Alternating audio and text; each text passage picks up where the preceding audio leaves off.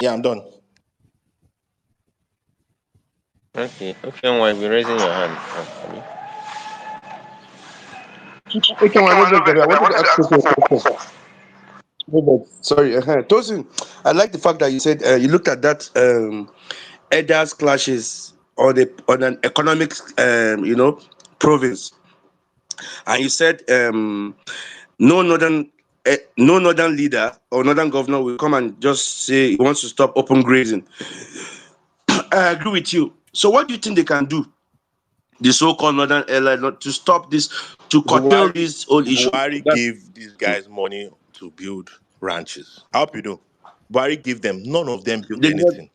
They died the money. exactly. So They what do you died think the we can money. I do think now? only Kaduna, I think only Erufai built. Other I'm not states, talking about I'm not talking about what Buhari did now. I'm saying that you now, that you're looking at it from an economic, lens. What do you think they can do apart from those things that you say Buhari did that did not work? they What can we do? Then unfortunately, before you answer, please let me just say this too. And I think I agree with you on the political landscape of the Southeast. I think the APGA should look for a party in the North, just the way the AD and ADC matched with the CPC to have a coalition. I think the APGA too should merge with a political party in the North. Let's have a conversation. Moving forward, I think we need those allies. We need together. If not, it's going to be shuffling northeast, northwest, north central, southwest, south. But if you have an ally in the north, it's easier for you to get votes from the north. Like strongly.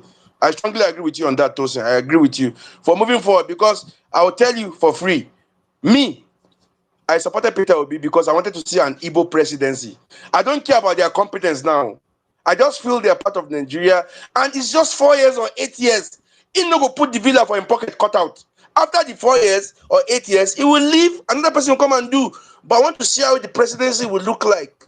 Unfortunately, it did not happen the last election. And the way we are going, I think you are very right, Tosin. They need that strong coalition with the North. Because they already have votes in the southeast and south by default. And whether we like it or not, the southwest will not support you like that. That's the bitter truth. That's the bitter truth. Thank you for bringing that to my attention. You can answer my question on the ranching. yeah, like I said, on the ranching, the governors. Sorry, I have a question for the last speaker, Yusuf Afana. So I see you. I did, my brother. I greet you guys. Good morning. Happy morning to everyone.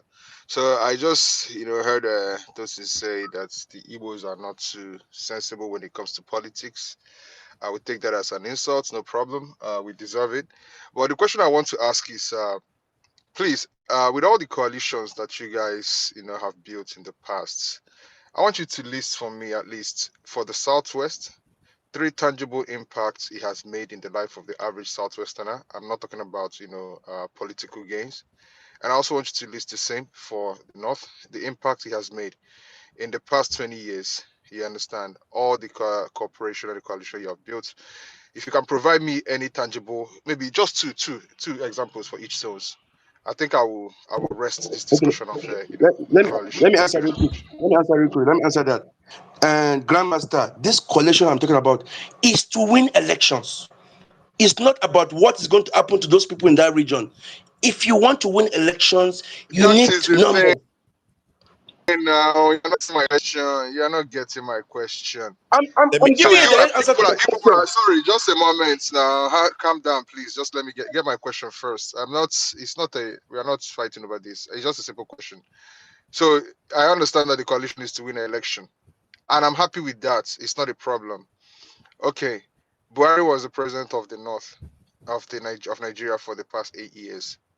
I want you to list for me 2 things, important things, let's say policies, or let's say lasting impact that the presidency of Buhari has left for northern Nigeria, in the 8 years he was there, that we can point out to us, okay, this is what he has left northern Nigeria, and this is what they gained from that alliance they built with the ACN. And now, what's his name? Tinubu is the one who's there. All these things based on the same coalition alliance. Maybe it's too early to judge Tinubu's impact in the Southwest, but my people say that it is from this thing, the smell of farts, that you can actually, understand how horrible, the physics will smell. So from what I've seen the past 1.5 years he has been there, well, let's say going to 2 years, I would say it's intangible. So I want to understand the basics of all these things people keep, badging us in the Southeast with, that we must always do this, we must always do that, that we don't understand politics. What has it actually brought for these regions that have been doing this in these years? That is what I want to understand. And I need tangible examples. I don't need conjectures or all this kind of thing. I need tangible examples, impacts. That's what I want to know. Thank you. Yeah, can I answer the question? Grandmaster, so let me answer. Grandmaster, what I'm saying, I will still stay by that. For example, the Buhari's 8 years as president, I'm not looking at the impact in the north. I think in Nigeria, Buhari did infrastructure from the Niger Bridge, from the blah blah, from the Kano to Zaria Express to Kaduna Express, from the Abuja to Kaduna Express that has stopped working. He did infrastructure. I totally agree. In terms of security, Buhari failed us. You get, but that is not the bone of contention, Grandmaster. You're not getting me. So the coalition is not. I'm not looking at the coalition that is going to be an advantage to the region. No, I'm looking at the coalition as a means to get power. Because if you don't have power, you cannot do anything. So that is my own, and I stand by that. The whole idea of the coalition. You are still contradicting yourself, Yusuf. So the aim of the coalition is to gain power. But the discussion you guys are having is that certain policies cannot be changed unless you find yourself in position of If power. you Can I don't answer get the power, question? you Okay, cannot maybe change those policies. Tosi can answer I this. brought it If up. you don't Maybe get Tosi power, can answer this. I don't know. if you don't Then have power, what are the changes that the coalition you have built so far, the lasting impact he has made? I said Because you have also tasted that Let me there power. answer are in no front of changes, people. Grandmaster. The coalition was just to win elections, and they've won the election, and they've moved on. Fuck the changes for now. But if you are outside the corridor, you cannot make decisions for the country. But if the power is with you, you cannot come and do your own thing for 4 years or 8 years and get out. So the coalition is not for me, for my region, or for your region. It's for you to have power and for you to be able to do something with that power. Because if you don't have power, you cannot do anything. That's a straightforward answer. But Tosi can answer, Wala. All right, let me answer. So, Grandmaster, this question is quite funny because I know you're a sharp guy, so I don't expect this kind of question from you. I don't know. You have to honestly, you have to just decide, Grandmaster. What do you want to pick? Do you want to continue ranting on Twitter about policies that you have no say in and you cannot change, or you want to put your person in power that you think will do your best bidding? You have to decide. It's a very simple decision. Do you want the power to be with the person you know can help and put policies that you benefit from and your family, or you want to continue ranting on Twitter? And if you decide that you want power, you have to find a coalition with the North. Only the South and the South East can do it. So let us be realistic. That's number one. Then number two, you said, what is the benefit of what has Tinubu done for his region? It's a snowball effect. Tinubu has put a lot of people in the Southwest in positions. All the positions they are seeing, Southwesterners are there. They are bringing these federal resources to their states. They are collecting the money, even if they are not stealing the money, bringing it to their states, other people in their states. Even if it's in the 1%, a lot of people are benefiting, you know, in positions and everything. And also, look at the Lagos Calabar Coastal Highway. That is not a priority project, but he brought it 15 trillion or so, project PPP. He did it to Lagos to Calabar. He didn't say Lagos to Akwa Ibom or Lagos to Anambra, sorry. He said Lagos to Calabar. He stopped it at Calabar. So you should understand, politics is all about interest. And he will put his own interest, then his region's interest first. So if you decide that you want to continue watching the Southwest and South and the North play these political games and share the Nigerian resources among themselves while you're complaining and ranting and crying, it's up to you. You just have to make that decision for yourself. And whatever you have to do to take that power and get it for yourself, and you have to do that too, which means you need to partner. So you have to decide. It's a very simple thing. Do you want to get power, which means you have to partner with the North, or you want to continue fighting everybody's wars and fighting the North and be out of power and be watching and ranting? No one is going to beg, nobody's going to give you power a la carte. No one's going to give you free power in this country. So it all depends. So saying that what is the benefit, what has the Southwest and what have other people gotten from presidency? You guys are the same people complaining that Buhari did not do real line for you guys, but he did it for himself and guys in Nigeria. Was not because of this country and what you can benefit from power. So that's also it, man. So you can, that question is quite lazy. Grandmaster, you're smarter than that now. Come All right, thank you. I'm happy you said it's quite lazy. So let me say my own parts because not even this can carry me come. You see, the thing is this. This is my own, take on this.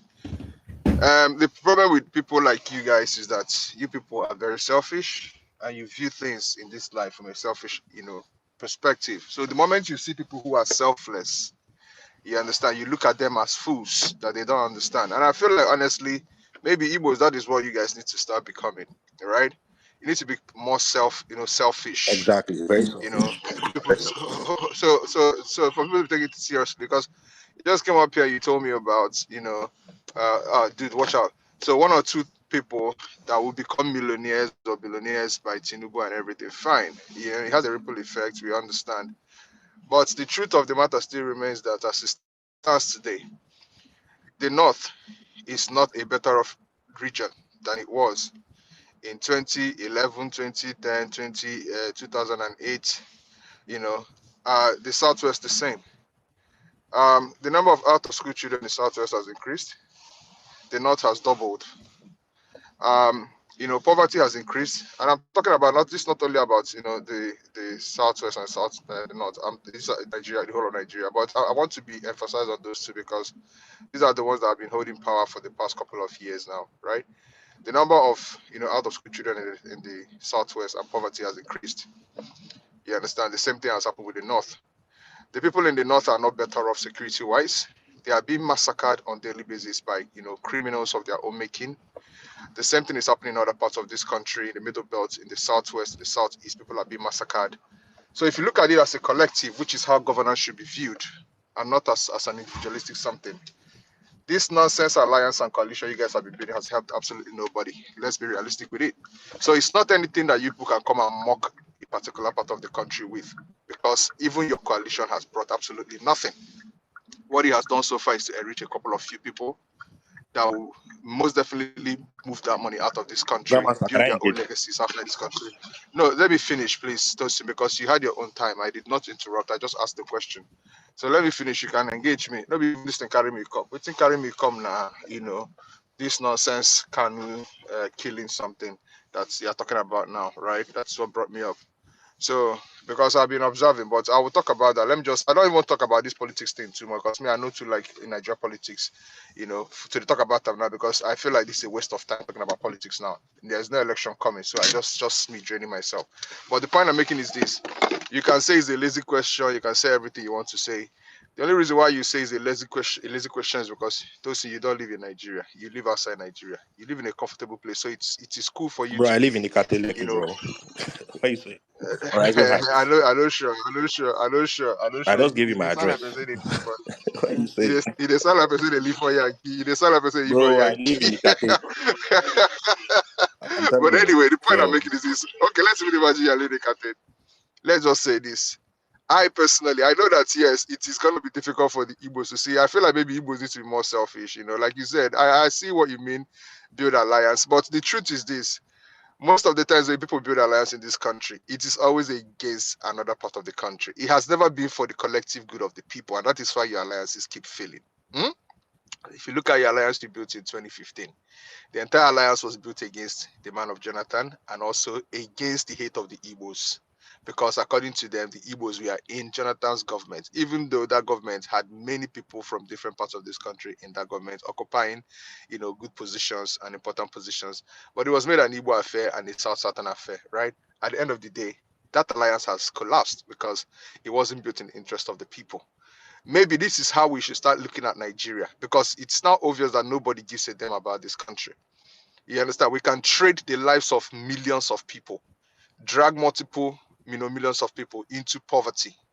In the past couple of years, more than 30 million Nigerians have crossed, the poverty line, have gone below, they have gone under. This will be forgotten by history, right? So I don't think it's about that. What it's about power, to hold power for no policy, nothing will come out of it. Because I stand, here to say that what's his name? Buhari, for as long as he stayed in that position today, does not feel safe in Castina. That is a president of this country.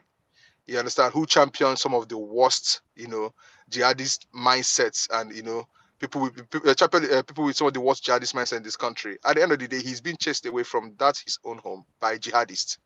You see the failure?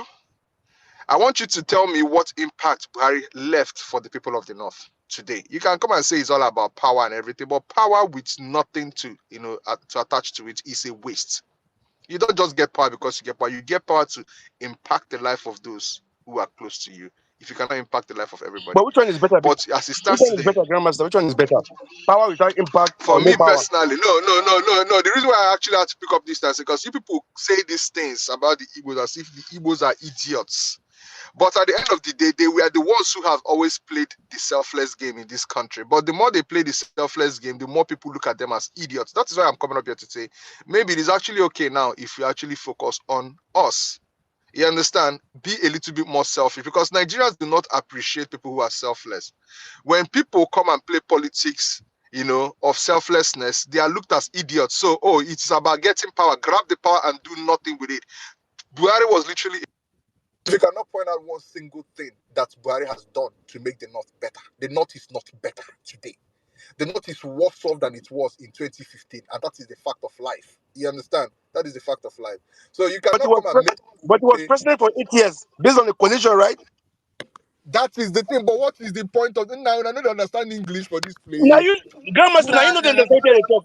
What then is For you the to point of the get power, coalition? for you to get What has power he... and do Wait nothing with now. it, And he and you got not the power, getting and then power, what which one is happened? better?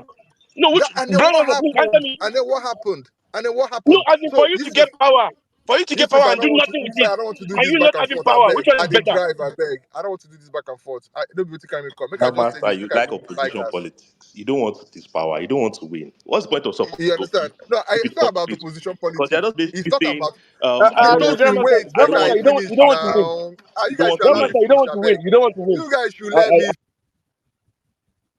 I beg, Grandmaster, now your mic. Allow me to finish. I beg.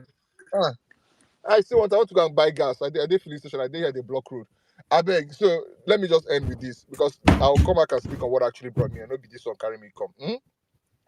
I am not telling you that grabbing power, holding power, seizing power is not something we don't want. People want it. Power is intoxicating.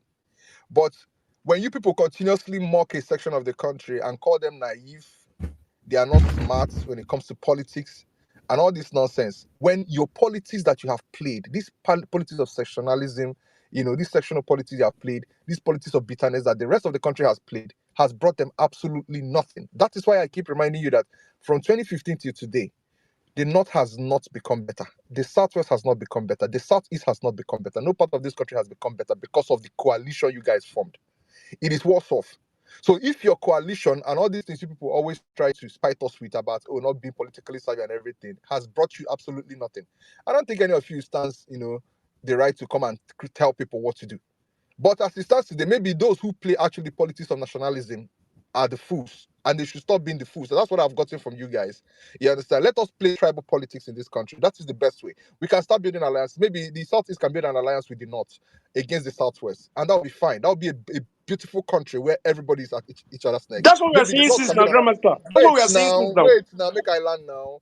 That is what I'm saying about you people. To say, let's not come and pretend that we are all here for the betterment of this country, because it is obvious that we are building these alliances just to better ourselves Grandmaster, and to fight politicians other pretend to people. win election. Know that and no peace. Okay. Allow Pretend me now and just win now. election. Now allow me to finish now. Which kind Me of too, thing I be won't this go buy now? gas at the back. You keep interrupting me. I don't want to shout. This is morning, for God's sake. I'm blocked. Bro, I beg, don't they do this thing, I beg. I don't like this shit. Let me finish and I'll give you the mic. The point I'm making, and I still remains, is that do not think that your inability to play a politics of national interest makes you more politically savvy than the rest of those who actually have the interest of the country at heart.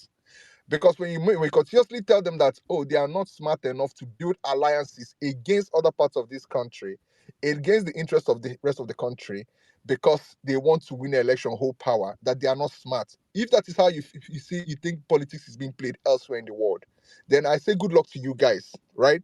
But maybe Igbo should learn something from this. Maybe the rest of Nigeria should learn something from this. Maybe the middle belt, maybe the south, right?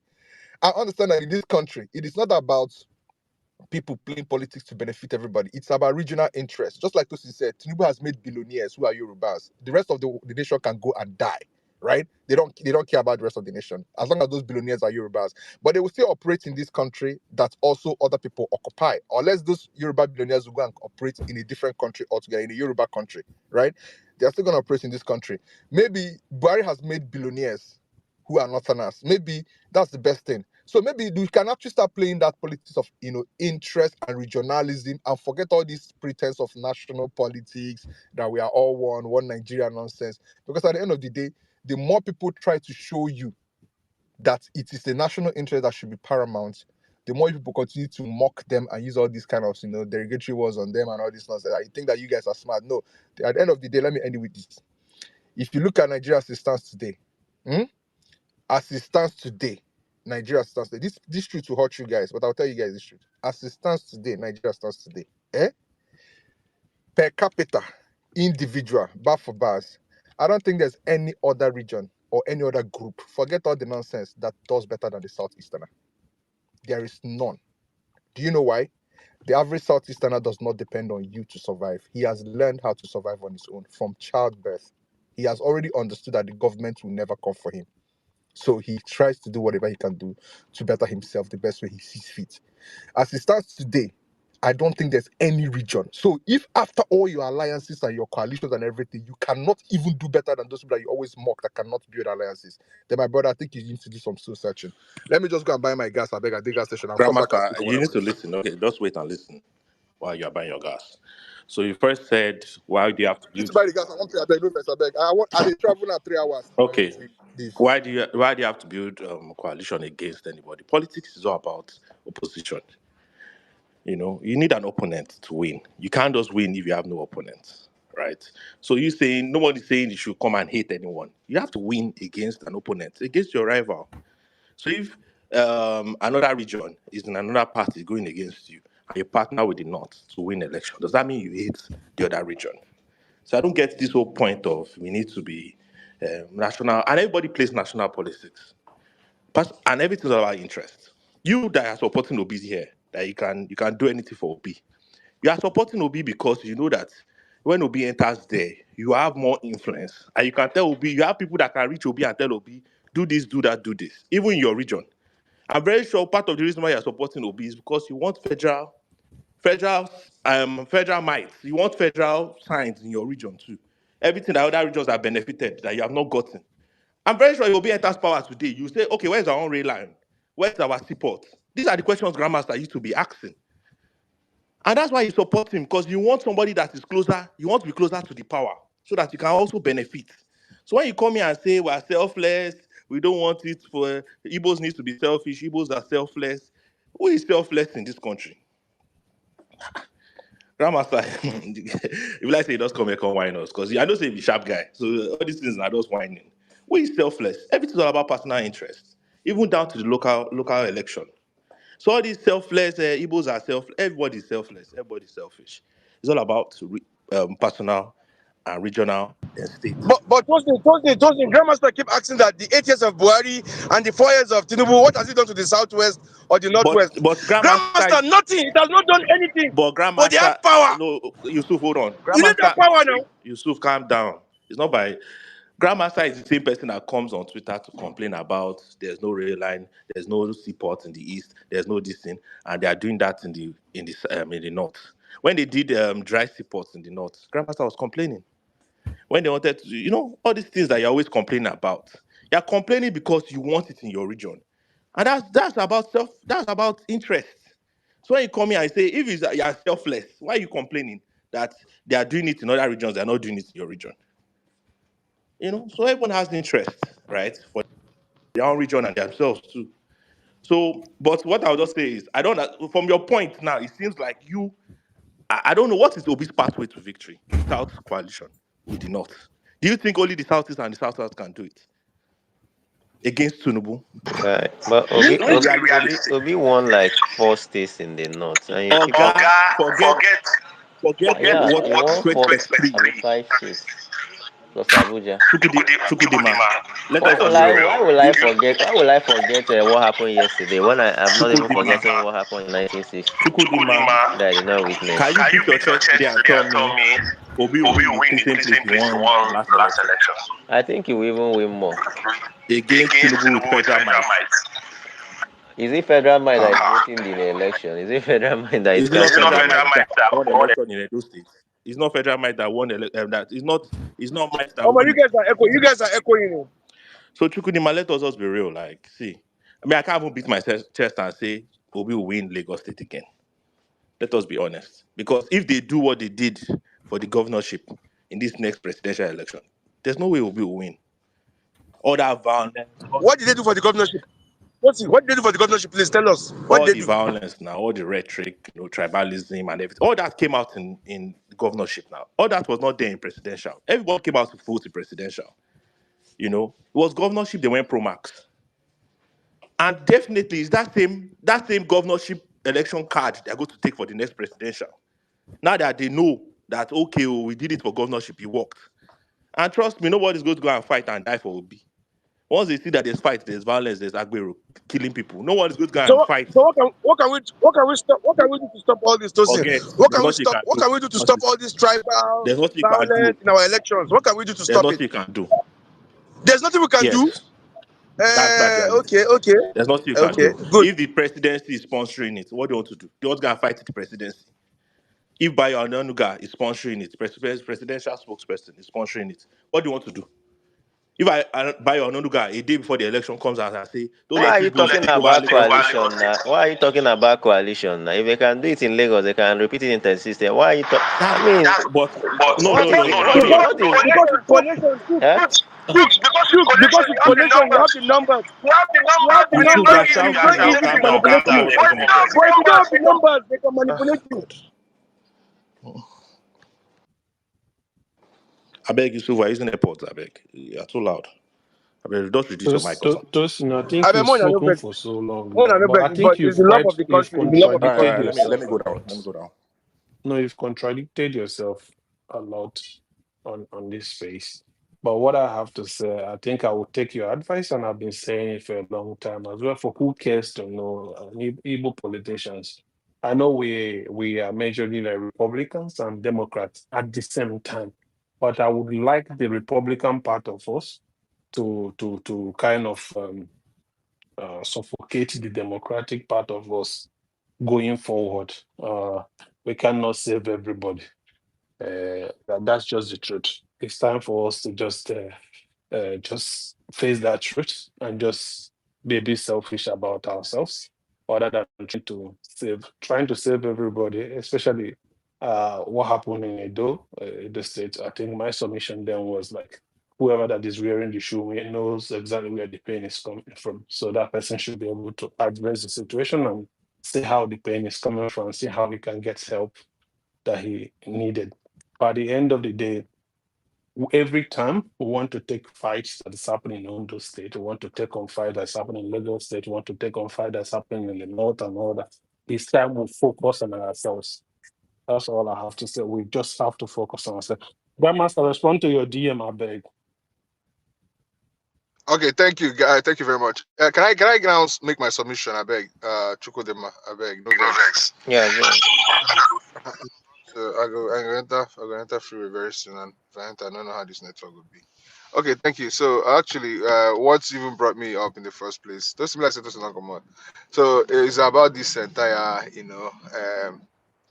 Uromi thing. You see, I've been watching, I've been listening, I've been observing for the past couple of days as my people keep falling into the same trap over and over again. You people are not very smart. Sometimes I think I overreach you guys. I think sometimes I overreach you guys. It's funny that, all of a sudden, and I see, let me even say this. I see you guys, including you people in the Southwest. I see you. I see the role you guys are playing in trying to, whip up, you know, ethnic sentiment and a possible massacre of the Igbos in this country. We see you. We are recording. You understand? We are keeping tab. Because for the past couple of days now, Northerners and some people who are pretending to be Northerners have been whipping up sentiment on Facebook, on TikTok, on different social media platforms. Some are even using their real names to do these things, because you want Igbos to be at the receiving end of this entire thing. You want Igbos to be massacred. You see, I see the level of wickedness you guys espouse in this country is showing this country something I can never get to understand. We all came up here, many of us saw what happened in Uromi, and we condemned it rightfully so, because it was a travesty. It is something that you will never wish happens to anybody being accused without evidence. For as much as people have been running amok on this app, trying to look for all forms of justification, you understand, to use it to cover what happened in Uromi, I will not be party to this kind of nonsense. I will be the biggest hypocrite if I come and say that it is okay for you to just arrest people, pull them down from a vehicle, and kill them with no evidence. You will set one of the worst, the most dangerous precedents ever if you do such a thing. Because what you would do is that you have empowered people who normally would not have had that power, giving them the authority to arrest anybody wherever they want, whenever they want, put some frivolous, allegations on them, accusations on them, and kill them. And nothing is going to happen. Right? And then people will come on social media to defend it and tell you that it is fine. So me, I vehemently oppose that killing. It was uncalled for. Even if they are kidnappers, even if they are murderers, even if they are serial killers, these people still deserve their day in court, because that is how a society functions, right?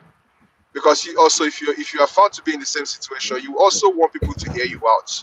You also want people to understand where you are coming from. There's a reason why even the worst of killers are still given a day in court. It's not because we do not know that they will be convicted, but let it look like there's a semblance of justice.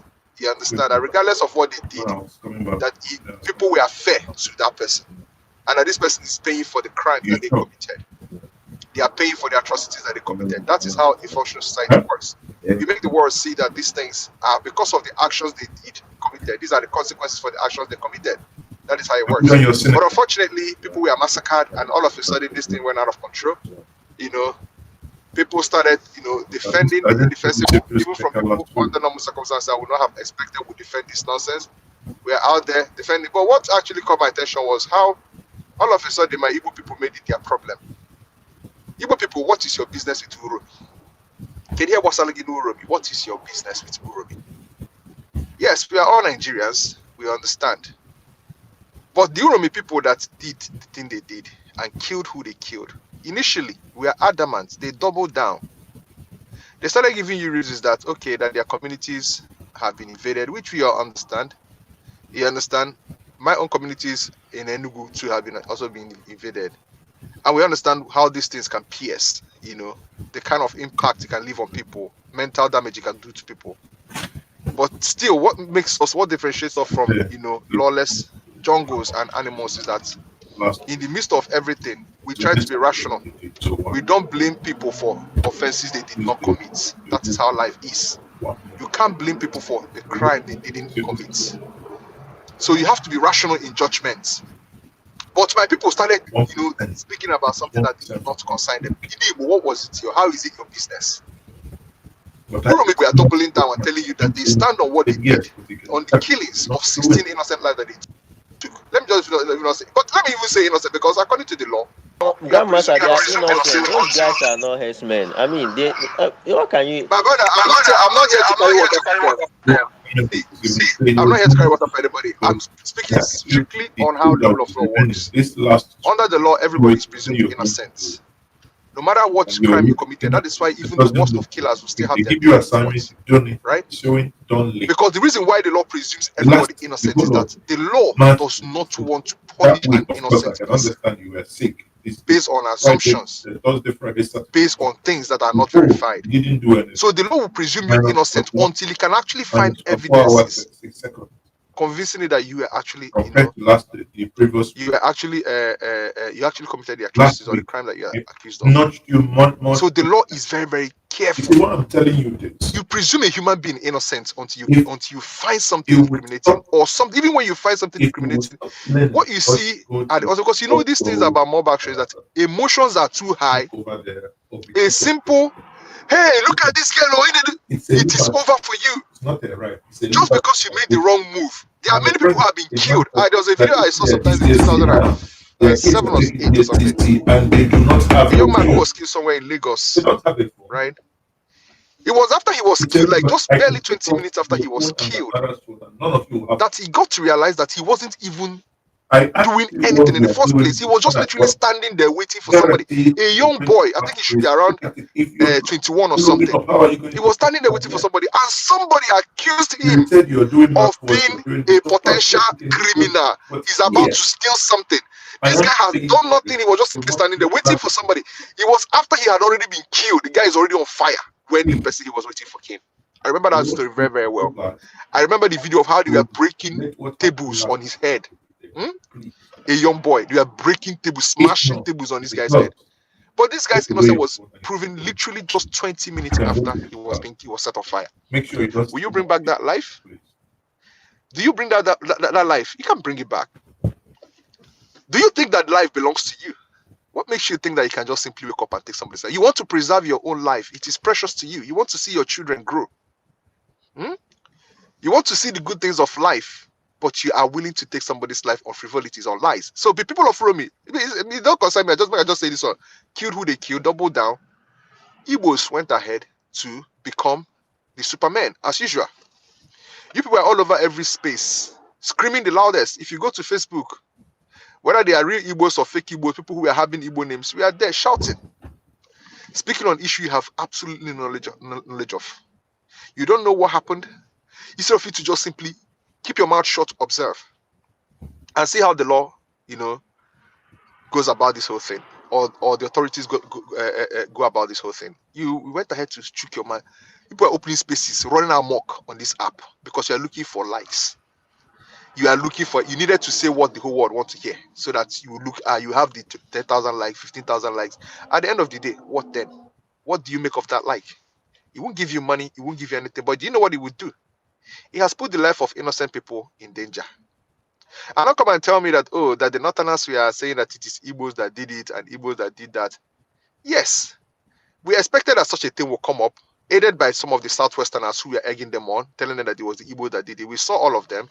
We know that it was coming. But instead of you to expend that energy, you understand, removing yourself from this incident, this heinous act that was carried out, because it remains a heinous act. No matter how much you want to claim that the people that were killed were Fulani headsmen and this and that, it will not change the fact that you people killed people without actually, finding out whether they were innocent or not.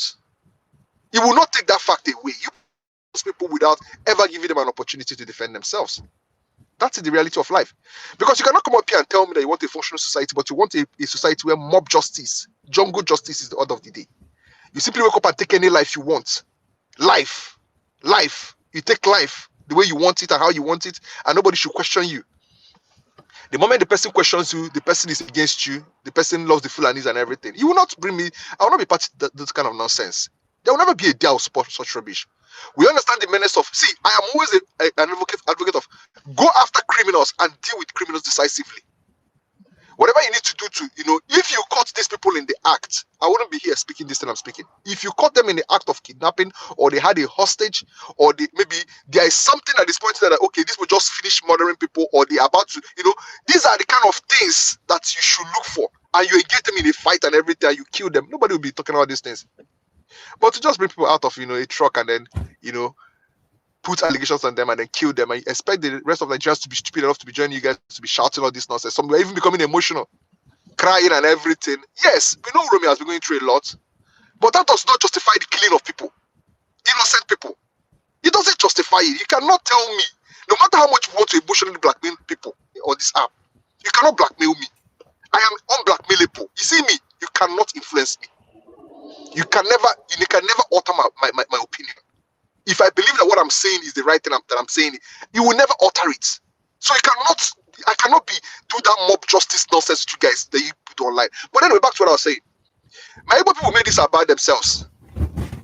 Today, yesterday I was listening anonymously to spaces. I think it was DG Space, and then one of our sisters who lives in Kano came and said that an Igbo person had been killed. A certain man called Abagana, or either he's from Abagana or his name is Abagana, something like that. I can't remember exactly. You know, and I see how scared she sounded, how agitated she is. You know, how concerned she is that this thing is about to spill out of control. Do you know what I was doing in that space? I was just simply waiting for one person from Uromi or Edo State to pick up the mic and say, Igbo people, we are solidly behind you. This Igbo man where they don't kill for Kanu, we are going to retaliate for it. Because we know say now we people that we kill person for Uromi. And now this Igbo man don't bear the brunt of it. They did not say a damn thing. They didn't come up. They did not come up. All of a sudden, it became an Igbo problem. You see, so that no get sense. You see, so that no get sense. Many of you no get sense. You don't know these things. You people are like drones. You are easily influenced by trends. That is what influences you. You never sit down to ponder things through and think it through and say, "Oh, this is what I want to do. How you go take? What will be the consequences?" You don't even think beyond 2 hours. You don't think beyond 2 hours. Your thoughts don't pass one day. You don't get sense. Those people that actually instigated the killing in Uromi today are nowhere to be seen. They can no longer come and defend you. Let me even believe that I'm just praying that the killing they say happened in Kanu is not real. But the way it is sounding seems to be true. There has been a casualty of this. The first casualty of this is not an Uromi person. It is not an Edo person. It's not even a South Southerner. It is the Igbo person. You know, see, I cannot help but see a certain characters that we are here on this app the past couple of months, saying all manners of derogatory things about Igbos. Today, they have become warriors, warlords behind keyboards, calling for killings, more killings. Oh, you people, if you think you can do this, you come here, we'll kill you, you massacre you, do this and do this and do that. They have become warlords, people that cannot, in real life, cannot even throw a punch. And you as an Igbo person, when they make these posts, you go there and you like it and you join them and you shout, yes, yes, let's do this, let's do that. Let's do this, let's do that. But you're a fool because you don't know that when the reprisal begins, you are the Uromi man they know. Your shop is the Uromi man shop they know. Your house is the Edo man's house they know. But these people are in the safety of their own homes. From there, whipping up sentiments and more killings. Instead of them to be apologetic for who they killed, for the people they killed, which, like I said, is not me making light of all the people that have been killed in this country. Everybody must come and actually acknowledge that Fulanis have actually committed atrocities in this country, and that the Northerners who are bringing up their voices today, their voices have not been seen before, so that their hypocrisy is being seen. That me coming up here to say that, those who are killed, it's not because I care about the Northerners. I don't give a shit about them. I don't give a damn about them, right? I only say this. So, Grandmaster, you don't give a shit about me. I don't give a shit about anybody in this country. I don't give a shit about anybody in this country. That's the simple fact of it. You understand? Whether it be Northern or Yoruba or Igbo, I don't give a shit about you guys. You understand? The only reason why I'm saying this thing is that when you see something that is wrong, it is good to say it is wrong. You don't say that something that is wrong is right because the mob, everybody is saying that it is right. You now join and say, I will not be part. If I'm the last man saying that it is wrong, I go stand here. Fuck am. Not when I go feed do me. I also go call me saboteur, hypocrite, lover of Fulani, all this nonsense. You go end there. You will not take a simple thing. Thank you, we don't go come off my account. That's the reality of life. I will still continue to do what I do, right? But the truth is that the killing of those people we are wrong, and you are not supposed to justify those things. And you have no business going into spaces or into tweets or posts where they are talking about these things, justifying these things to say a damn thing. Oh, what's wrong? Only it does not concern you. You are a fool. If you think that this is your business, coming up here to tell me that, it is Igbo business, they have brought Igbos into it. This one, this one, this one. Have you seen that your fellow Nigerian Yorubas have tactfully removed themselves from the situation? In fact, some of them are even going on the ground and fanning the flame, the embers of, killings and genocide from the underground as usual, right? We see them. Those ones is now. We go bring out their tape very soon. You understand? All of them, we record them. You bring out their tapes, right? But they have found a way to, ostracize themselves completely from this issue. When I give a Superman, oh, go akachike. Now you get muscle pass. Now your muscle now strong pass. Eh? Now you will big pass. Now you will get voice pass. Now you sabi do gra pass. You don't go carry a put her for head. Now they say they have killed an Igbo person. Nobody from Urom is coming out to speak now for you. You haven't. I make bold to say that there's no tweets now coming from anybody from that Urom, a door or whatever that is telling you, oh, I sympathize with this Igbo person that was killed because of our stupidity in Uromi. You will not see a damn thing about it because they know at the end of the day, when it goes down, the Uromi man that the average Northerner knows is you. I think it was on the G Space or something yesterday that an Hausa guy came. You understand? Which is actually interesting because he's an Hausa Christian. I saw him. He's an Hausa Christian. He came and he said that to them, they don't know what a Yoruba is, Urobo is, Anango, all those. They don't even know the names of those places. That to them, all they know is if it is South, it is Igbo. And that he expects that these people will act upon this thing. You understand? Now, Igbo have been put on the defensive. All of a sudden, something that has nothing to do with us in any way, shape, or form has now become our problem. It has become our problem. I'm seeing our so-called Igbo people opening spaces and crying. We will do this, oh. They must not do this, oh. They must take us, oh. They have to protect us, oh. And this one is so. I said, so you knew all these things when you are joining people of Uromi to double down. To double down and justify the killing of the people they did. You knew all these things. We are joining them all in the name of, we are the two Superman. You didn't know that those people are practically invisible in this country. That nobody will know them. They cannot even identify them when things go down in this country. The only person they know is you. But you are there saying this. So, Chukwudi, I cannot talk about this because I want to enter free very soon. You understand? My own is that, I pray that the news they say coming from Kano State is not true. That guy was not killed. That it's all a ruse. That is not real. But if it is not, I don't know what to tell you guys. And when some things but when you say something, they'll tell you who made you the custodian of Igbo voices. Why should you be the only person talking about Igbos? This one, are you the only Igbo person? Why must we listen to you? And this one. And all these idiots who are saying these things are saying this from the comfort of their home because when it goes down, you understand, they will not be there. They will never be there to do anything. You understand? They will not be there to bear the brunt of all these things.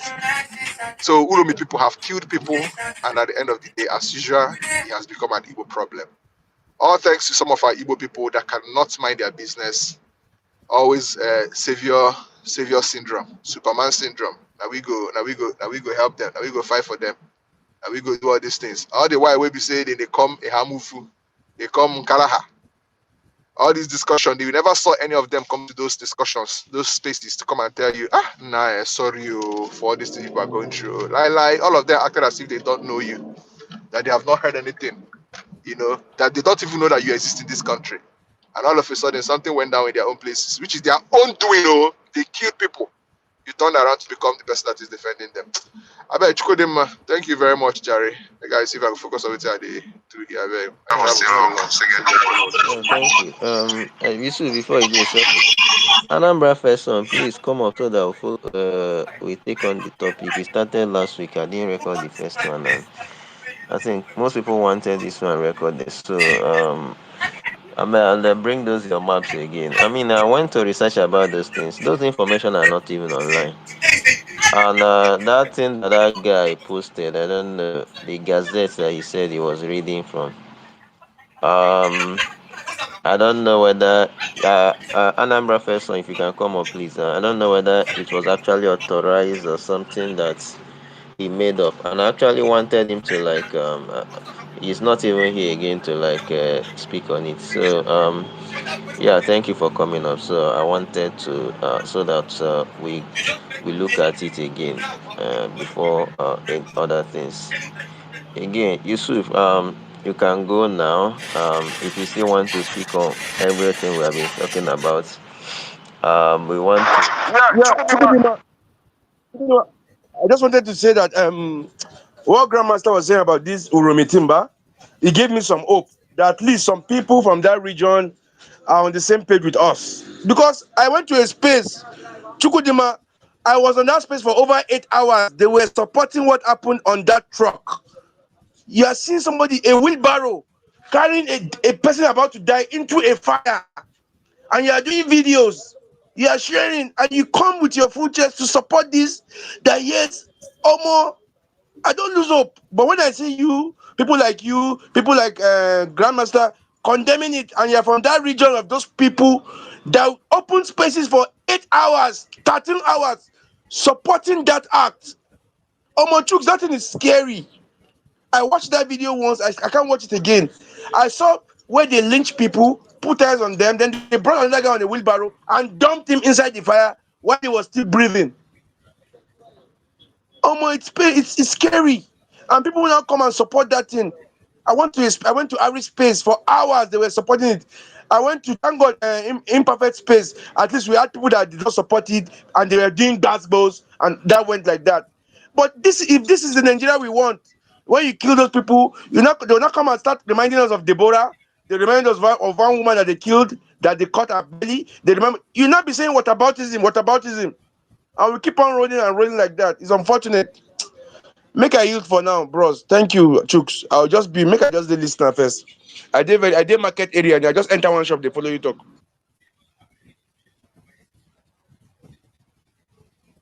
I can't tell me. Thank you very much, Yusuf. Thank you for your contributions. Yeah, Anambra Person, good morning and welcome to the space. Local roots, give us few minutes so that we'll redirect the conversation. Thank you. Anambra Person, are you here? Yeah, Alfonso, good morning.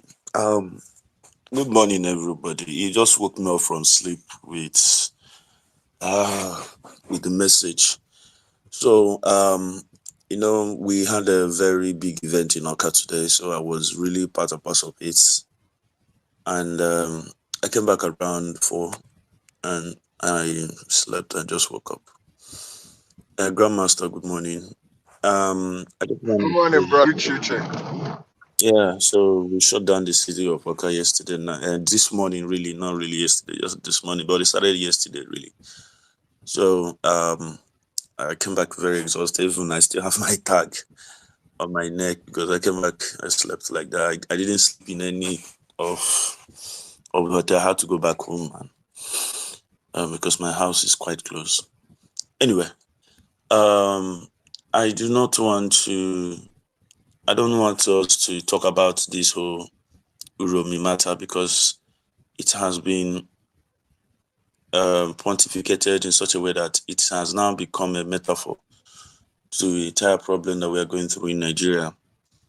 And it is not right because Uromi is a symptom of a problem. It's just a symptom of the general problem. Nigeria has been largely desensitized, really. And it's very sad. A lot of people no longer see the life of their fellow Nigerians anything.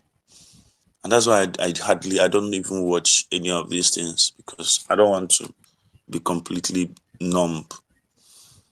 Anyway, back to the topic. Eastern Economic Corridor. We had a conversation last week. Was it last week? Well, let me just say last time. And I like the fact that a lot of people developed interest or, showed serious interest on the topic because it's a very great step towards the right direction for the people of the Eastern Economic Corridor, which spans from Port Harcourt. When you hear Eastern Economic Corridor, cast your mind on the map. It stretches from Port Harcourt, Nigeria, all the way to Maiduguri, Nigeria.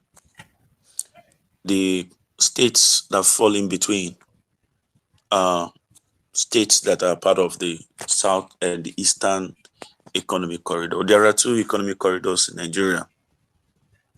There is Lakaji Economic Corridor. Lakaji spans from Lagos to Jibia, why the Eastern Economic Corridor spans from Port Harcourt to Maiduguri, like I said earlier. Then there is also in between. In the history of Nigeria, we have always had these two economic corridor operating simultaneously. And from the historical record, especially from the colonial masters book, and even after the independence, immediately after the independence, it shows that Eastern Economic Corridor was much more viable than the Lakaji corridor. The colonial masters utilized it very well for their for all the expeditions and everything that they did when they were in our shores.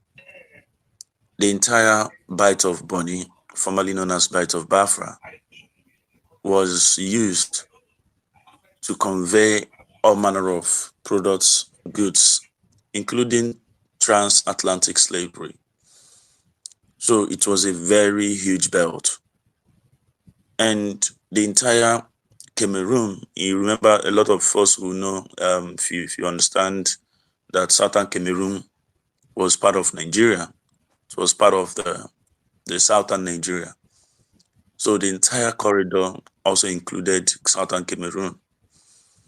If you are from Southeast, you must have heard that your parents or your grandparents talk about Panya, Manfe, and other places that are domiciled within the African, Central Africa, which include Cameroon, Gabon, and so on and so forth.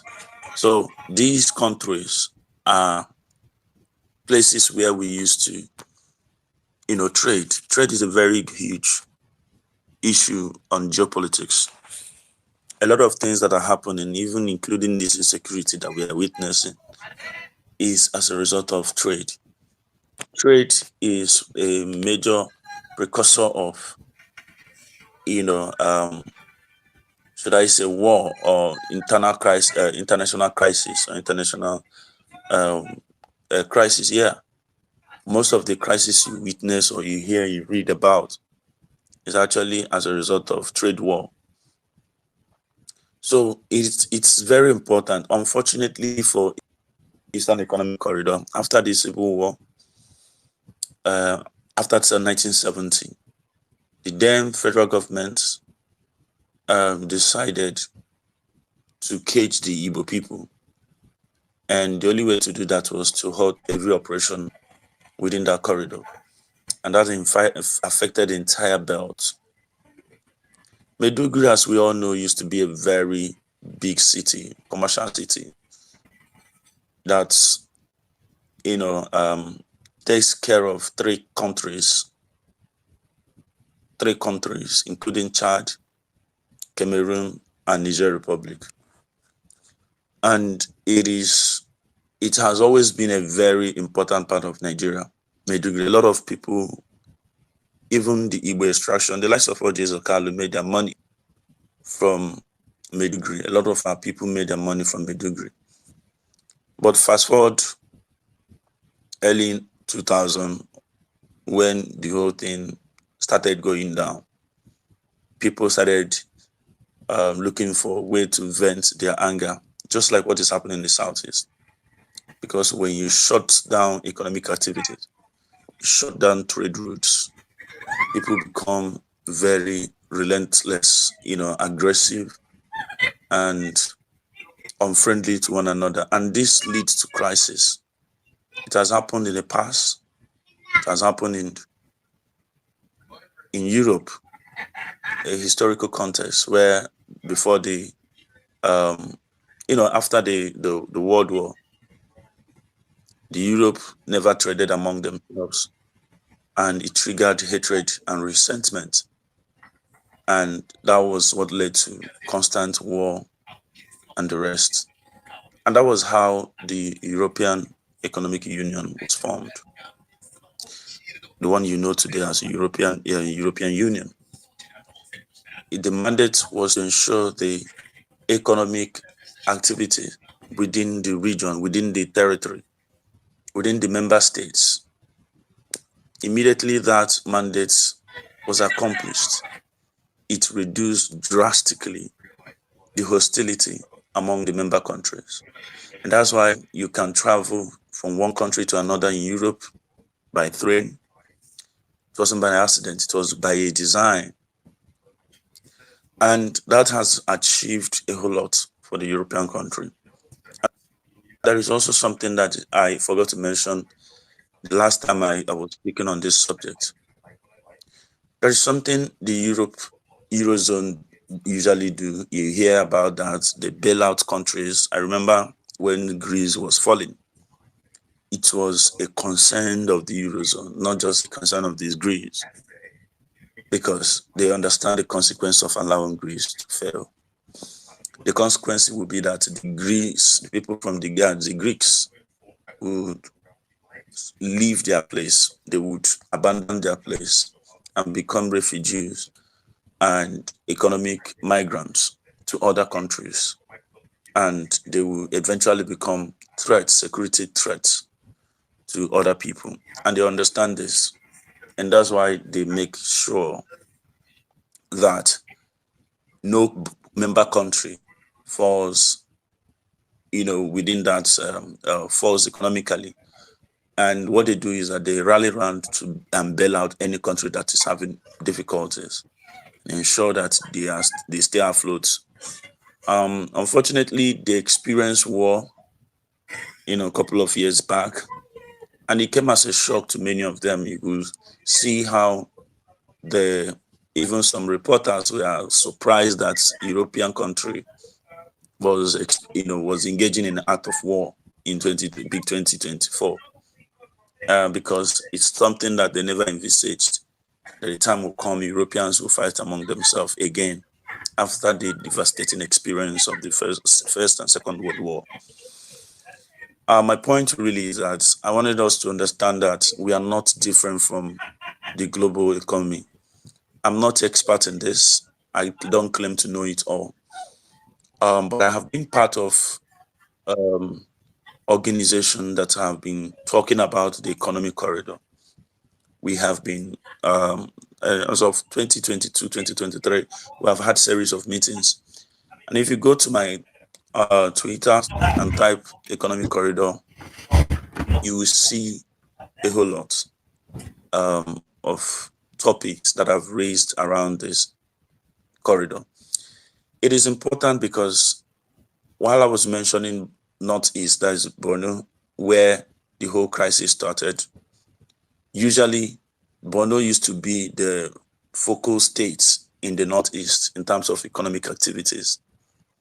And when this crisis started, as a result of lack of trade activities, it triggers and affected the entire region. And it has moved from there down to the Northwest. Now, remember when it started from Borno, people thought it was just Borno. And in other states, we are just doing their thing, believing that it does not affect them. Like in the So when you fail to understand this broader perspective of how the world works, you are going to be caught unaware. When the crisis started in Borno, the neighboring states felt that they are somehow insulated from that crisis. But as you all know now, it's not true.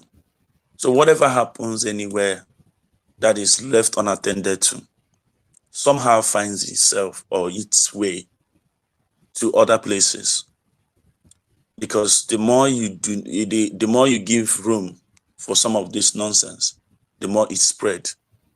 If the whole country came together under one, support and suppress that when it was trying to come up from Borno State at the time, I'm sure we wouldn't have gotten where we are today. But look at the whole country, everywhere is in turmoil.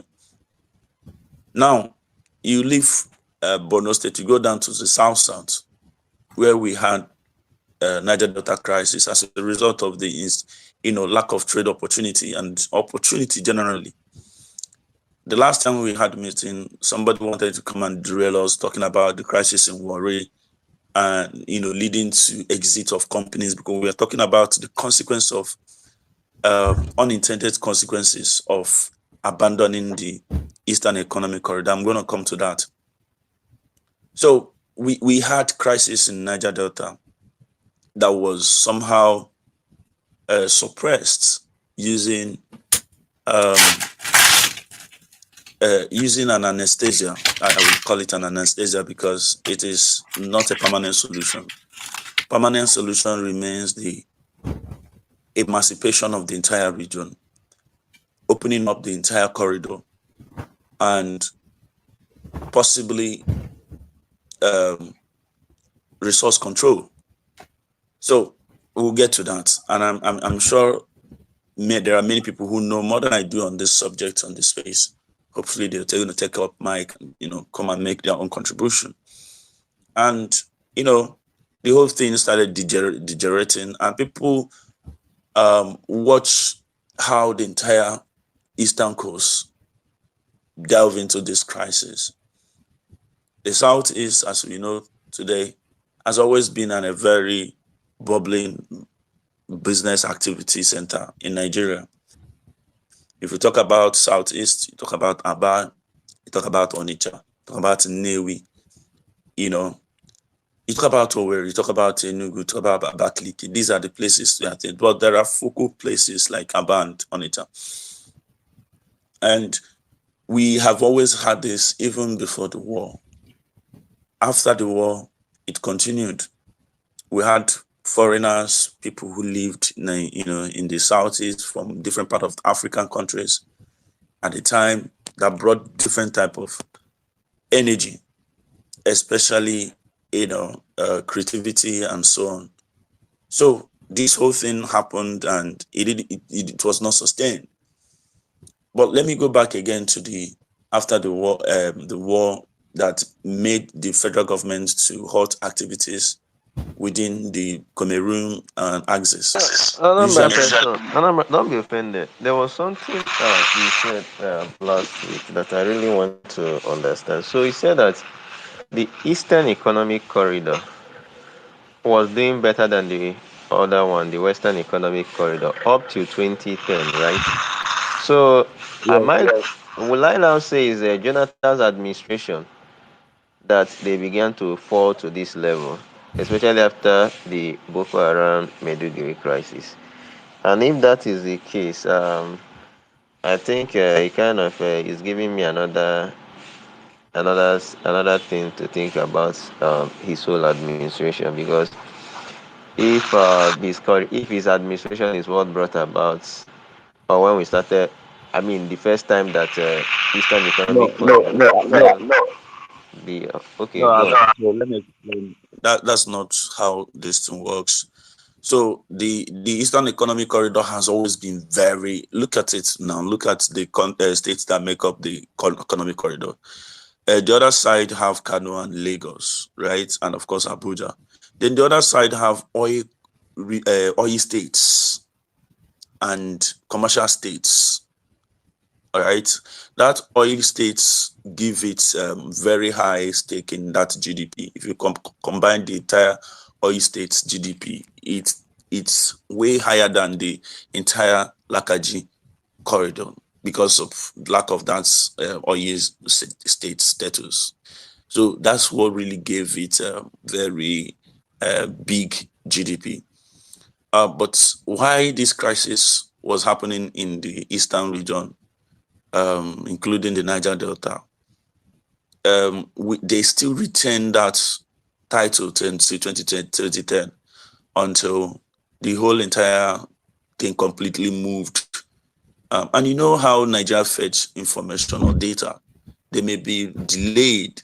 It may have happened quite maybe as early as 2008 or 2001 or 2 or 3 or so. But the information that I have, right, I will post it on Jobotro so that people can look at it. The GDP at the time. And another thing is the number of states. The other side have big states that are big for nothing. I'm sorry to use that word. They have a lot of big states. The other corridor has more number of states in terms of number, right? And that are more productive in terms of GDP. So I think these are the factors. But Lagos growth, astronomical growth, swallowed the entire places. The Lagos astronomical growth swallowed the entire places and gave the Lakaji very huge milestone. And the GDP of the Eastern corridor refused to grow, or should I say, didn't grow as fast as Lagos. So that's what changed that balance.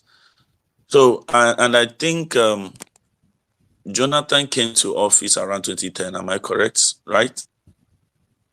Came to office around 2010. Yeah, and left around 2015.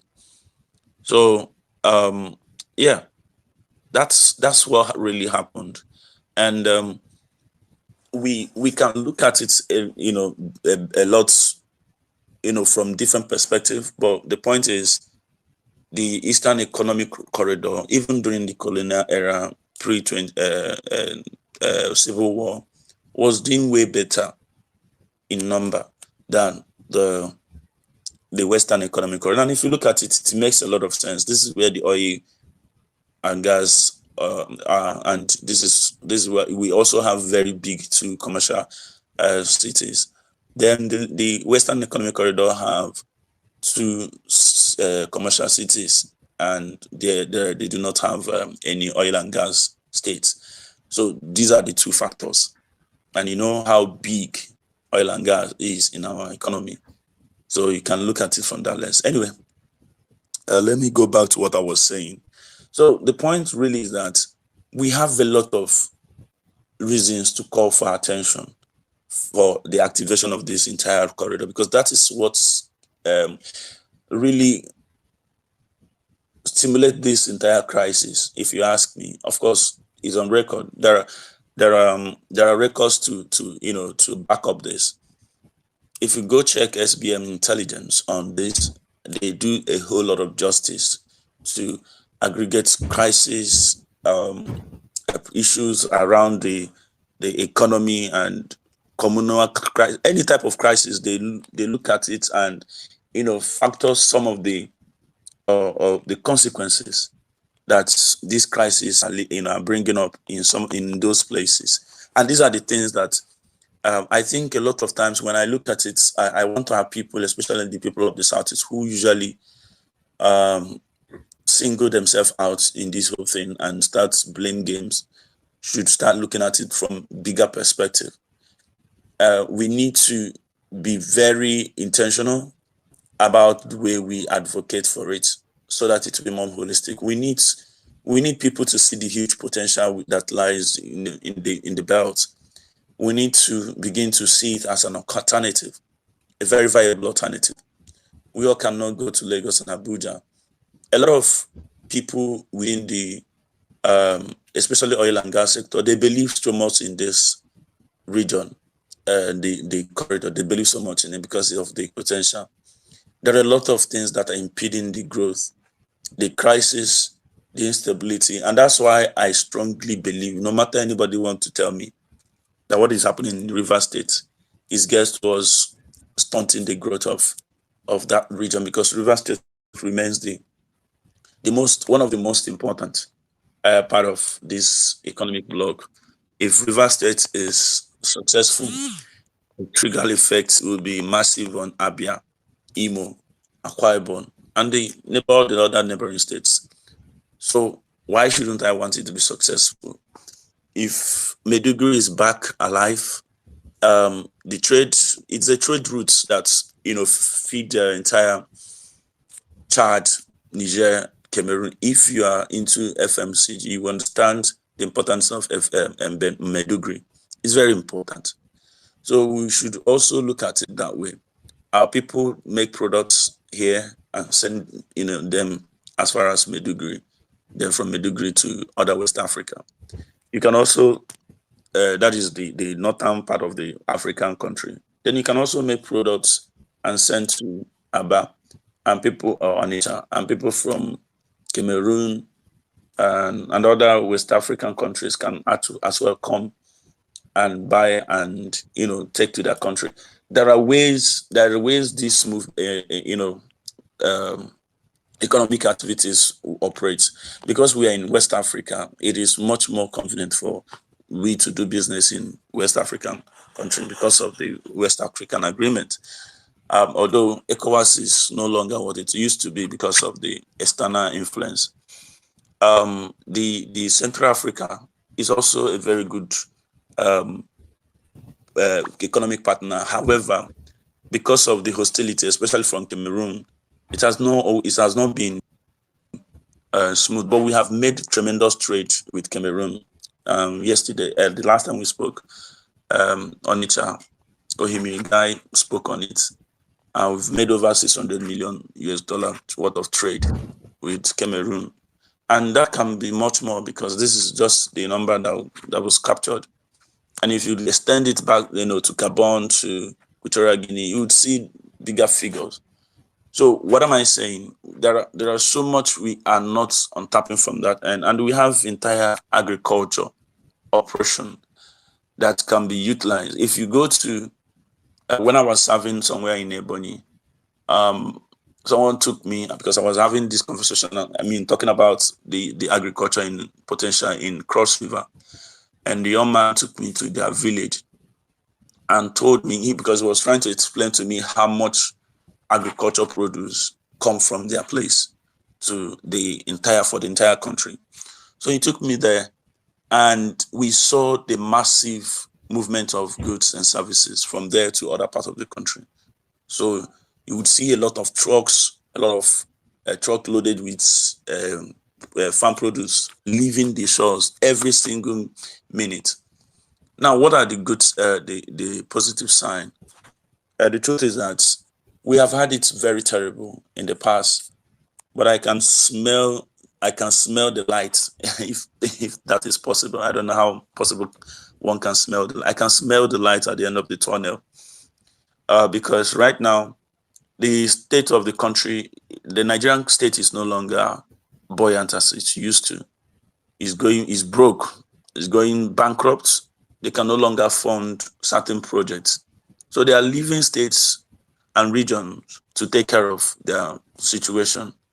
Even though I feel really bad because I feel neglected and marginalized as someone that comes from the eastern part of the country, because some of this infrastructure that would enable economic activity and growth in the region that we are built in other regions, especially within that corridor, we are completely neglected in our corridor.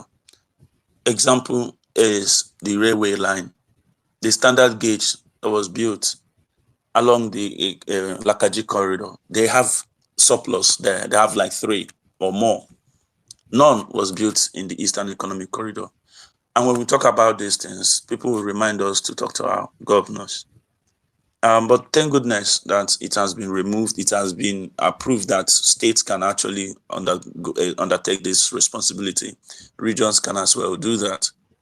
But it's unfair that unlike the other side of the divide, the federal government was able to fund theirs. Our own will now have to be funded by the states. Then when you look at the port operation, the maritime sector within that region, it has not been good. The entire belt has always been about export of crude oil. A little or no activities on importation or even exportation of other farm produce from the shore has been happening. And a lot of people attribute it to so many things: insecurity and high cost of landing costs and offloading costs and so many things. So the poor road network, that is the logistics and transportation system, that is very poor. Look at Port Harcourt to Aba. The roads there are very terrible. The east-west road, terrible. So we have terrible roads. Again, people give excuses on the terrain. but that's not good enough. It's not a good excuse. So we need massive road infrastructure within this terrain to enable and facilitate movements of goods and services and make it more attractive, because a lot of people move their goods all the way from Apapa, which is very congested. And so there's need for Apapa to be decongested. And this will help decongest Lagos as well. So everything is happening there. Everybody is moving there to clear their goods. The roads are breaking down because of the pressure that is always on the road. So there is need for government, both the state and federal level, to be intentional about decongesting, making that place more attractive. The Eastern Economic Corridor more attractive. What is happening in Cross River? Why is Calabar Port not operational? It was operational during the colonial master. What is happening in Akwa Ibom? The same thing. Port Harcourt is functioning there, but it is not functioning at maximum capacity. People still rather choose Lagos. Why are they not choosing this place? Because of the political reason. And again, people will come and say it's operational. Why are they not choosing it? And I ask them, in the past, before the shutting down of these places, why are people using the port, the river port, the rivers port or delta port instead of Lagos in the past? So you see that argument doesn't hold water. So we can look at that. Then the good thing I was trying to talk about was the gas discovery within the region, especially in the southeast. We are in a very good place right now. With the gas, we can do a whole lot. And the design, even though, again, federal government didn't do anything for us, unlike what they did in the Western Corridor, where they did the first, most important West African gas pipeline that passed through Lagos and Ogun states. And, the governors or the states were able to tap from that opportunity. And that's why you see companies moving to Ogun State, Aba. And we don't have that level of infrastructure because there has to be a federal government backed massive infrastructure that will now facilitate the smaller adjunct, additions. And that has not happened. And that's where we are. And thank goodness we have Shell, we have Seplat. These are private investments putting in their money to revive, to see these things come alive. We have Geometric in Aba that has already turned things around. People are moving their companies back to Aba. Aba is going to be peaceful. If you recall vividly, the whole insecurity and kidnapping started in Aba. And when you engage professionals, security professionals on the genesis and the precursor, the reasons why this whole insecurity started in the first place, they will tell you how it started. And you would see for yourself that it stems from joblessness, unemployment, and bad governance, really. And this bad governance, when people apportion this blame, I usually tell them to apportion it very appropriately, especially using the percentage of revenue sharing. So you apportion 52% to the federal government, then the rest of the percent to the local and the state governments. That is how it should be apportioned. Because the truth is, the entire Aba economic activity was destroyed as a result of the insecurity at the time. And when you look at the insecurity, the genesis of that insecurity, you see this is actually an economic insecurity. So let me just wrap up so that we can have more people to talk. But I want to talk about really the gas exploration. A lot of people within the sector have reached out to me and encouraged me to talk about this thing more often so that our people develop interest in the maritime sector and the gas. It is a very sort of nascent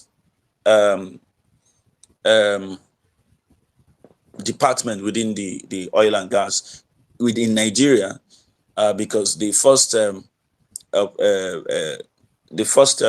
company, Seplat, Shell, and the rest of them, are that are doing incredibly well in it, And these people are setting the pace, they're setting the ground for the smaller, operations. Shell spent over 700 million USD, and that's their facility in Imo State. And that facility is going to take gas to different parts of the world. And it's something that's I don't know if any of you have heard of AKK and some other, gas pipeline projects. I've expected federal government to invest in gas plant projects in the Southeast, especially project the one that would feed Onitsha, Aba. But a lot of people argue that, look, the one that I am comparing that with, that went to West Africa, was something that would give the country really a very serious economic advantage or money, make the money for the country. But I don't know. I need our region to see or witness that level of development. When I say our region, I'm not just talking about Southeast, but the reason why I'm singling it out is because of the potential that it holds right now. Then on the agriculture, mineral resources, you have the North Central, you have the Northeast playing huge role in that department. And where are they going to be taking all these resources to?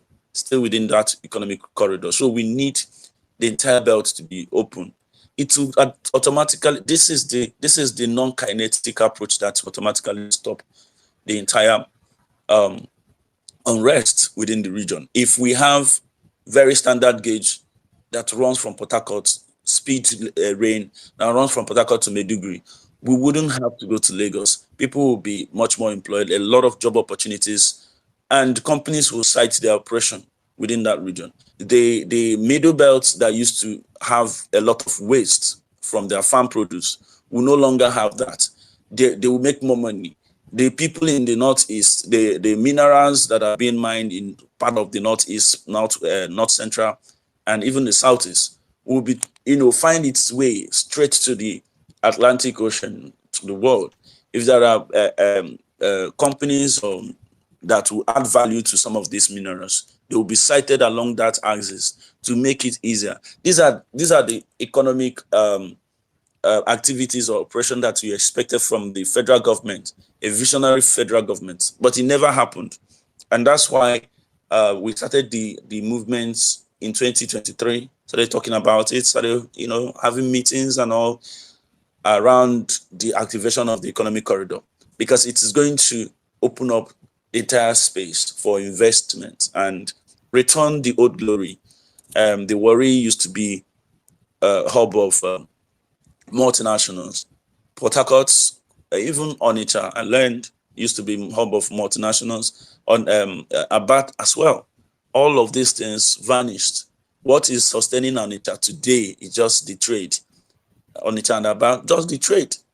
The Warri became a dead zone because these entire corporate organizations and oil companies left, and leaving the Warri empty. If you go to Warri now, what you see is POS and Keke Napep. And this was a city where experts used to come and live. People migrated from different parts of the world to come and live in Warri.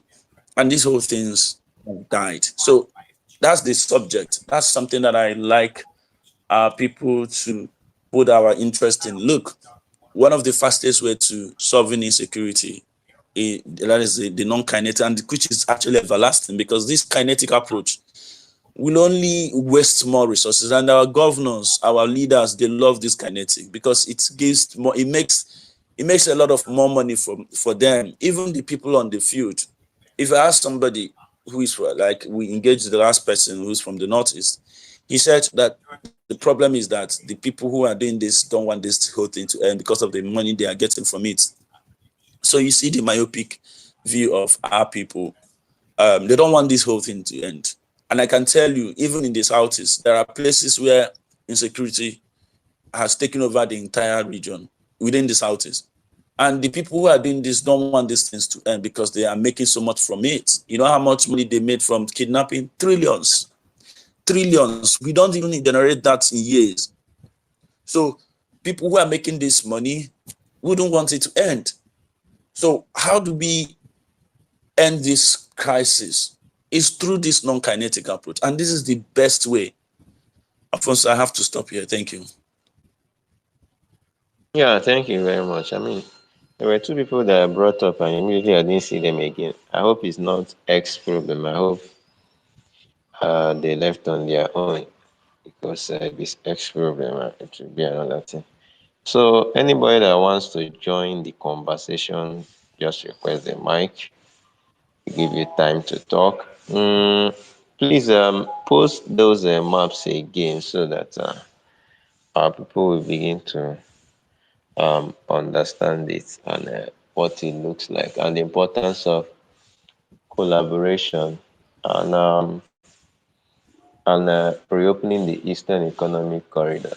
I think one of the most important thing about it is that um, when you look at it and you also check the migration pattern, that is why if you check at the other corridor, you will see that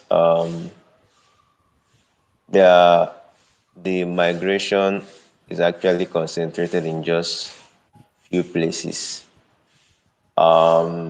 Lagos, densely populated, and Kano states. Maybe a little of Kaduna. The rest are not that populated. They have a lot of uninhabited spaces in those places. But if you check through the eastern corridor, you understand that, first of all, there are no places that are with large deserts or that have definitely Southeast has the highest population density, while the other ones may not be as dense as Southeast, but they are not scarcely populated. Not one of them. Maybe with the exception of Maiduguri, where, especially after the crisis, I mean Borno State entirely after the crisis. So if you look at it and you look up, or you even look from up down, you notice something that is very important, that on its own, without any government enhancing and abandoning the other it, and even I think suppressing it, I think I should use the word suppressing the Eastern Economic Corridor. He would, and he would definitely do by far better than the other one, because you have all the like you see Marshall said that time. You talk about agriculture, the best is from this corridor. You talk about what's it called? Resources, mineral resources. It's also there. Most of the oil rich states are from this region. You look at the gas also there.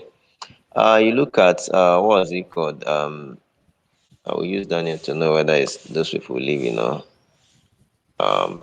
them. The space is roughing them. So Daniel, are you here? Okay. It's definitely those guys are left. Okay, so 30 seconds, let me just play this. So when you look at all the potential, the Eastern Economic Corridor poses by far better, more sustainable potential. Like, there are like three states across the coast there, or four. You have Bayelsa, you have Rivers, you have Akwa Ibom, right? But in the Western Corridor, you just have Lagos states that have proper access to sea or to the outside world through the sea. But somehow they have managed to do better because of will I say politics of economy or something like that. Yeah, Alfonso, Um, Daniel is here, but let me give you a quick information.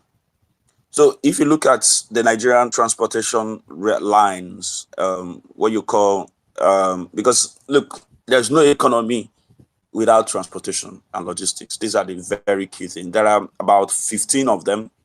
Lagos, Port Harcourt via Onitsha. That's number one. It has the potential line density of over 8 million. Then we have Lagos Ibadan. Remember, Lagos Ibadan still, empties into Lagos to Onitsha, or Lagos to Asaba, Lagos to Benin, and so on.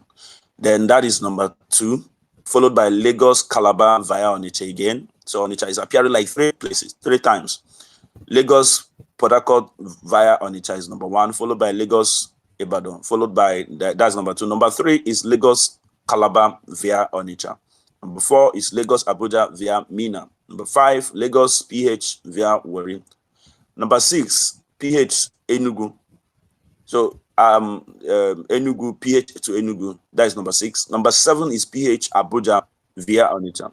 Number eight, Benin PH. Number nine, Abuja Kano. Number 10, Onitsha Abuja. Number 11, PH Abuja via Umahia.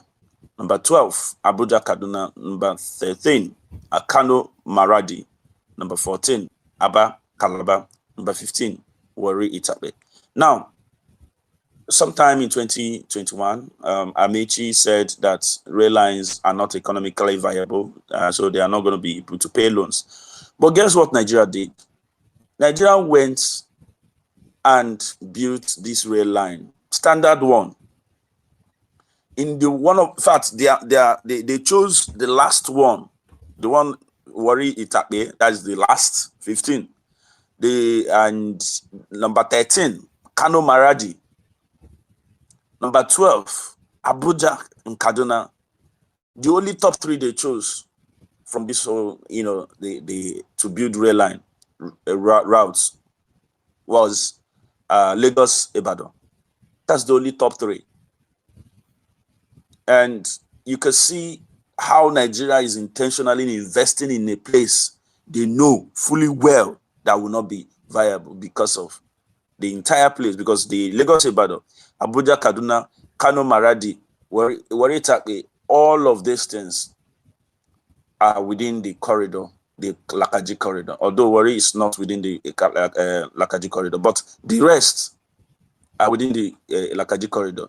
The Warri Itape corridor is within the central. All right, it's not in the east, it is within the central. So you see how they carefully or they intentionally invested in places that are not viable. All right, so I just wanted to let us understand how Nigerian function. I just posted it. That's my latest post on the Jumbotron. It was posted by Tsunami Playman. You guys should follow that handle. He makes a lot of sense. Talk about investment opportunity around Nigeria and all of that. So these are the issues. So you can bring in Daniel now. Daniel is here. Yeah. Daniel, good morning. Daniel can go. I don't know. Chinonso, I brought him up, and I can't see him again. I don't really know what is happening. I hope he's not from this space. I think it's his network. So, yeah. Good morning. Uche, good morning. Yeah. Thank goodness we're having this conversation again. I remember, I think the first time you posted it, you mentioned this was sometime in 2022, if I remember, either 2021 or 2022. And I believe a lot of people did not understand it at the time, that whatever thing that is happening today. Daniel, don't be offended. Anambra person, can you see any requests? I'm seeing requests, but I can't see the person. No, I can't. Okay. Yeah.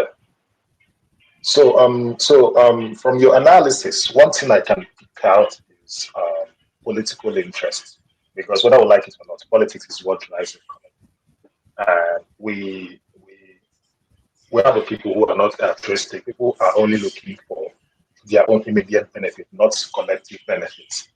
So somehow I also blame the political stakeholders in that divide who have not seen the viability of their region and started to promote it. So it's been left only for the private sector. You can also trace this back to even at least this is 1999. You see that the president was from southwest, and later on he moved to the northwest. And then before Jonathan had a chance, who happens to lie within the other divide. And before you know it, power went back to the northwest. So it's largely political. So that's how I want to see it. But then, what can we do now as a people? For me, I think we need to continue this sensitization and awareness, because we need to understand the implications of these things on our people. We need to understand that when people agitate or people claim, maybe when there's a lot of violence or insurgence or hostility, it's largely due to lack of economic opportunities.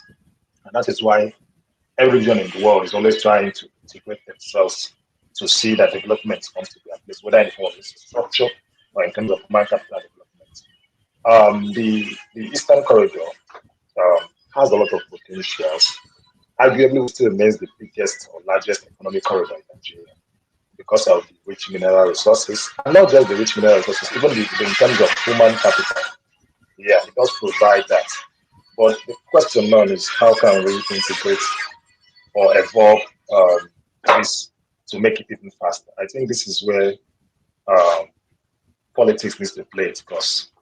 Politics not by going to contest for election, but actually by more of political awareness. How can the stakeholders from the southeast, the south, and the northeast integrate themselves and pursue this goal? Because we remember when Rotimi Amechi, who happens to come from this economic corridor, was the Minister of Transportation. He prioritized the other economic corridor. And when people from the southeast were talking about why is it that the southeast is left out, and people thought that it was just the southeast. There would be an Nigeria that thought it was just a problem of the southeast. Northeast people were also looking at it from the prism of, oh, it's just the southeast that very railway line is going to benefit. But unfortunately, it is not like that. So the earlier the political actors in these three geopolitical zones are able to align themselves to pursue a common goal, easier it comes for them to be able to achieve this. The same way, if you look at the southwest and the northwest, they've managed to forge an alliance that enables them to pursue their agenda or interest, irrespective of who is in government. So, because just like you said, they needed infrastructure. Who is going to provide it? Who's those large scale infrastructure? Who's going to even pay for it? Who is going to even get the interest of developers? It's the federal government. Now, that's by the way. For example, things like the ports or the maritime ports in either Akwa Ibom State or Cross River State or even in River State. If in both corridors, these three geopolitical zones did that, this is actually going to benefit us. It is easier to ship something, to move something from Port Harcourt to, say, Taraba and Lagos. And they start pursuing it, they see it as a geopolitical interest. I think it will be way easier for them to achieve, unlike leaving it only for River State people or South people.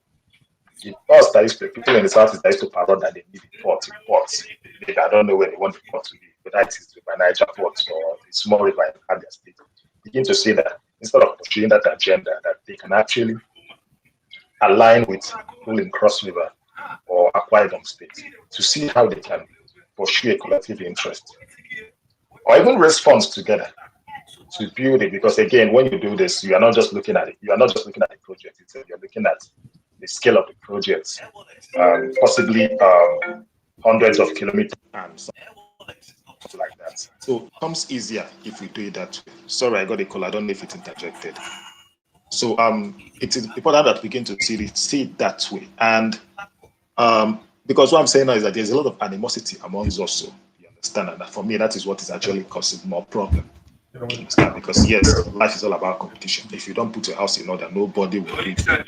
Nobody will see people. Nobody will just freely give you what belongs to you.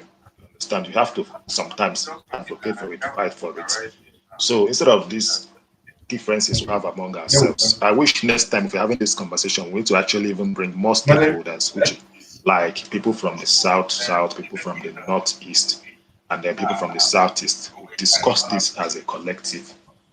Stand. Even bring people outside of Nigeria, like the southern Cameroon region, because they used to have part of Nigeria. They begin to get more sense of what has happened to the region and what has happened to the corridor. I remember sometime in 2020 or 2019, I was speaking with Ezra Soiji, and then she was telling me about how Eastern region, the Eastern region used to be very, very strong and active.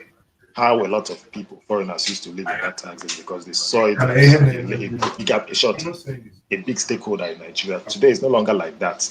There was a time Aba and Lagos was actually at the same level. There was a time Aba and Lagos was exactly at the same level economically, even industrially, in terms of industries. Almost equivalent number of industries were in Lagos and Aba. Sometimes, even in the 70s, 80s. But what happened? There was this, non-interest in. People are not that smart. Is I hope I'm not the only one. okay? Okay. Of course, I'm not the only one. So probably the people that are trying to reach. So we have more speakers here. Chino, so you are up next to speak. We also have Raj. You and Chino, so I don't know who came first, but let's have Chino first, then you, because he has been coming and leaving. Chino, so are you there? Yes, sir. Good morning. Anambra Yeah, good first, morning. thanks for bringing me.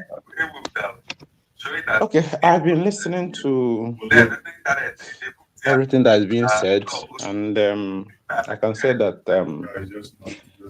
what we all said is quite good. Is something we need to do. But my problem is that there are things people like us that are on this space can control, and there are things we cannot control. Now, for us to achieve this Eastern Corridor, this Eastern Economic Corridor, those involved need to be somehow involved, like those in governance. Let me say our governors in the Southeast, governors in the South, or whoever that is involved. And again, they need to have like one mind. Even if they don't have one mind, they need to buy into the idea. Because what I found out is that most of the people we elect that are in government are not there for the people. Most times it's personal. So they don't, these things we are looking at, we're discussing, they don't even look at it. They don't even think about it. They are thinking how to probably please who put them in there, or they may not have a clue. You know, I know one or two governors, even in Southeast, that these things we are talking are not even what is bothering them. You know, they have other agendas. So, talking about what we can control again, we are talking a lot about federal government. Now, another thing is, it depends on who is your president, who are your ministers, what are their biases. So they may not be developing Southeast or the Eastern Corridor because of some personal reasons or some biased reasons. There is little we can actually do about that unless we change the government. So I'm looking at what can we do, especially starting from Southeast, to improve the lives or the economy in the Southeast. There is something they call social enterprise, where you have businesses funded by the public. These businesses are actually meant to improve, to give employment to people of that region. For example, if you increase employment, you Chino, so don't be offended. Another person, I'm seeing requests, I can't see the person. Can you see any? No, I cannot. I've tried to check. I'm not seeing. Okay. Yeah, go on, Chair. Okay. One of the things we can do, because one of the problems we have in Southeast now, in fact, one of the major problems, because even me, I cannot invest, it's difficult for me to invest in Southeast now. One of the major things I'm seeing is insecurity. And one of the surest ways to stop insecurity is for people to get jobs, for people to be busy. Once we have a lot of people that did not go to school, one of the first things is education. That's why I like what Alex Onya, I think his name is Alex Onya, is doing. Is people, once they are not educated and they don't have jobs, they are more likely to enter into criminality and spoil everything for everybody. So this social enterprise is a situation. Let's assume you go to a place like Ebonyi. You have like maybe 4 square kilometers of land. That's like, say, 400 hectares of land. You might say, okay, we'll turn this to a gum farm, or we might turn this to a rice farm, or even cassava farm, very large scale farming. And you have people, if you can get people to invest this will employ people and it will reduce insecurity. I think they call it social investment. That way you will reduce crime and improve well-being of that area. It will make people to come in and invest more. That's number one. Number two, the idea that we just have gas in Southeast is not very correct. Like me, myself, I'm a geoscientist. I've worked in the oil industry in Nigeria for more than 15 years. I know all the areas we have drilled. You see this River Niger, all the way from the ocean to even Onisha. On the other side, on the western side, in the delta, we drill oil. We drill wells, both oil and gas. And I can tell you for sure, whatever you are doing on one side of that river is just on the other side, which means all the way from Onisha, Obaru, Okija, Ihala, what's the name of this place? In Imo State, Oguta, Ebema. All these places should be oil rich, including in Java, all those areas are both gas and oil rich. In Nigeria, what we actually have is what we call type 2, type 3 kerosene, which means we have both oil and gas. Although we have more gas than oil, but it's both oil and gas. So we have these things. Although presently we cannot extract these minerals in Southeast and improve the economy. Why? Because of the same federal agenda. They want to. Yeah. Anambra first, can you see on Nature's request? No, I cannot. No, okay. I cannot. I cannot see him. Please, so go ahead. Let's round up.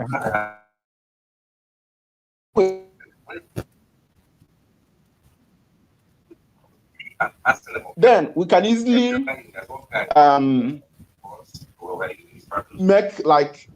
explore what we have in the region, even if we please, maybe you can leave the space and come back. I can't even see you on this page. Let me send you mic. Go on. Okay. So 3 things I'm saying in essence is, number one, we'll find a way to bring people that can actually make change in this corridor, especially our governors. Somehow, even if it means having a delegation, I don't know whether it will work or not. Because for me, even if we discuss in this space from now till tomorrow, I don't know, maybe there are billionaires here. Another thing that can make a difference is if you're a billionaire and you are ready to pump a lot of money in this region, it can change the landscape. So we need to find people who can actually make the change we need. I'm not cutting you short, but if you look at it, if you have ever noticed anything, even the people in government, when they go into power, no matter how selfish and wicked they want to be, the conversation on ground is always on their interest, no matter how. I'm not even whether in National Assembly. At least that is one thing I can say, that a conversation that people always have is always what they want to pay attention to. So it doesn't matter whether we who are discussing it here have the capacity to implement it, but if you're not having that conversation, I give you an example here. Look at the resource control through federalism, anything you think about. it's always been the conversation on ground that people have that prompts those things. It's from there that you see senators talking about it, governors talking about it. So one or two, even this herdsmen crisis. There are so many killings that go on in Nigeria, so many attacks, so many other things. But if people are not having conversation around it, I may shock you to tell you that malaria has in a year, in a day, kills more than herdsmen will ever kill in 5 years. But nobody is thinking about eradicating malaria in Nigeria because it's not the conversation. But you have people having conversation about these things because they are. So I do not totally agree that because we cannot effect it, we should not have the conversation. So I believe that people in power make decisions many times based on the conversation on ground. So you can continue. So that Okay, yeah. what you're saying is quite, you are even going far. You know, personally, I've thought about these things, including malaria, including a lot of things. You know, I said we can do something, but we are going far. We are going too far because, like this malaria you talked about, is something that can be done. It's something that has been done in many places. They are eradicated, I think, in North Africa, in Egypt. But our people are not. We are going too far. We are even now we're struggling with basic needs of man: food, shelter, and clothing. Many people can't even have basic food. But if then I'll be surprised. having the discussion is good, excellent. At least it brings about the at least it makes these people to start discussing it and possibly do something. But apart from that, I would also suggest we look for a way to start this social enterprise or cooperatives. I can remember when I was small, there was this thing they were doing. It was called Airport Appeal Fund. I remember my mother, they were contributing money. The money that was used to build Imo Airport was contributed by my parents. I remember that was around late 80s or so.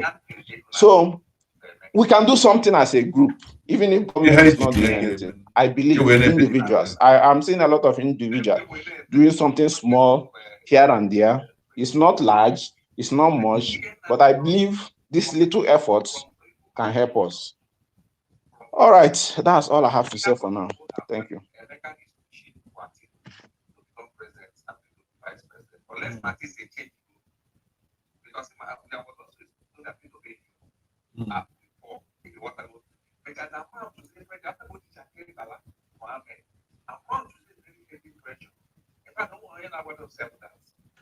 Sorry, is anybody speaking? I can't hear him.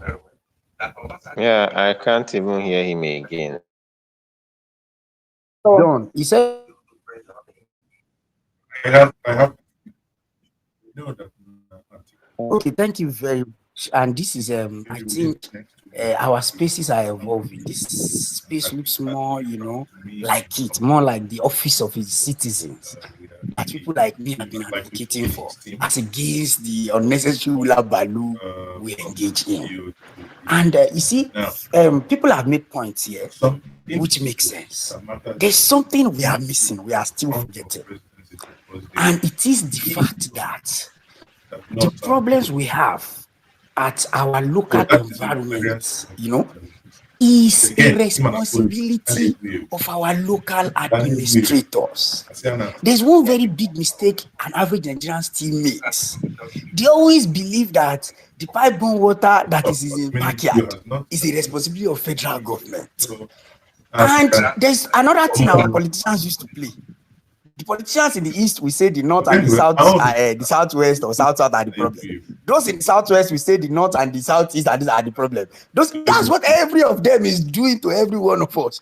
But me, I'm from Osun State, Ede, and I'll give you a practical example why I didn't buy into that bullshit.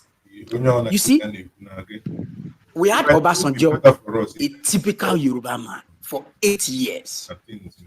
Even the road that went to his village from Lagos, the federal highway, didn't get done. You can't tell me that. In fact, now when Yaradua, a northerner came, now in that road, you will see some kind of development. When another Fulani man came, that is when we even got Lagos Ibadan Rail and Lagos Ibadan Road. Yet, a politician in Southwest will tell me the North is the problem. I don't know if you guys are following me. The same thing.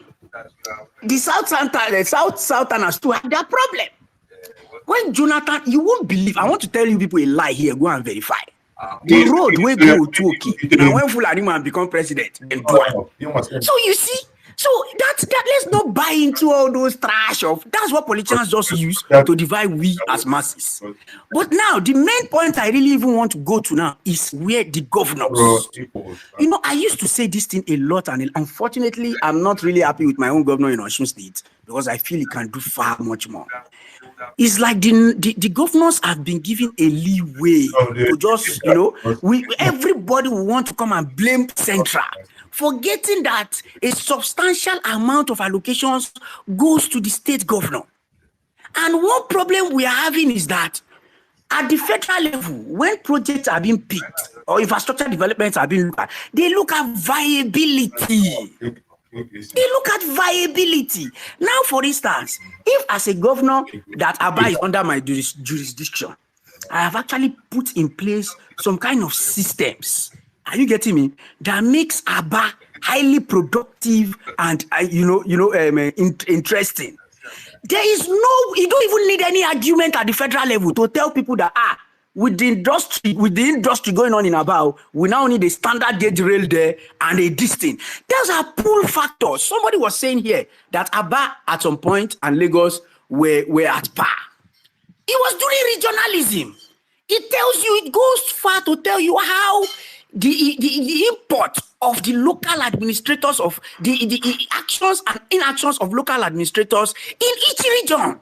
So I want we citizens to disabuse our mind from all these federal don't like us. They no. And then there was a statement here I would like to correct for information's sake. It's not like maybe federal government just went to Central and said they want to develop Wari Itape. No.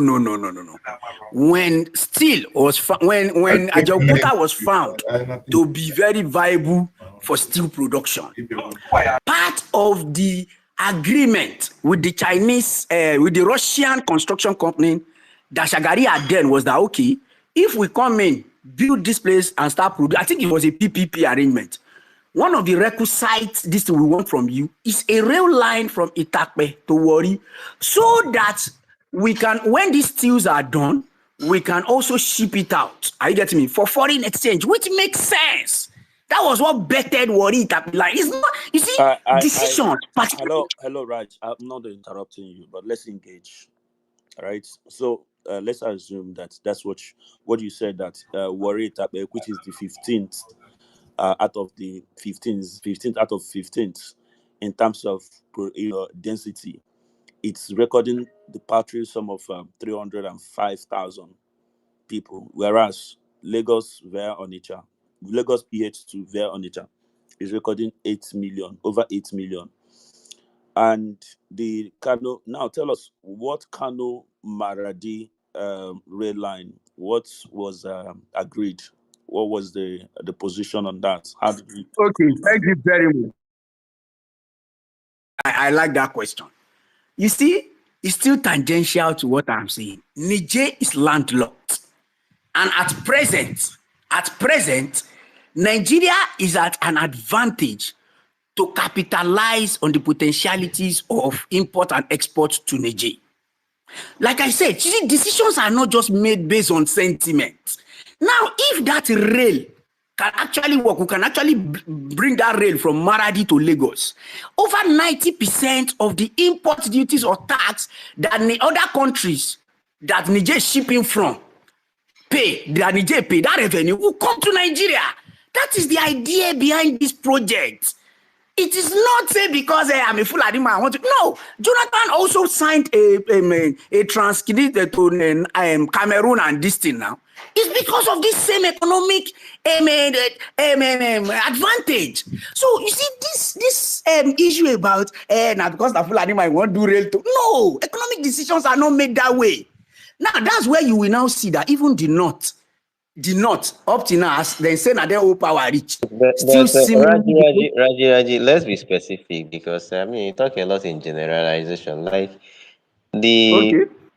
Lagos through PH, through Onitsha to PH. So you believe in your mind, in your heart, that Kano Maradi is more viable than that economically. It's not. It was not done based on sentiment. It was done. No. You are mixing it over. Okay, let me give No, you an no, information. Yes, you. that was the essence of what he asked you here. But he started Okay, bringing good. what with Good. Nigeria. Okay, let me now. I'm Okay, not good. doubting the Very potential good. that Nigeria. No. We are looking at I the get two your of point. them. 8 million, the other I one. So yeah, tell us. Yeah, I get your point. Okay, good. I get your point. Now, you see, first and foremost, if you go and look at the budget, now, away from politics, away from sentiment, objectively, every region has equivalent amount of fraction in capital budgetary allocation. Go and look at any budget you see from any year. Secondly, some projects are PPP. They are not totally government funded. For instance, this Lagos Calabar highway that people are shouting 15 trillion. How much is our budget? The government will now put 15 trillion on just one road. You will find out that if over 80% of that budget is private sector driven. That's true. Raj, Wait, let me land on this hold on. point, please. Let me land on this point. I know you want to land, but I want to engage you on that particular one so that you will not miss it. You said the Lagos Calabar was not funded by Nigerian states. I agree, it wasn't largely funded, it was PPP. But before the PPP, private sector comes in, federal government has to develop interest, has to be involved. You have to, make a commitment. Now, the question is, has federal government made commitment to the number one most viable route in Nigeria, which is Lagos to Onitsha to PH? That's the number one most viable route in Nigeria. And if that is, if you are going to tell me that if you were an investor and you're presented with these two options, number one, Lagos Port Harcourt via Onitsha. Number two, Warri Itape and maybe Kano Maradi, you would choose the latter ahead of Lagos Port Harcourt, Lagos Onitsha to Port Harcourt. Is what you're saying? Go ahead. Okay, thank you very much, Anambra son. But please let me be landing before you so that my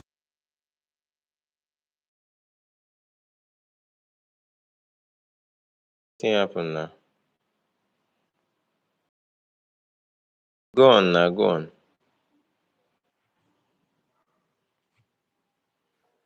Hello. I was muted. Okay, thank you very much. So, okay, good. Now, please allow me land so that you get my message. Now, I'll land on what you said. Now, you see, that is where the importance of local stakeholders now come in. What am I saying? Now, you said, you talked about Port Harcourt, this thing being the most viable. Of course, some people might argue against that, but that's not even the issue of the issue of the day is, okay, why does it seemingly look like other regions are getting these things, but that sides are not getting it? Now, good. Now, if, for instance, The argument is that these are data. The data is showing that they are. See, I don't know. Wait. Now let me Calm land. down. You will land, my boss. Yeah, don't worry. You will land. But looking at it, when I don't know how well you travel, but in normal transport by road, you can just use it to verify and find out what we talk about. Like that route, I mean, that is even number one in Nigeria, to be honest with you. And when you check about the businesses and the intertrade that goes on within it, either movement of goods, human being, it's not, you don't debate it now. How do you talk about Warri Itape? And this thing has a lot of layers. How do you do that? Okay, Alfonso, Yeah. Please give me time. Let me bring all these layers out so that you will understand my point. You have valid point. You know why No, me I I'm told you even you have valid concerned. point. But Wait, let me. one second. One You have second. valid point. Yeah, one Okay. second. I would have even let you say whatever I want to say and go, and I'm not bothered. But I'm very concerned because you say it's not about sentiments that people make these decisions, and you call it economic Yeah, I'm decision. talking about federal government. Federal Yes, government. yes, Federal government does not make I'm decisions based coming on to that. sentiment. For example, Yeah. the road that you said that led to Otueke, right? Because I know the east-west road that went to Port Harcourt by far is a more, I mean, in economy, even Calabar to road is more important than that federal road that you say went to Otueke that Buhari did. If it was not just purely sentiment and nonsense, why will he leave, go to Calabar to road and see what is happening there? I'm telling you, all the ones that connect Aba to Cross River. I mean, through the Odikbani axis, there's only one route that leads to Calabar. If you are going from anywhere into if you are coming from Nigeria, there's only just go there and look at those places. I mean, and these are important roads. I'm talking about road, not even rail, right? I'm not talking about something big. And a president went and does the one from Otueke, which I don't know how many people that goes there. And you're telling me this is an economic decision. Even the Kano Maradi one. Yeah, I could agree with you. There are a lot of reasons for that. But looking at both of them, which one is more viable? That is just the whole thing. Because Okay. one Okay. very Thank you. bothered is Okay. it Thank has you. nothing to do with sentiment. Because I could be the president, I will use my sentiment to just do whichever one I want to do and say, let me do the infrastructure. It will bring about the viability instead of fixing the infrastructure on where it's already viable. How about that? Okay. Thank you very much. Thank you very much. Okay. Now, you see, let me start like this. Let me come back to the Wari Itakpi. Now, the Wari Itakpi line was revived. Are you getting me? Because it has already been there.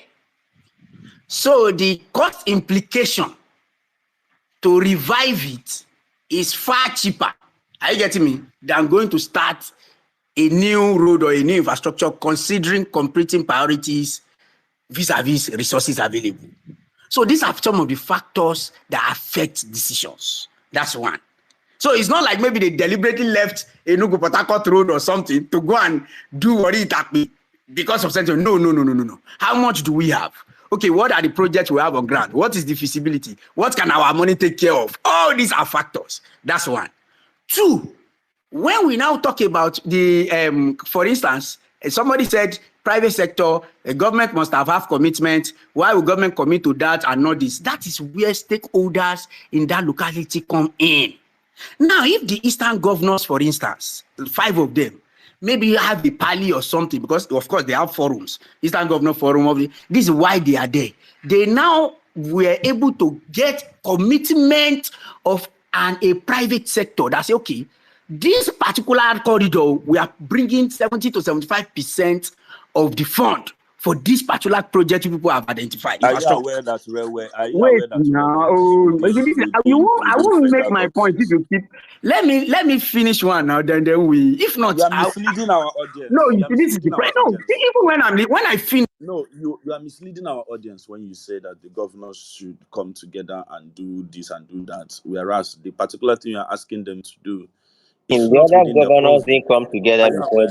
they did the Kano Maradi. No governor came together. Exactly. So I so mean, why why do all you have to come and this explain to us? play, Eh, mental gymnastics. I excuse mean, me, excuse me, Afonso. See how I see what the problem I have, Raj.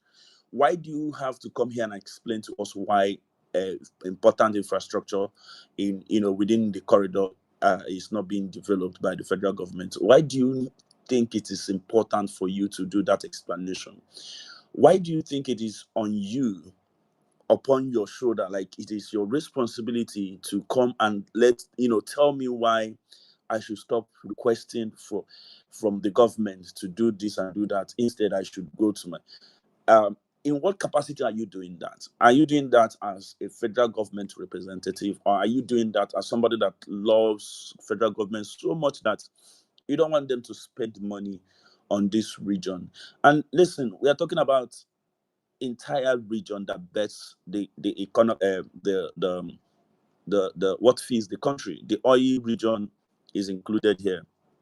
The oil states is included here, and up the way to Maiduguri. Remember, we are talking about the entire belt, not just Southeast, because you keep talking about the governor of the Southeast, the governor of the Southeast. We are talking about Eastern Economic Corridor. It spans from Port Harcourt to Maiduguri. If you want to talk about it, mention these places. Why is the railway that leads from Aba to Maiduguri, why was it not part of the project? The railway that leads from Port Harcourt, to Maiduguri, Port Harcourt to Enugu, for example, why was it not attended? But if you look at the list, Port Harcourt to Enugu is one of the most viable routes. All right, and we are talking about the oil producing region here. So why do you think you owe it as a responsibility to explain to us why the federal government didn't do it? Don't you think it's something you should pound on? You spend so much time explaining to us why federal government didn't do what they are supposed to do. At the end of the day, is the federal government not supposed to build a way that crisscross the entire country? And you're coming to explain to us why it did not do it.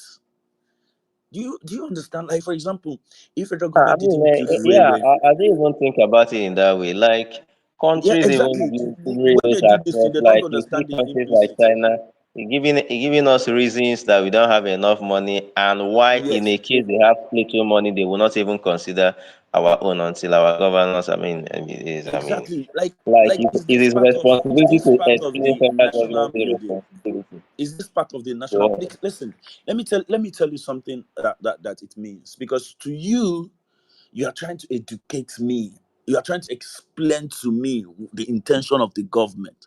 But to me, you are telling me that I don't deserve, or the region does not deserve, this infrastructure. And when we point out that this is needed for the economic development of our region, and you are coming to tell us, no, they know the reason why they didn't do it is because it is not viable, because there was a priority, because there was like, are you the federal government? Do you understand how ridiculous that? So when we listen to it, it sounds ridiculous to us.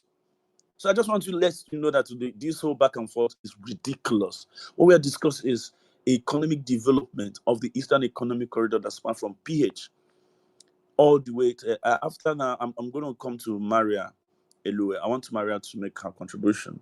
All the way to Maiduguri. And the entire belt is not being attended to, on the maritime, on the energy, on the transportation, these key things. That's what we are saying.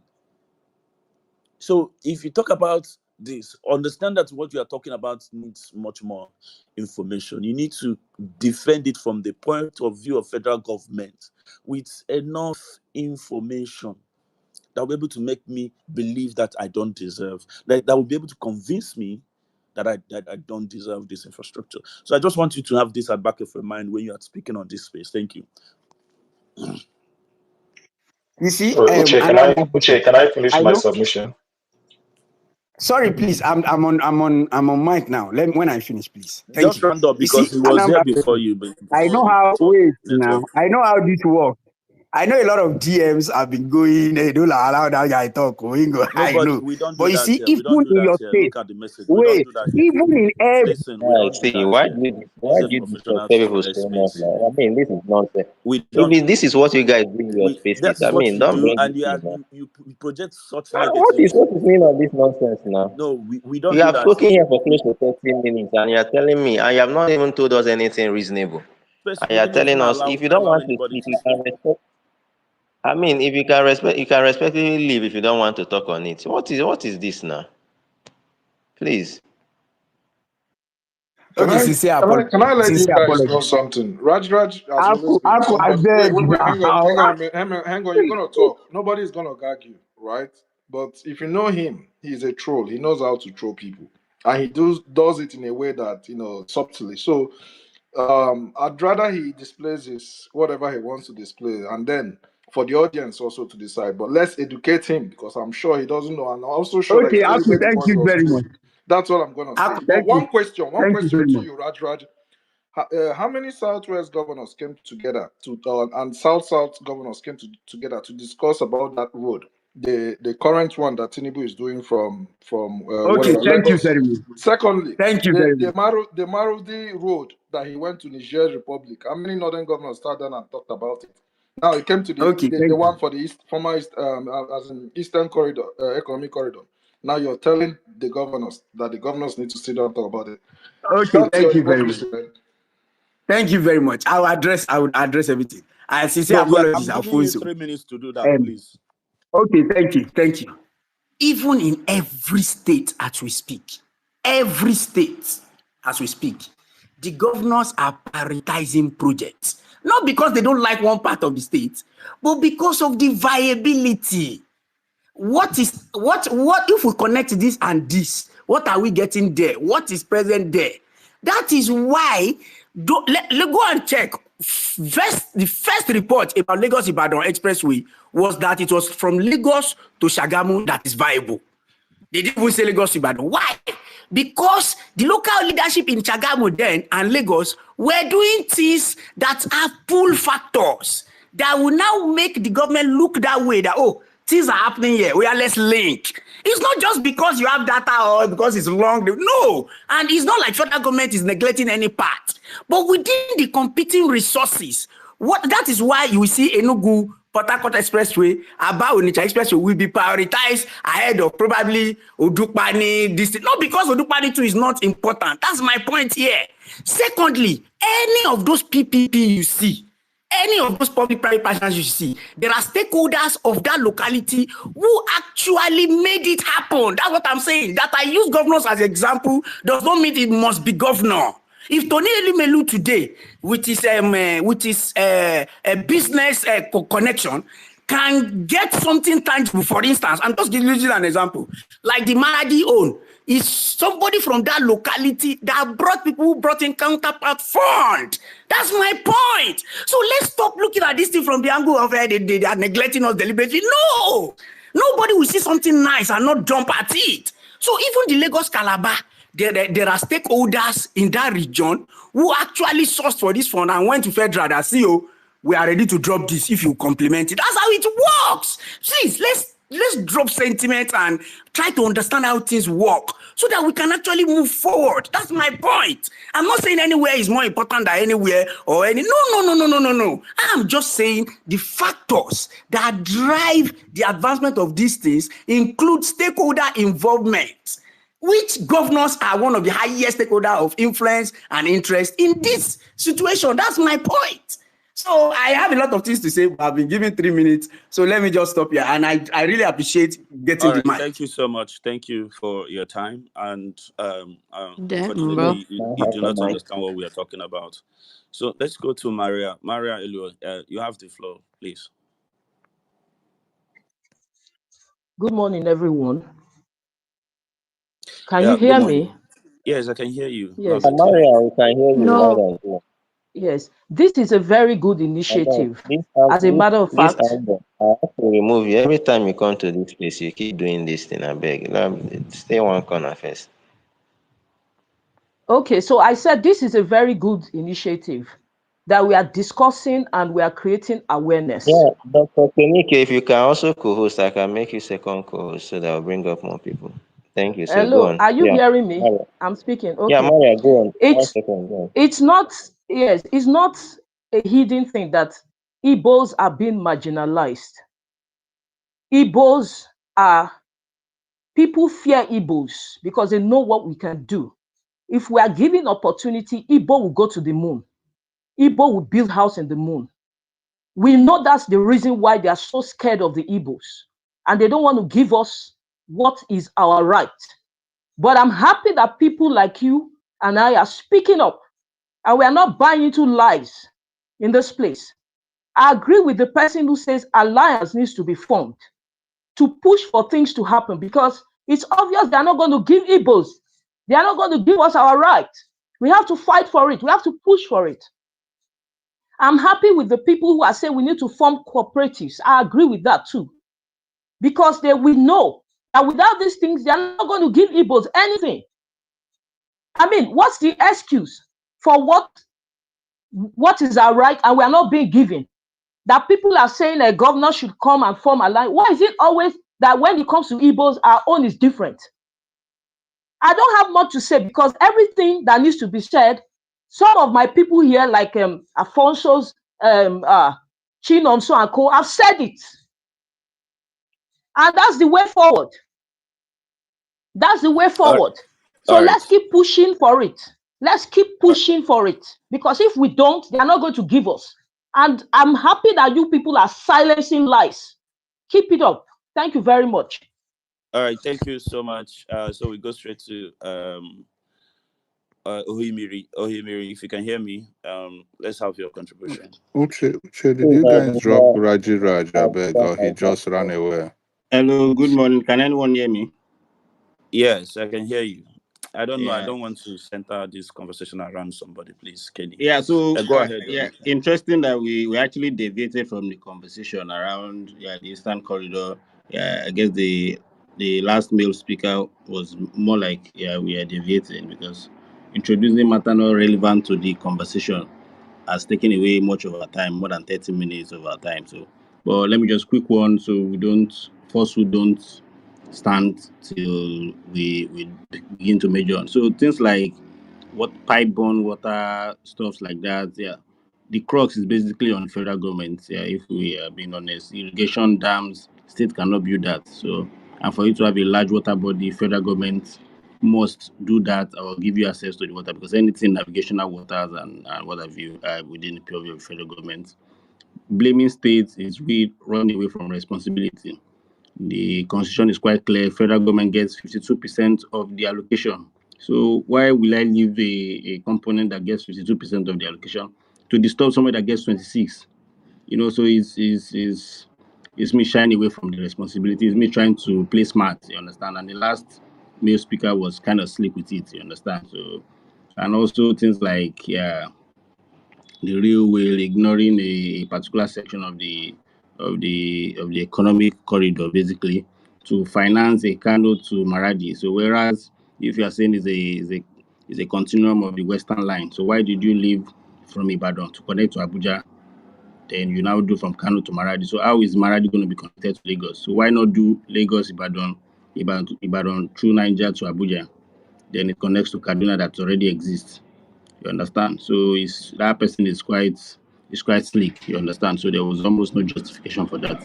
I'm back to the conversation around the Eastern Corridor. He mentioned about the Southeast. Southeast is not the only component in the Eastern Corridor. So in the Eastern Corridor, we have about 18 states. So Southeast is 5. South is about 4. So we have the North Central. We have 4. We have 3 states in the North Central. We have the 6 states in the Northeast. So the Southeast is actually not even the major component of the Eastern line. So I don't know why we like centering it on the Southeast basically. So then looking at all this conversation around what the government needs to do or why or the blame game. So the government have to play its part. The government should play its part. Yeah. So he mentioned about the treaty between Nigeria and Cameroon. Yeah, the treaty is about the AFCTA, which I guess in the last place I give an insight on it. So, and it's up to us to explore. The federal government in their, like I say, I don't want to just be so for us to start apportioning blame, but we've been ignored for a long time. We are the only line getting a narrow gauge, a single narrow gauge, not even a dual line. You understand? So it's pathetic. But even at that, we protested. The Southeast people protested more than any other region, despite not being the majority state in the belt. Protested that no, why is others getting them? It looked like it's only the Southeast conversation, and our people even still got more than other regions because Southeast was the only region, and maybe Northeast later on, that got all state capital to be included in the frame, in the what's the name, real master plan. So we have already included, we have Okai included that could be expanded to Onisha. We have Abakaliki, we have Umaya is already on the line as well as Enugu. So if the other speaker said we have not, the stakeholders are not, we protested more than any other person, despite not being the majority. How Nigeria is, how people usually take the fight of others. You understand? So we don't need to start going back, but we usually take the fight of others like it's our own. And sometimes we get victimized for that. But that is how we've been in Nigeria. So looking at this, we've got that. Then the PH to Aba section was completed. Yeah. What benefit is it? You completing a rail line. The locomotives are still old locomotives that were used in the 1940s. Where others are getting new terminals built, new rails. Much more conducive. You bring in a locomotive of years back. Then if you say you want to do cargo, like basically was optimized for cargo, why not expand it to the agro areas? Aba is basically a commercial area, not more like an agro area. Extend it to beyond Enugu so produce can be exported. Get it to Benue because that is the next line vertically. From Enugu it gets to Benue, it gets to Tukpo, Tukpa, Makurdi, it gets to Plateau. So if you really want, the argument was that this is an agro line, yeah, basically for cargo for exports. But it gets to Aba, it stops. You understand? If you check the last male speaker that was speaking, if you check, I bet if you bring the components of the constitution of the budgets of the appropriation bill of the appropriation the law, I mean, because it's been signed and passed, and show me where the Eastern Rail Line was included in this 2025 budget, I guess he should be the only host every time. It was not included, whereas purchase of locomotive, signals and other things were included in the 2025 budget. So these are the things we need to talk about when we talk about somebody wants to try to act smart, like we are not demanding enough, whereas we've demanded much more. Others did not demand to get it. They didn't demand. Or what was Maradi's claim? At some point, we said we are doing them a favor. They did not ask. The former Minister of Transportation said so. The President said so. They did not ask. We are building for them. Not like they brought high-power delegation to come and beg for you for such. So if we are looking at that of what's the economic viability, Cameroon as a country is much more viable than Niger. We have much more, let's say, even the Belgian part and us have the same cultural inclination, the same language inclination, the same way of life, basically in the largest extent, because they were once part of Nigeria for a few years before they left. Then we have the present day Adamawa and Taraba that fully joined Nigeria.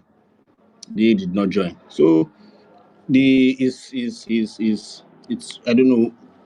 We don't need to start running away from this kind of conversations, or we start acting smart, or we start becoming spokesperson of the federal government. What we are here for is to discuss a way forward. What is being done? Like there's before Raji, I guess two speakers before then, the person was talking. Oh, we need to bring people from these other regions.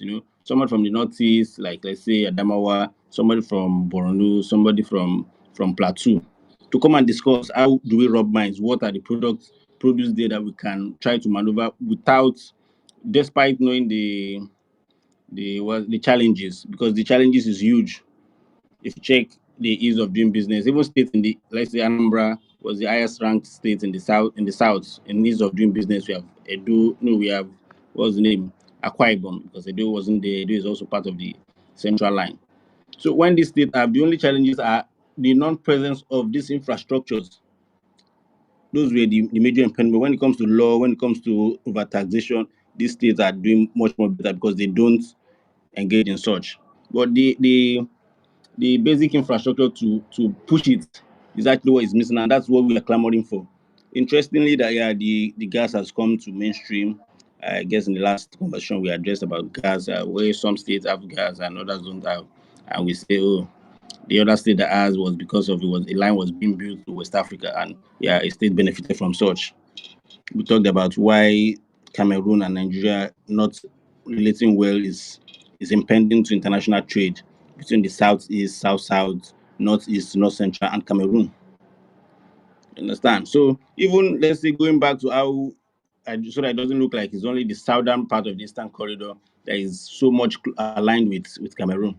In 2014, the Emir of Guza in Adamawa said about when there was Boko Haram that if anything happens, they move back to Adamawa region because there's an Adamawa region in Cameroon as well. So you see how these people are, how the relationship is that close. So we just have to hope for AFCTA's agreement, Nigerians to key into it fully. The road to Ecom was done by Jonathan, was completed by Buhari, and also the bridge. So we have good roads, we have Enugu, Abakaliki being dualized now. So the infrastructures are come little by little. Some states have done their part. So and also to sorry that I have to take my time to dispel what Raji has been saying. So when he was talking of state government not doing their best, I have never seen as a Nigerian since 1999 where a federal government did a state road. I have never seen. But over time, I've seen states being federal roads many times. For example, is the Lagos Badagry Expressway. The state government had done it to the extent. So federal government just had to come back to take the Agbara to Badagry section. We have the Onisha to Enugu Expressway where the former state government did from Anambra to Umunya, and many more and many more. So we don't need to start saying blaming on state, or we say federal government, because we are trying to like run away from responsibility of calling out the main government in power. So this kind of conversation, this kind of limitations have over time pushed for people to call for resource control. Because why on earth will I have so and so resources? Why will I have mines? Why will I have oil? And I'm still limited. I'm still choke old.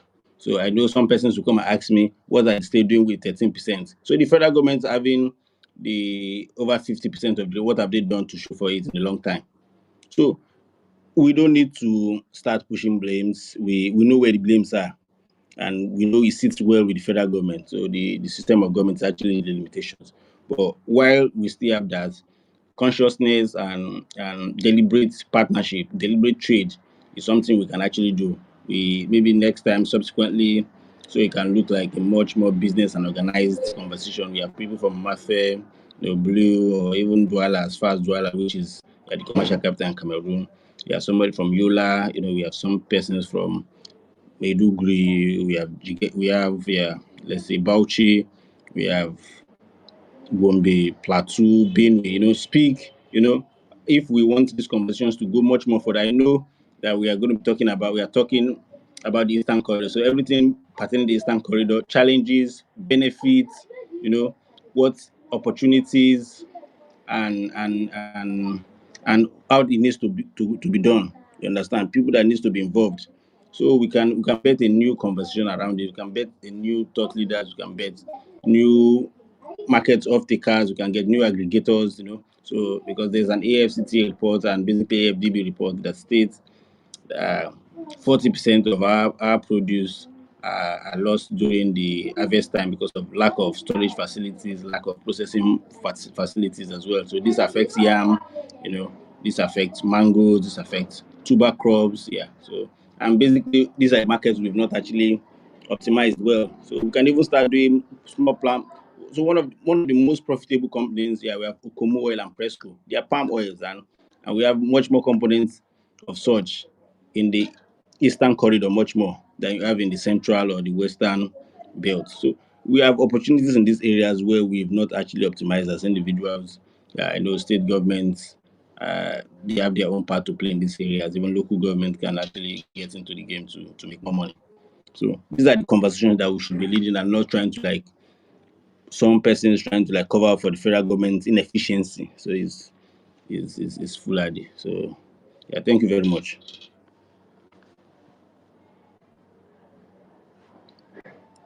Hello. All right, can hear you.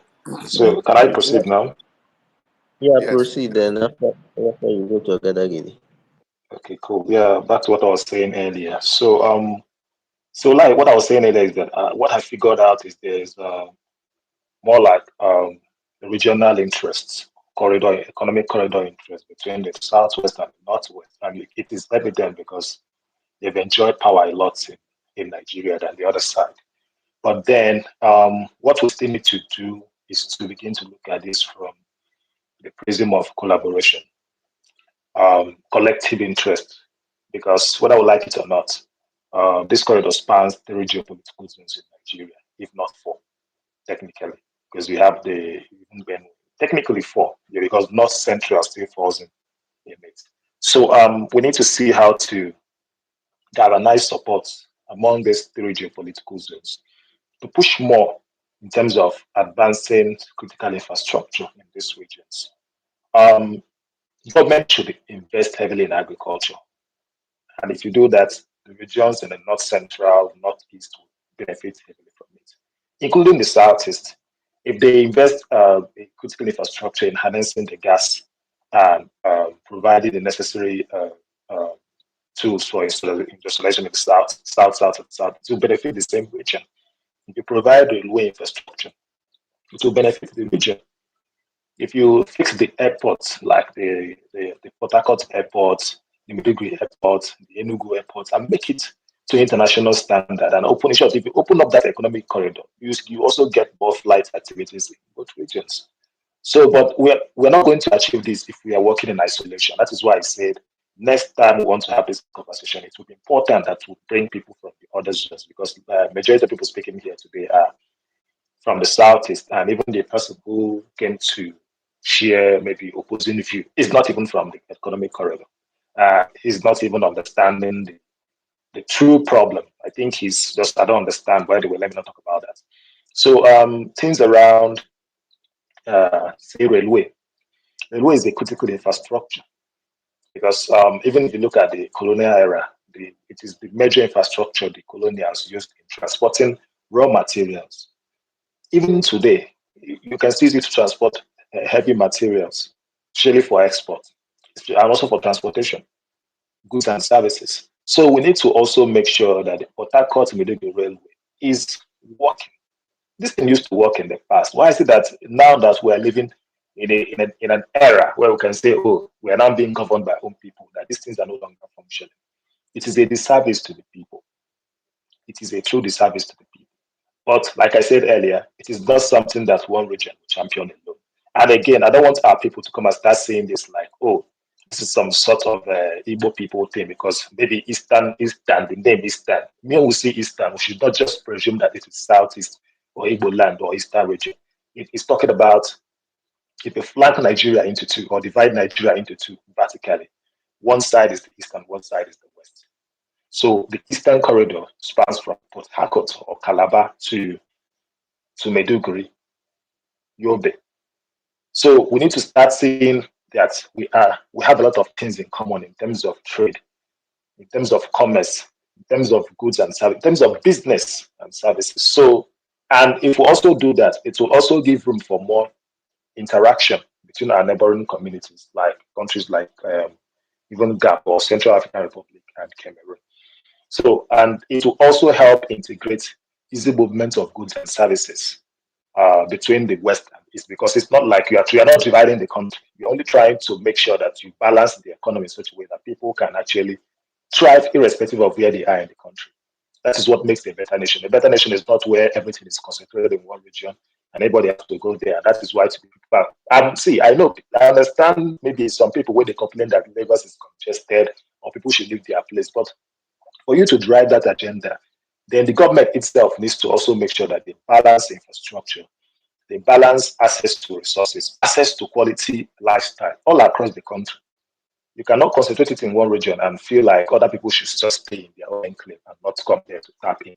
And again, we need to also start seeing the mindset that other places that also have potential should be invested in. The government invested in Lagos. That is why people started coming to Lagos and started investing in Lagos. The government invested in Abuja. That is why people saw it as need to also invest in Abuja. The government invested in Port Harcourt to an extent. People started saying they need to invest in Port Harcourt.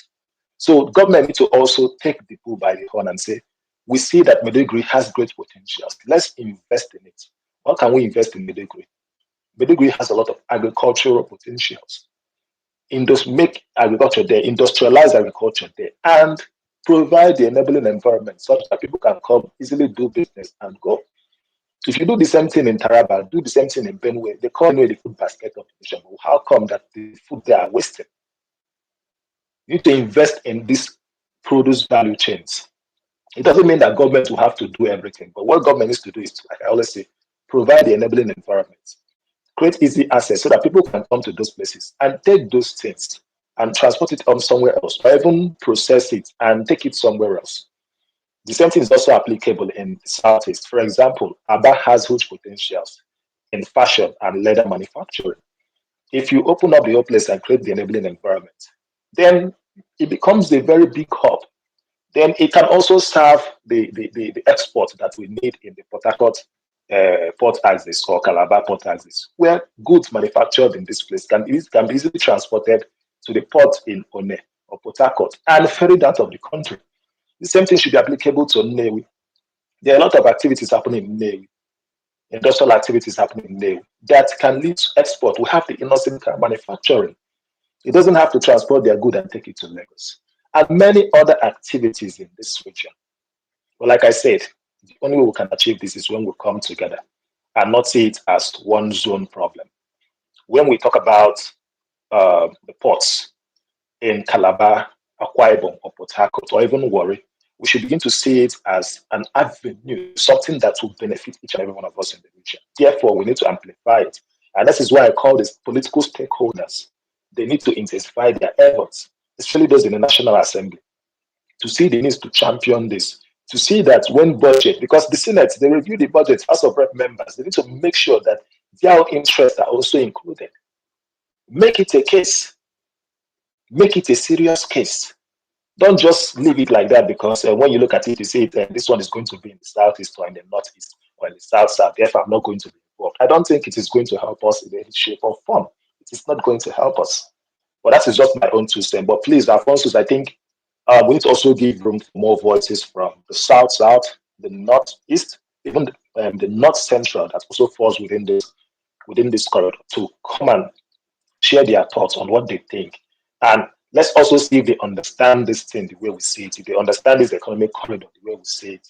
And we need to also continue to advocate and sensitize our people about, especially people in the Southeast, about not seeing this as an Igbo thing or as an Igbo marginalization, because some people are already seeing it around that way. But let's see it as maybe some gaps that people in government have not seen or they don't understand. So we need to also see it from that prism.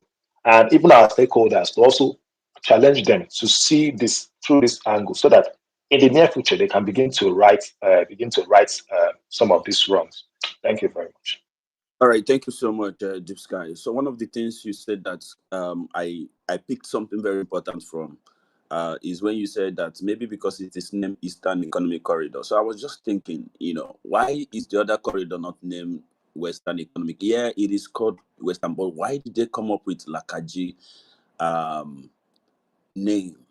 And it got me thinking because I think the people that came up with that name, intentionally came up with that name so that it will not look regional, right? Because I have there's something I shared with you, Alfonso. You saw that document by USID and other international bodies, right? I don't know if you are there, Alfonso. Can you hear me? So I shared the documents with you. I can hear you. I can hear you. Yeah, there's a document I shared with you, right? That is a PowerPoint presentation that was done on agribusiness investments on the Lakaji corridor. That the document is supposed to be an overview of opportunities and shared values within that region. It was presented in 2013, right? August 2013. And it was sponsored or supported by NEST, that is Nigeria Expanded Trade and Transport, in collaboration with USAID from the American people. And the agribusiness investments on the Kaji corridor, promising opportunities and shared value, was the topic.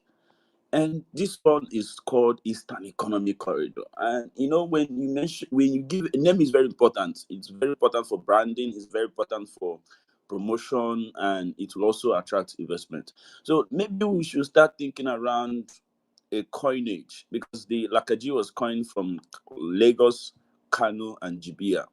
We should come up with a coinage that captures the cities within the corridor initials or something, to make it look much more like a brand on its own, you know, that can be used to that can be promotable, you know, because when you talk about Eastern, people in the North, especially Northeast, may not see it as their thing. And when you talk about Eastern, people in the South may not even own it. Onitsha, you want to say something? Sorry, Yeah, Uche. yeah, Sorry, no, Uche. Just a okay. moment. Onisha, I'm very, very sorry. So, just like you said, that's why I'm advocating that we need to start having this conversation from both spectrum of the southeast, the north, central, northeast, and then that is where they can also understand. Because I said before, they need to also understand the implication of not amplifying this corridor. If we think the name is the problem, then we can come with a different name.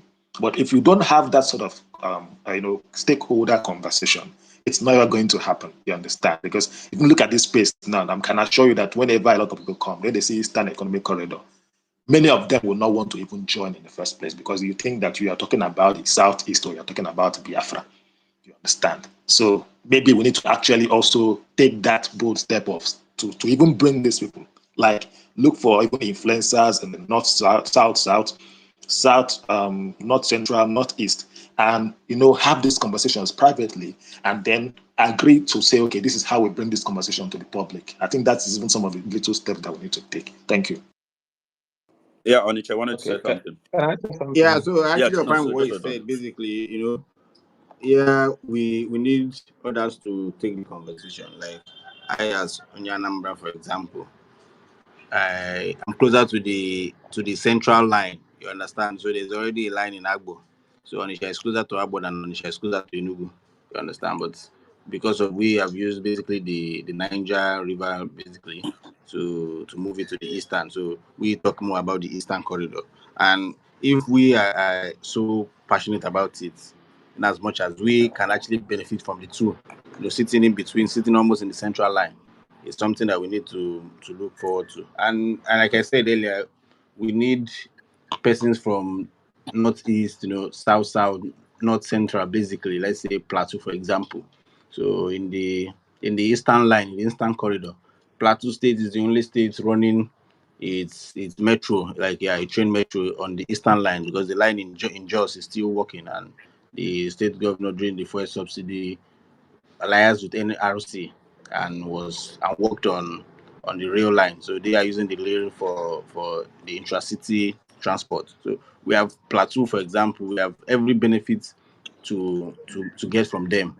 So there's a data published by SBM Intelligence. So highlighting the focal point of transport, road transport in the country. So and major cities in the Eastern Corridor were actually the Eastern Corridor featured most cities that are much more busy. So in the North, for example, we have more buses within Nigeria's in Plateau, just for example, than you have in Kano, going to different routes. I'm not talking about the volume, I'm talking about the reach.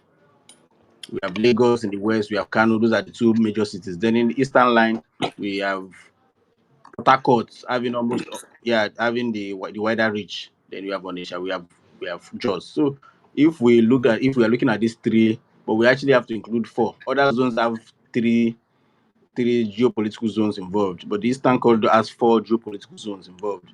We have the North Central, we have the Northeast, we have Southeast, and they have South. So having a two-name city or a two-city name nomenclature, actually other people might not want to sit well. Having a four nomenclature city we like four representing the four different zones might actually be too long and not so. Or we might just need to maintain the name, but with the push, the champions should actually be from the four zones. You understand? So it doesn't look like it's only one zone talking. That's why I said we need to have people from Plateau tell us what are the options, opportunities, how we can develop on it. So, and we also he talked about gas. I didn't want to talk about what is beyond our reach as because we are on this space to talk about the opportunities that it portrays for us, and opportunities that we can benefit from. So we need to, it mentioned influencers, thought leaders, players in the game. So we have looking at livestock, for example.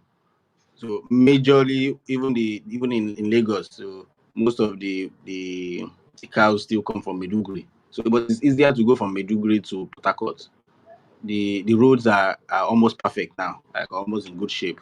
So, bearing the last minute changes to about to Port Harcourt, we will have a good road to the northern belt. So, and Enugu to Nsukka is being dualized almost completed. So I know these are coming late, like I said in our last space, but the future for this town corridor is so bright, and yeah, I see us doing the needful. And I also thank us for bringing this consciousness to the front, to the burner. So thank you very much.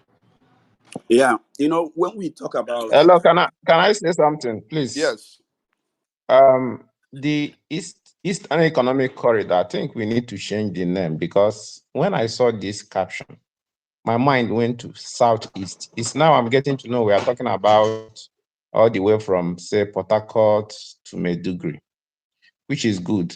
So, but any person that sees this caption, I know the right name should be Eastern Economic Corridor, but in Nigerian Palace, you will immediately think it has something to do with Southeast, or at best Southeast, South. So I still think probably we have to tweak the coinage of the name. Secondly, when you are doing business, I will use the example of countries like United States and Canada, United States and Mexico. When you want to do a business within a corridor, you need to have what one person produces, the other person needs. You need to develop economies of each of the components within that corridor. For example, probably you have Plateau, they have a kind of temperate climate, which means they can really do well in mass farming of things like apple, some of the things we import from abroad. You have a place like Southeast that you have palm oil and do very well in Southeast. I'm looking at agriculture because this is something we overlook very well. But when you look at it, you see that agriculture is actually leading it. In fact, this problem with United States and Mexico and Canada is making me understand that agriculture plays a great role in that. Because most time we'll be looking at oil, gas, this. Yeah, those ones, they make impact. But at the basics is food. We must eat. And if foods are expensive, you have inflation. So these are some of the things we need to look at, how to make each of the components within that eastern region, eastern corridor, to be very viable so that you can do business. Like I cannot wake up now and say I want to go and do business in Jos with all the insecurity and without knowing clearly what am I going to bring from Plateau. I mean, I know that I'm going to get apple cheaply from Plateau. Instead of importing it from South Africa, I'll just go straight to find a way and buy it from Plateau. So that's how you develop a corridor. Okay, that's all from me for now. Thank you for all your contributions anyway. All right, Chino, so Emerson, will just calm down. Chino, so I wanted to say something before you jumped in, but thank you anyway. So before now, I used to ask a lot of questions around development choices by federal government in Nigeria as it relates to Southeast. So it was when I started asking these questions to people who I believe they are in the know, and they will gloss it with some, excuse. I said, no. There must be something. There must be something that, because I usually say, what if we are an independent state? Can't we have all these things? What if Newi, for example, is an independent state? What if Anambra is an independent state? What if Enugu is an independent? That's how I look at these things. And when I look at it and I ask myself, if there were independent states, all this infrastructure, for example, Togo is very small. They have all this basic infrastructure in their place. So what are we richer? Is Togo richer than the entire region, the corridor? Is Togo richer than the entire corridor? Why can't they have those type of infrastructure that exists in Togo? So these are the things I usually ask myself, because the reason why federal government is neglecting the belt is because there's an alternative. So they're focused on that alternative. And this belt is not their priority. Okay, because when we talk about these things, if you look at from Atlantic Ocean down to up to the Maiduguri, you see, Atlantic Ocean needs the coastal area needs operation needs to be active. Somebody from Cross River will go to Lagos to pour something and come to Cross River. It doesn't make sense. It does not make sense. Whereas the person is closer to the Atlantic Ocean. So the questions now brought this topic, and I started, for example, I started engaging the person that took it up. Someone like Cheta Wanze took this case very seriously. He conveyed a lot of meetings around this subject and made it very visible. If you go online, most of the work done on this subject is thanks to him. And right now, he no longer have all the time to do this, and nobody's talking about it again. The federal government is pretending as if it is not their responsibility to activate this corridor. So I think one of the takeaway from today, and we'll go and do our assignments, is come up with a coinage, a name. Because listen, when people say, "And this is not our responsibility, you guys are just talking, this is just space," I laugh. Because if you understand the amount of power you wield as opinion molder or somebody that is an influencer, I know people that reach out to, if you have over 100,000 accounts, you understand the power you have. Over 100,000 followers on Twitter, you understand. In fact, every single person that has that, I'm not saying that the people that have lesser accounts don't, but what I'm saying is every single person that has over 50,000, or even big number really, they will know that there are people that will reach out to you to make an opinion, to influence an opinion. You'll be asking yourself, wow, so this thing they be. So they know that your content is important, it is influential, it gets to certain doorsteps where these conversations can come up. People learn from what we discuss here. I learned a lot of things from spaces, especially educative work. I learn new things, you make further research and acquire more knowledge. So let us stop seeing this place as a place where we just talk, unless it is banter material conversation. If it's not, if it is something that is very valuable, as much as this, believe me, someone somewhere has something interesting to give. Professor, can you see Ogada give this request? Sorry. No? Can you? I've Can you see invited any request? I've invited him, so he'll be coming up shortly. Emerson, you may have the floor. I've invited Ogadagidi. Okay, thank you, everyone. Yeah, I like the topic, the Eastern Economic Corridor. That's good.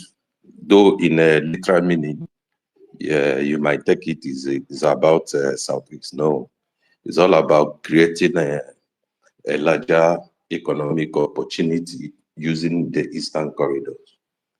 I mean, widening Nigerian economic opportunities using the Eastern corridors. Now, every discussions I've had on this Eastern corridor mainly centers on government. I mean, government at the center, creating these corridors. Yes. Do I agree? Yes, I agree. However, I feel while we are waiting for government at the center, there's a way you can also create, the last speaker said, options that the government at the center are still are not considering the Eastern Economic Corridor because of the option they have. We can create such option and make it even unavoidable. Now, how do we create such option? First, we need to increase our GDP. I believe I've studied several times the Eastern economy. To be honest with you, there's something I found out. I found out that we do a lot of physical shipments of our monies outside the East. Now, then I found out again, what sustains Eastern GDP is three things. You see, Onitsha, Aba, then diaspora fund. That's diaspora remittance. If you take out these three, I bet you our own money goes far more than what comes in. Now, let me now explain all these things in clear terms. How do we create an option that is unavoidable? Now we control trade.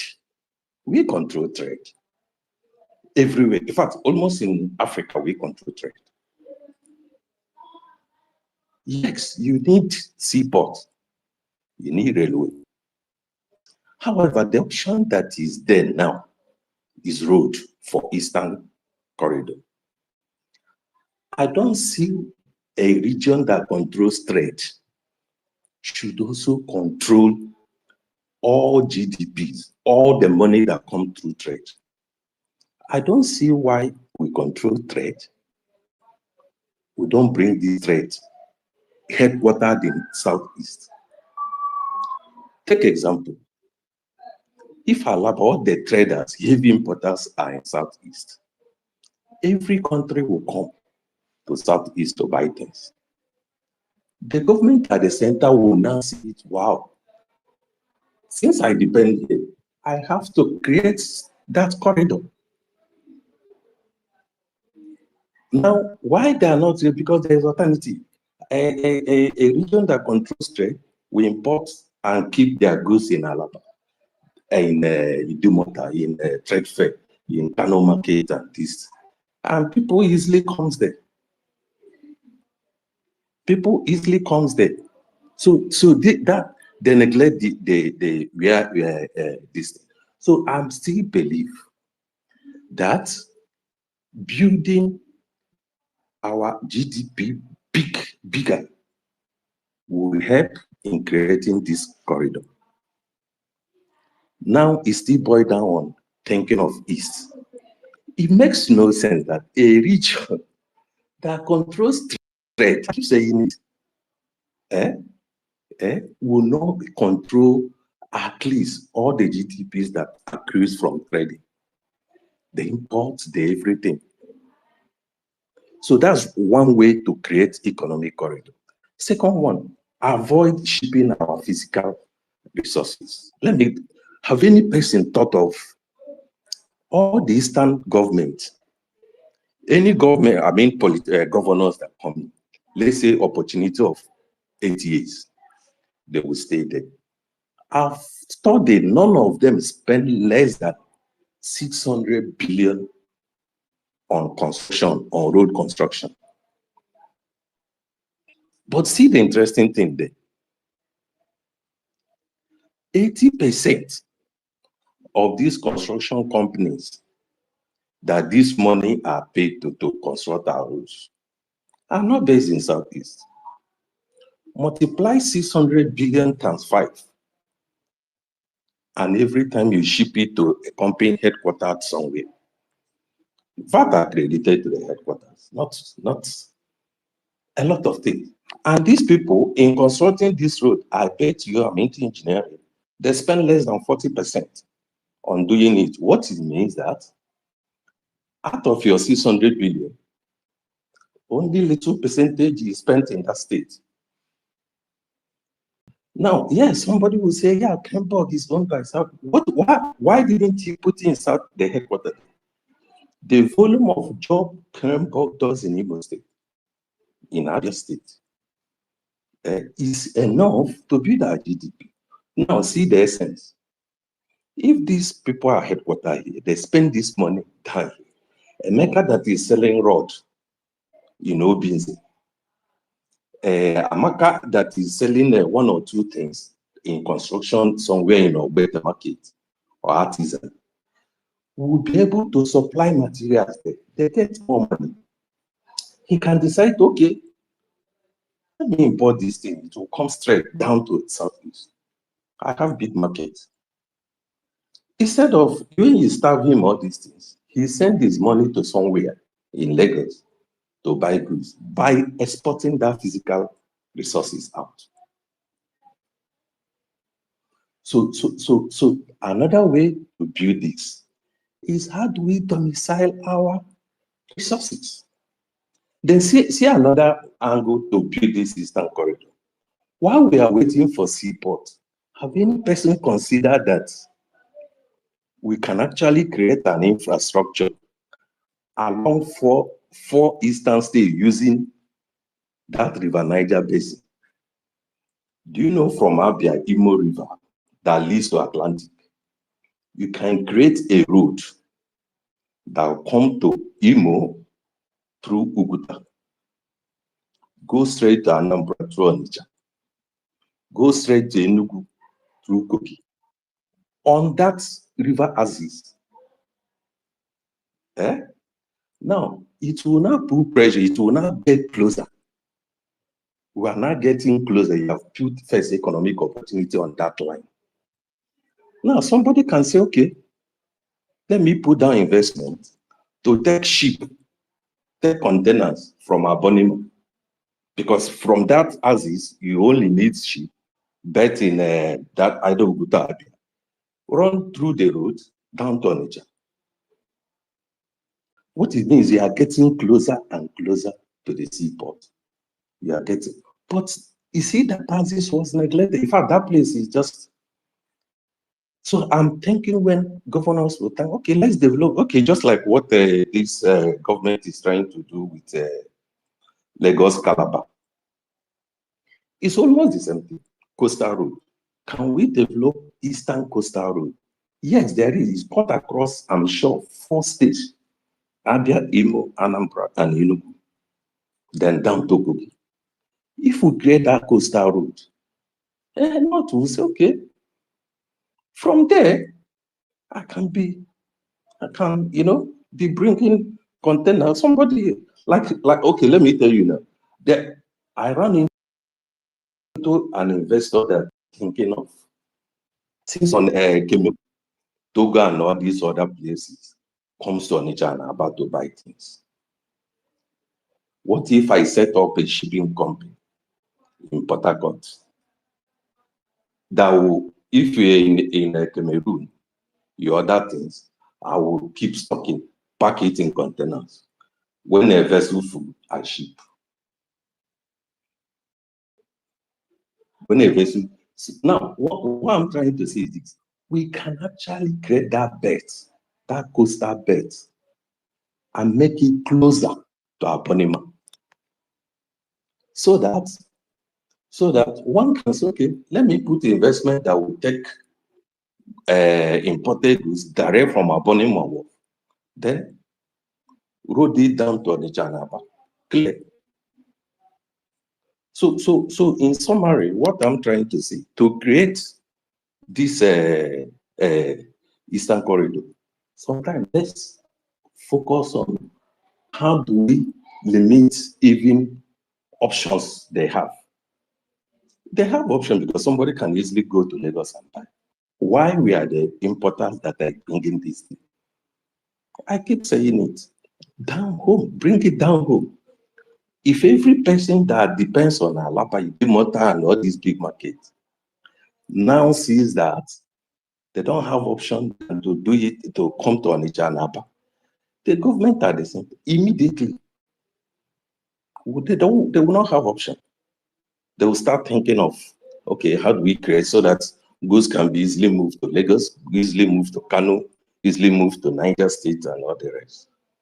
So let us explore our opportunities. We are dominating this. Let's use it as to bargain. So that for now, that's my submission.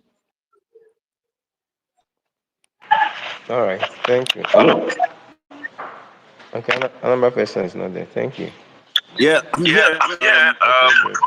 Okay. We can have Ogadagi. Yeah, let's have Ogadagidi. After Ogadagidi, okay, the 2 new speakers. Okay.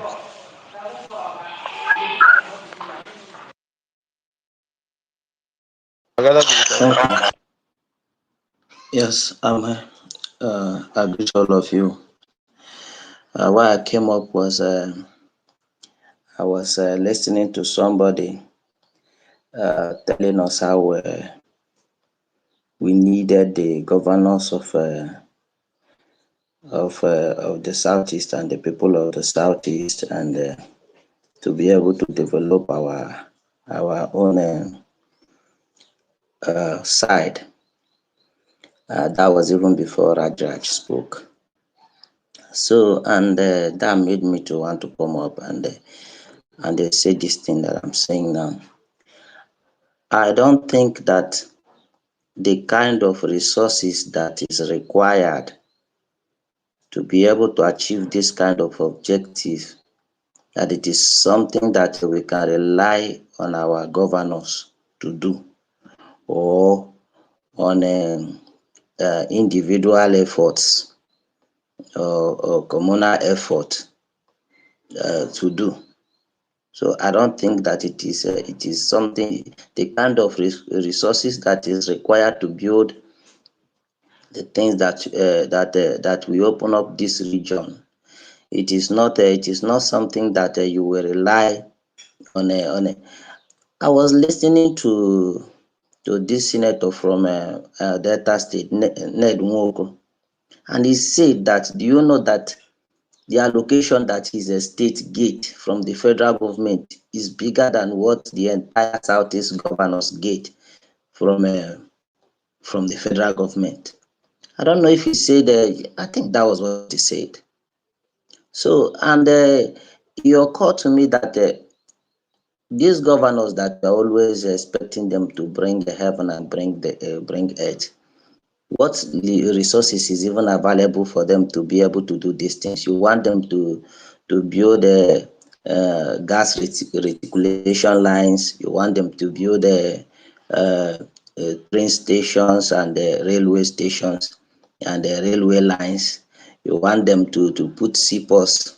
You want them to do all these things. And you do not put consideration if the available resources to do these things are there. Of course, they can engage private sector, and they can also come together as a one body and one force and be able to leverage on that to do more. But then why are we not looking at it that we are actually now carrying out activism to be able to bring the federal government attention down to do what they are supposed to do. Like, we are not supposed to be begging for these things. We are not supposed to be pleading for these things. The colonial masters that developed these corridors initially, people did not have to go and beg them to be able to. They just look at these things, and in the natural sense of doing things, this is what is ought to be. This is what is supposed to be. And they went ahead and they did these things. So, and today, just because a war happened 60 years ago, today all this corridor is abandoned to the detriment of not just the southeast but south and the other people that would have relied on it to be able to develop their own space. So I don't think it is healthy. I don't think it is right. And to me, the solution we should be critically looking at is not just to be able to ask our governors to do something. Of course, we have to continue to do that, and they have to do more. We have to make sure that we are talking to them and making sure that their eyes is on the right thing. But then I don't think that should be the primary focus. The primary focus is to make sure that we get to the table as a critical stakeholder when these decisions are being made. How is it possible that Nigeria designed a gas pipeline network and planned for it, and Southeast is excluded totally?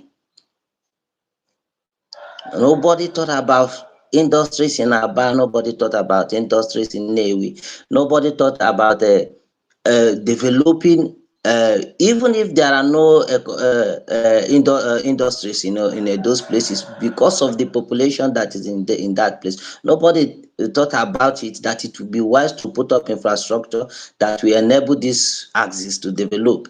And because of this thing we are talking about as if it is nothing, look at what is happening in Ogun State. Everybody want to go there and build their factory. Everybody want to go inside their factory in Ogun State. Why is it happening? Is it that they are the only ones that have? What do they have that is not available? What they have is this thing we are talking about. Because they have this gas pipeline, industries there will be able to have access to cheaper power. And therefore, they will naturally go there. Even Igbo men, we are calling Igbo men to come and put their industries in Igbo land. That we should come and build headquarters. If you build the headquarters and build the businesses, what infrastructures are there for them to leverage on? These are the questions. How would they be able to outcompete the one that is being cited in Lagos, being cited in Ogun State, without these leverages? So this is a very, very important thing that we have to think about it critically. To me, I think we are at a very critical juncture that we have to recognize the task that is before all of us. We must make alliance that will be able to bring us to the table where these things are being decided. We must. This is a time that our people have to eschew every kind of sentiment, every kind of emotions. That like when you hear talks of if woman is not becoming the president, I'm not interested in voting. Or if a road to Onitsha and Lagos is not blocked,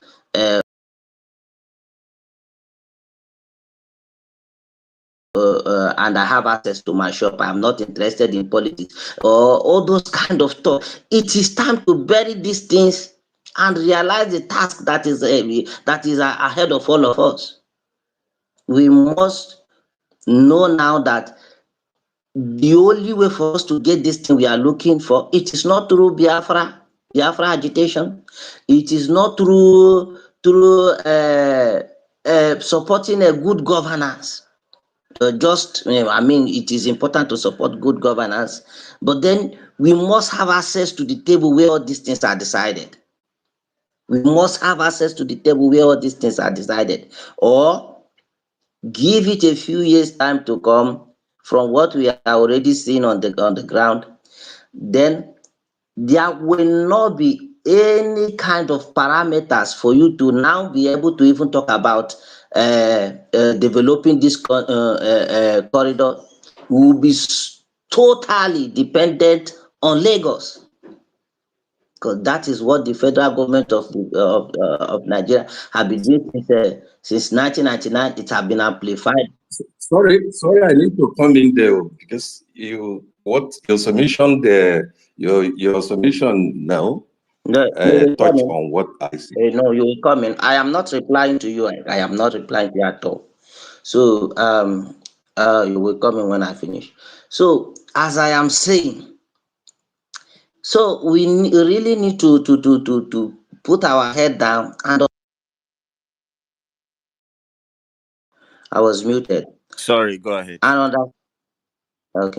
understand this thing, that our answer to this problem lie in politics. Our answer to this particular problem, for different problem, it is not something that we can organize around it, something that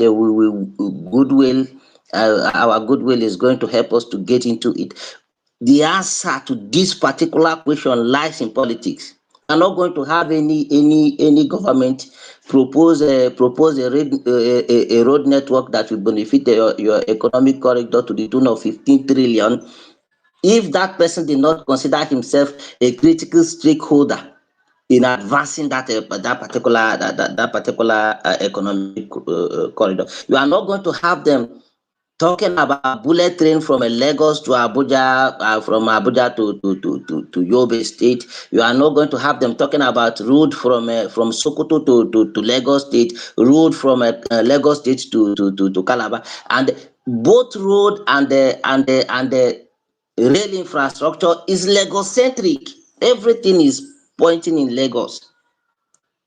And then when this is fully developed, or when it have received a considerable attention, there will not be or any other option. It will just be something that we just have to accept at that point, because when they finish developing this coastal road network, the idea behind it is that you will import from Lagos and take to Calabar. Nobody will talk about Calabar seaport anymore. Nobody will talk about One. You know, you talk about why are we importing from Lagos when you have all this and all that. Is it Port Harcourt seaport that have been oversubscribed from January to September, as of the time that we were talking about it in September? That if you want to get something in 2 months' time, that you are going to go there. Yeah, I think, but at this point, if you want to get something this year, I don't think you are going to want to go and try to use that option, if I'm right. So we are in a very deep problem, and our solution it lies in politics.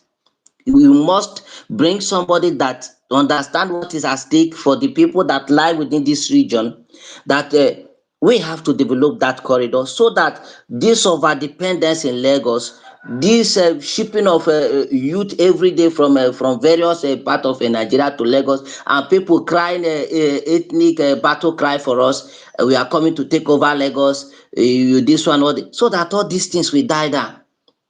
It will die down. And the people doing these things, they are the ones sponsoring these people to do all these things. And they are the ones creating the problem, because they are the ones that are over centralizing everything in Lagos. And if you do not develop infrastructure in other places, and you develop those infrastructure, people will naturally want to go there and leverage and exploit those infrastructure. You are going to businesses are going to Lagos to open branches, so that they will import from there. Even those of them that are in Onitsha, and then import ship from that place down to their business base in Onitsha. So it is natural thing. It is natural thing. And then you see them building fourth seaport in Lagos. You see them proposing another international airport in Lagos, despite the one that is already. This is the smallest state in Nigeria. So we have to understand where the problem lies. For me, no matter how we talk about the governors coming in to do it, about how the kind of resources that is required. Look at this AKKK gas pipeline that they are building. You know, I think that project will cost nothing less than, is it $2 billion or $4 billion just for that project. So the federal government have to come in. They have the capacity to come in and they do this thing with less problem. And in fact, it is what they should do. And if they are not willing to do it, we have to align strategically. You see some of our politicians asking you to align with APC so that you can get crumbs. I am not advocating for that. If somebody is not looking at, will not protect your interests, or will not play up to your own interest, you have to do what you have to do. And that the crop of politicians that we have in power today are there today do not mean that there can never be another option. In fact, they have to put down a government for them to be able to come up. We have to clear our eyes around this thing. Even if we take a president that is not an Igbo man but understand what is, we have to align strategically as regards this particular issue. We have to eschew emotion about these things. Thank you.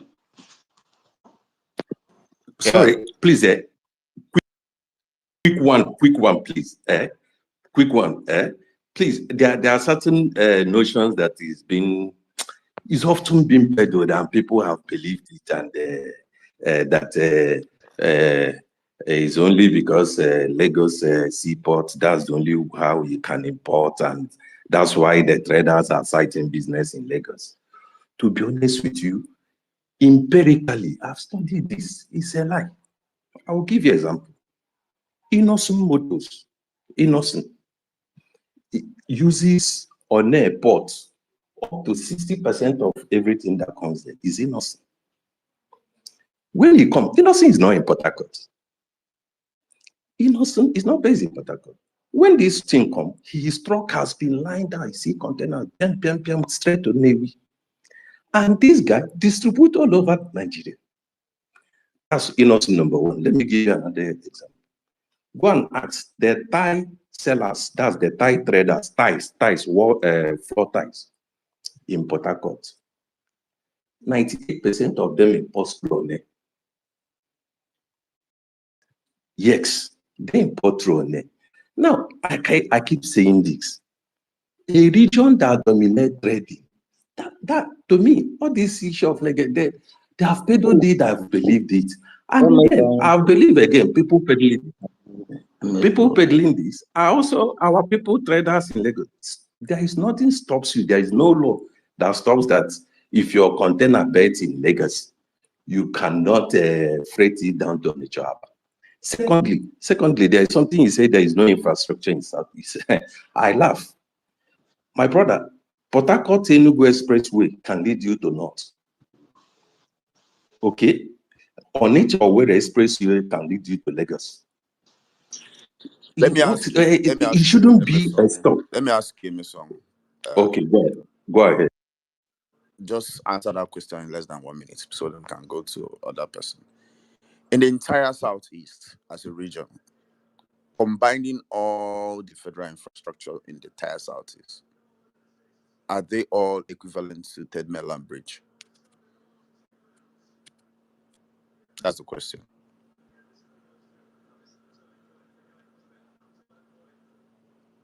Did you hear my question? Can anybody else hear me? Yes. Okay, we can hear you. Okay, he didn't get my question. Anyway, let's go to Smart. Yeah, Uche. Yeah, can you hear me?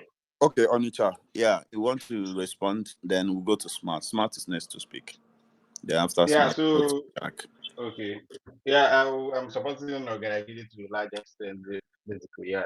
So what Ogaragiri wants us to do full, what's the name? Is an absolutionist, so maybe we don't do more until we fight for it politically, you understand? So, like I said earlier, maybe you had not joined. Politics has to play its role. Governments have to play their role. Definitely, they have to play their role, and aligning politically and all. Yeah, we have to, maybe next year, we might still start talking much more about the political implications, why and how, or which candidate, or So, but we don't want this to be fully politics, because politics will deviate us from the crux of the matter. You understand? So, I fully support you. Some of your assertions might not be correct, as a logistic player. I know some are not absolutely correct, and factually or partially false as well. So, but I understand your point, your intention. And also for infrastructure, I've always been someone that I want us to leverage what we have. You understand? So because others have not arrived, let us wait till others arrive before we kickstart a movement, a consciousness, a trade. So we don't need to wait. We need to start. Even now, we still trade, despite not having some of these things. The Southeast, we still trade. I know we want more. You understand? And I want us to do more. And it's actually coming upstream. Yeah, it's gradually, unlike 10 years ago, it's getting better. The EB2 as last year signed an agreement to just badges because of the road to Port Harcourt. So you can now take it out from Port Harcourt to anywhere. So what we are actually doing, just to give an insight, is we had a summit from Southeast Business and Investment Summit last year. So trying to harmonize the chambers of commerce to look inward to optimize the use, and also to push as a lobby group what we need to do to work together. Before you join, this is not a Southeast based conversation. This is an Eastern Corridor based conversation. Like I said earlier, the Southeast is not even the majority in the Eastern Corridor. No, we are not the majority. We are not the majority state. Yeah, we can almost be at par with South, which has 4 states in the Eastern Corridor. The Northeast, 6 states in the Eastern Corridor, and we have 3 states from the North Central in the Eastern Corridor as well. So we can say Northeast, the Eastern Corridor is basically about the Northeast. So, and as a trade group, as people strong on mercantilism, we have opportunities. We've actually not traded so much with the Northeast. Taraba, yeah, I know, yeah, maybe a bit of hostility, Benue, yeah, Plateau, so they have the influence, but we've not actually created much more value. There are a lot of value chains for us to explore. If you talk about agriculture, if you talk about normal trade, if you talk about consumptions, Southeast, South are huge in consumption. So bar Lagos, if you say top 10 states in consumption, you remove Lagos, you see a lot of Southeast and South states playing highly in that statistic. So we consume a lot. We have the purchasing power to consume a lot. So why not create a market, aggregate this produce from there? Because when you trade begets other services that comes in, even manufacturing. Because when there's a demand for something, you get to manufacture because there's already a market for such. You understand? So this is what we are looking at. The politics will come in, the infrastructures. I don't need to start listing the infrastructures I mentioned earlier. They are coming late, but they are already coming. You understand? Looking at the roads, not necessarily we have to wait till roads coming. And if you look at America, for example, the what's the name? The largest economy in the world by a mile, much more, and they still trade on highways. And if you look at the Southeast, it's highly connected by highways. Yeah, bad shapes before, yeah, but currently there is a work in progress. Looking on the Chateau to Aba, an highway on the Chateau Enugu, Abakaliki, Enugu Abakaliki section now dualized to becoming an highway down to Cameroon. Enugu southward to Aba, so we can see it's triangular. Almost everywhere is captured. So if you are looking at the Onishoweri Road, anywhere as a spur is captured. So we can actually still use highways, as somebody from Anambra, I'm saying based on my active participation and trying to revitalize the Eastern market. So we have had summits. Even this conversation can also be an offshoot. Some of us here are actually players in the chambers of commerce and what's the name and other social aggregation tools. So and also to give us information if anybody is interested in joining the Southeast exports cluster. So you can actually reach out to me, you can reach out to Uche, you have something on the export, So if you want to join the cluster, it has been approved by the NEPC, Nigerian Export Promotion Council. So we can actually still support. So thank you very much. All right. On the chat, I think you have to explain this thing better because this thing you just throw casually like this. A lot of people may not really grab everything you said. You may want to throw more light about the export cluster that you talked about. So explain to the audience so that you also put incentives or how they are going to join, in a better explanation, please. Yeah, sorry. So I didn't want to take much of our time. You understand? There are a lot of speakers speaking, so that was why I just had to introduce the conversation. Yeah, thank you very much, Anambra person. So last year, because of this conversation, because of interest, thought leaders, chambers of commerce, or Chamber of Commerce, Abakaliki. I guess Abakaliki was even an active player.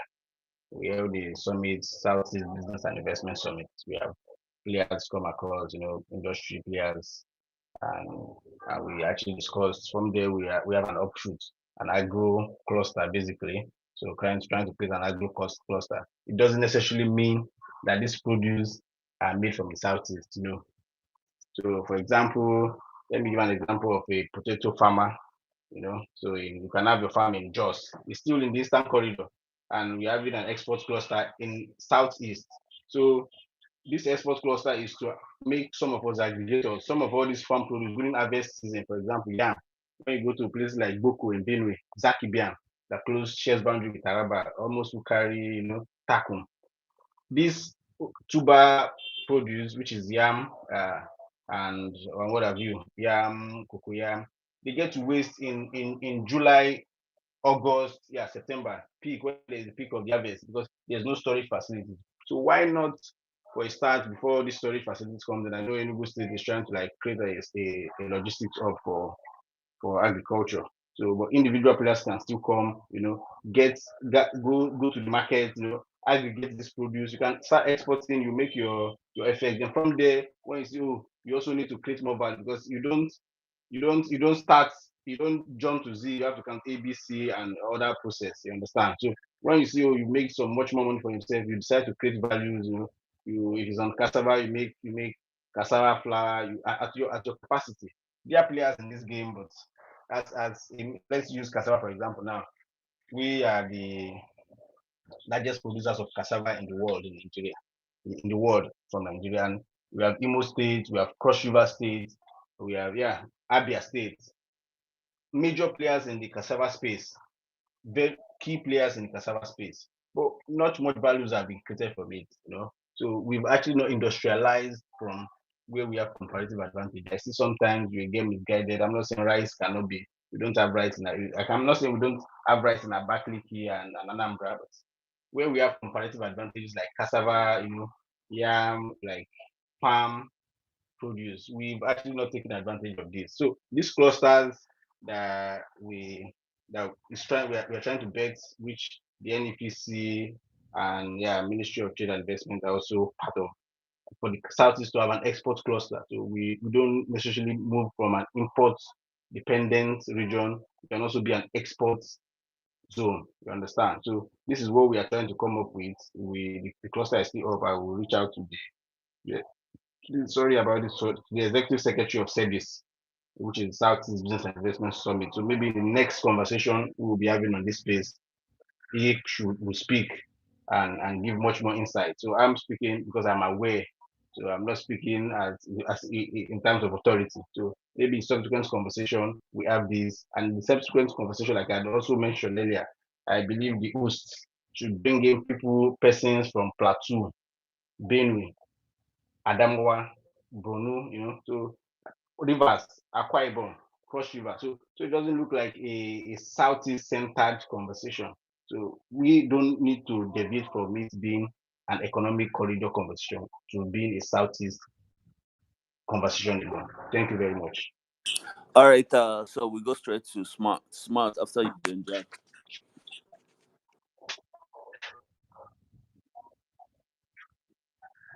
Hello, Smart, are you there? Smart is not here, so we go to Jack. Jack, good morning. Yeah, good morning, Uche. Good morning, everybody. Okay, so I think that Namua personally, I have actually discussed this topic extensively at the last time.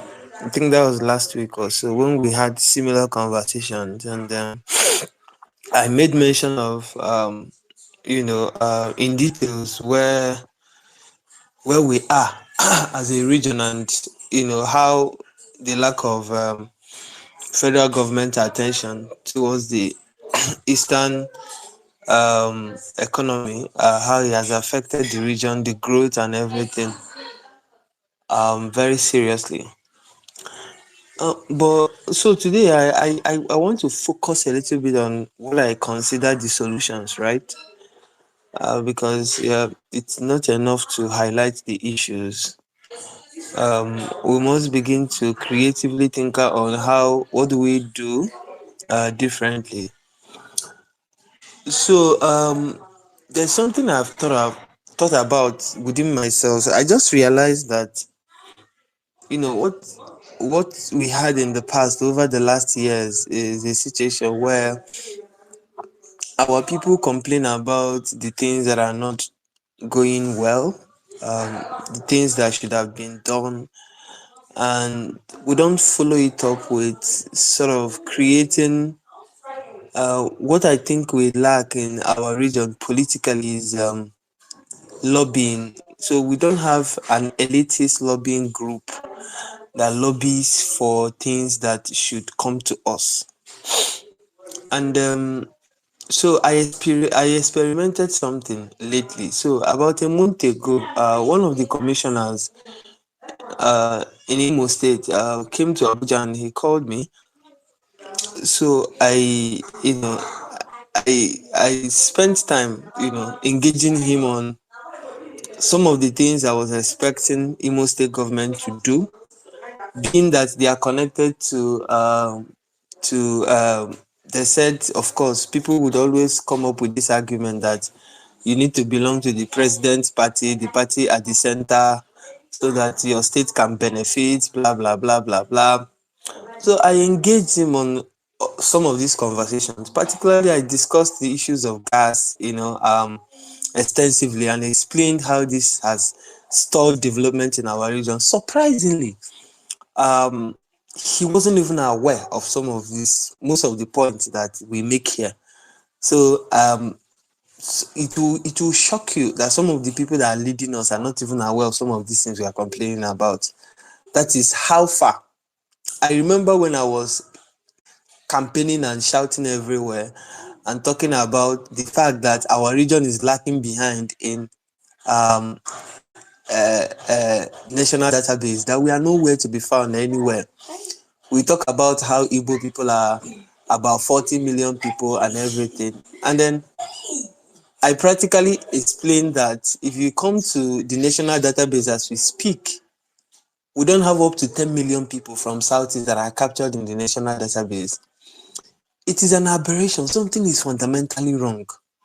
And these things are things we neglect because if you're going to, so let's assume, that I don't know anything about any region and I come to, Nigeria and I said I want to invest. If I look at the data, all the data are pointing that something is wrong with Southeast as a region. That is what almost all the data are pointing towards. Apart from maybe purchasing power, which is, I don't know how people have been able to calculate that anyway. But if you look at the numbers, it is pointing that something is fundamentally wrong. Is it that we are not paying attention to the things we should be paying attention to? And most of the time, I find it very distinct because it's our leaders that should actually be driving some of these things. It's our leaders that should know that our people are not registering on national database. They should be the one pushing it. It's not private individuals. So I remember bringing this to attention of a lot of senators, and they were all surprised. Whenever I mention it to them, they will be like, "Oh, are you serious about what you're saying? Oh, okay, we are going to do our research and all of that." But again, at the end of the day, even when they do their whatever research or whatever, at the end of the day, they don't act on some of these things. So what did I do with the Imo commissioner? I told him, I said, look, okay, this is what I want you to do. This is what I want you to do. This is what I want you to do. First of all, federal government is sharing CNG buses, CNG conversion kits, to other states in the country, right? They are giving them kits. They are sharing them buses. They are doing training for their young people, especially in the southwest and in the northern part of Nigeria, particularly Kaduna and Kano. Every day I monitor that program and I see what they are doing. But you people said that Imo State is an APC state, and your governor is the chairman of Governors Forum, Progressive Governors Forum. So why exactly can we not get at least what others are getting? Let's even leave it at what others are getting. And he said, "Oh, okay, that how does this work? Who should he talk to and all of that?" Surprisingly, thankfully, I have the people that needs to be spoken to. Of course, the only reason why I can't speak to those people is because I'm not in government, right? And then I, linked him up to all of those things. Just on Tuesday, I was in Imo Airport and he walked in and he said, I was just going to call you today. I said, what is happening? He said, there's good news. I said, what's the good news? He said that after he followed up with that conversation, that the PCIG, Presidential Committee on CNG, has just approved 3,000 kits for him, and they're also going to support, the setting up of, conversion centers in the state that they have said that they have approved 3. So they are going to approve 3 conversion centers for Imo State and all. I say, okay, so imagine if we are, lobbying enough. Imagine if we are talking enough. Imagine if we are, speaking to the right people that can actually get things done enough. And then we are not just fighting. Because one of the things I notice is that a lot of our young people, yes, we are saying the right things, but unfortunately, sometimes we are being too aggressive about it.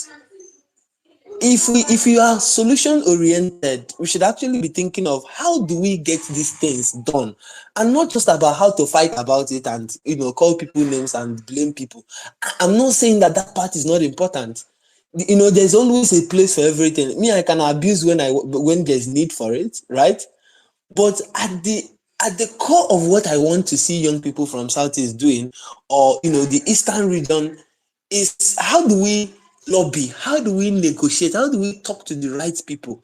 How do we make them see reasons to get these things done? And this is what I think we need to start doing differently.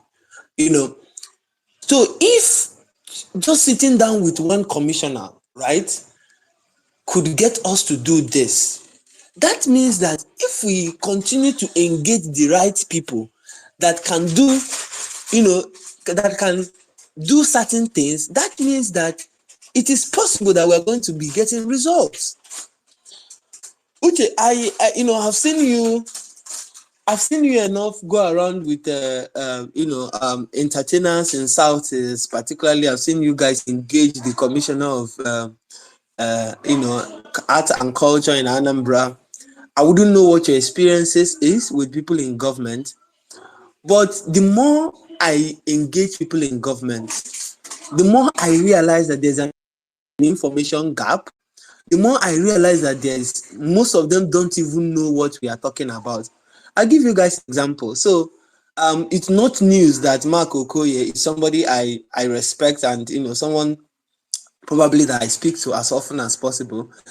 And then I remember that one of the first conversations we had was about how do we get our leaders in Southeast to work together. This is private conversation between myself and him when he was still the MD of ANSIPA. And then, I talked about some of the things we are talking about here. Why are we not reticulating gas and all of those things? He gave me some insights on some of the things that government can do and what they are thinking of. How do we also lobby at that level where some of these things can be done for us? And one of the things we talked about, or we've always talked about, is that the leaders at all level we produce in Southeast are not up to par. And when I say leaders, I'm not just talking about governors. I'm talking about even people, councillors, essay to governors, commissioners, PAMSECs, leaders across level. You understand? Business leaders. Why can't we get things like Estate Business School to come to the level where it can compete with Lagos Business School, for example? Why can't we get how do I put it? Like, if you go to the north, for example, you have Kashim Ibrahim Fellowship, where they groom the next set of leaders, where they groom the next set of the young people that are going to take the reins of power from the current players. Yes, you might say, oh, maybe in the past it might not be effective, but go to there's a set of young leaders that are coming out from the north, from the southwest, that we have not been able to replicate and groom such kind of leaders in the southeast. And of course, south, I don't know about south, but I'm just particularly talking about southeast because this is where my heart is, and that is where interests me most of the times.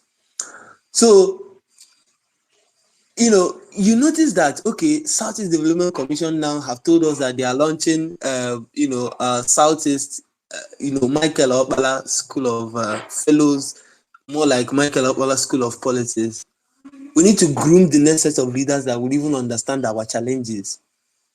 and that have the will and the boldness to actually tackle these things, that has the skill set that is required to engage people, because you also need skill set. You also need a certain skill for you to be able to even engage people. A lot of people don't have this skill set. A lot of people we have in government cannot articulate proper solutions in their head, and then echo these things in the right rooms, and then get people that can act on it to act on it. I've told people we also maybe need to rejig our politics as a people. I am one of those people that have now begun to understand the need for us to have Southeast in particular, South to have our tentacles in all the major political parties.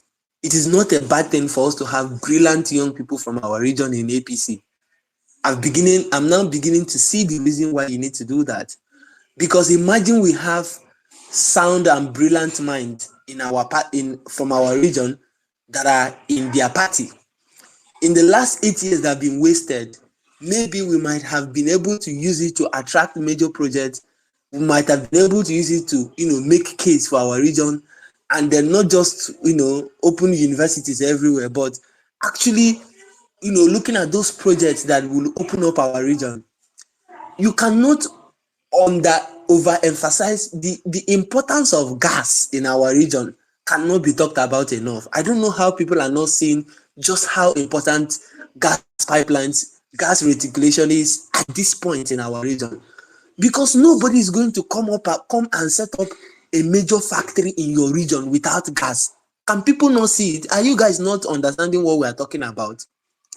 People cannot build a major, power generation, set in your region without gas, because this is what powers it. I remember a gas, a power generation company spoke to me through the governorship candidate of Delta State, Ken Pella. Some of you must have known him. He's actually into power generation, and he was speaking to me about, how do we get Innocent to generate power in Nnewi that his company can generate power in Nnewi, but they need to get most of those manufacturing companies to actually agree to take off those powers again. So when we took this to Innocent said, look, I have had similar proposals from different people and all of that, but the major challenge is, where are you going to source your gas from? At the end of the day, it's going to be more expensive because there's no gas pipeline running through Nnewi. So how is Chikasin, how is Innocent, how is Obuawa, how is Ibeto, how are all these people going to produce goods that will be competitive in the market when they don't have access to cheap electricity, cheap, gas and everything? So these are the issues. So the point I'm trying to make, or the summary of my conversation here this morning, is we have gotten to the level in Southeast where we need an elitist lobbyist group, people that understand the issues. I'm not talking about noisemakers now, because yes, there's a place of challenging government, calling them names, calling Soludo, that doesn't know what he's doing, and there's a place of that, but that is not going to bring the results that we're actually looking for as a region. We need young, smart, educated people that can be able to come together and then engage, not just even at the local level, but even at the federal level. Can we walk into rooms, maybe Ministry of Finance, and then ask questions around, why can't Ministry of Finance Incorporated, that is currently financing Purple Line in Lagos, why can't they finance a major railway line that will move from Onitsha to Owerri? Why is it difficult? These are the questions we should be asking at that level. But you're not going to ask that question on Twitter. You're not going to ask that question if you don't have access to the right people, if you cannot articulate your distance. And so again, my solution this morning, or this afternoon, would be around, how do we set up an elite lobbyist group for our region that will engage politically and get things done. I yield the mic. Thank you, everyone. Okay, thank you very much. I know he's going to go next. Thank you, Jack. Is it Dr. Linis? Smart supposed to do it, but he has not responded. Let me go. Okay. Let me go. Is it Smart? I can't see Smart. I'm here. Okay, Smart. Okay, okay, can go. Yeah. Good day. Good day, everybody.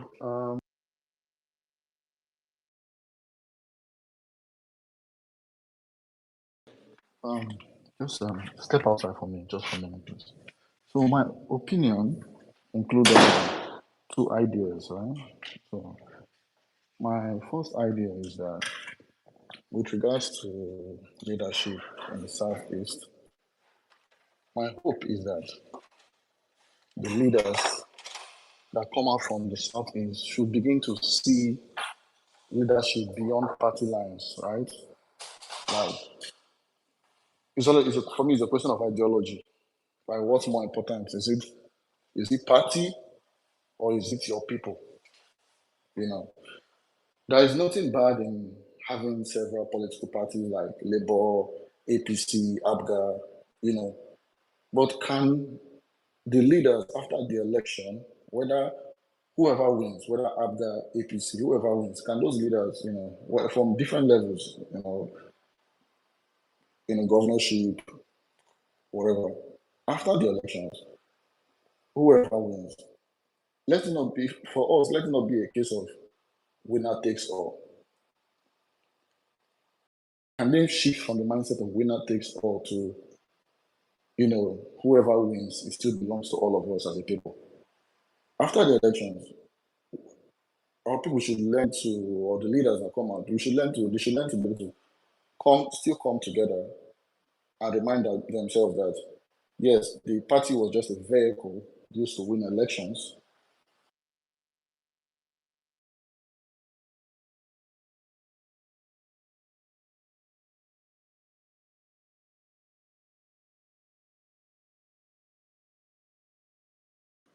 Go ahead.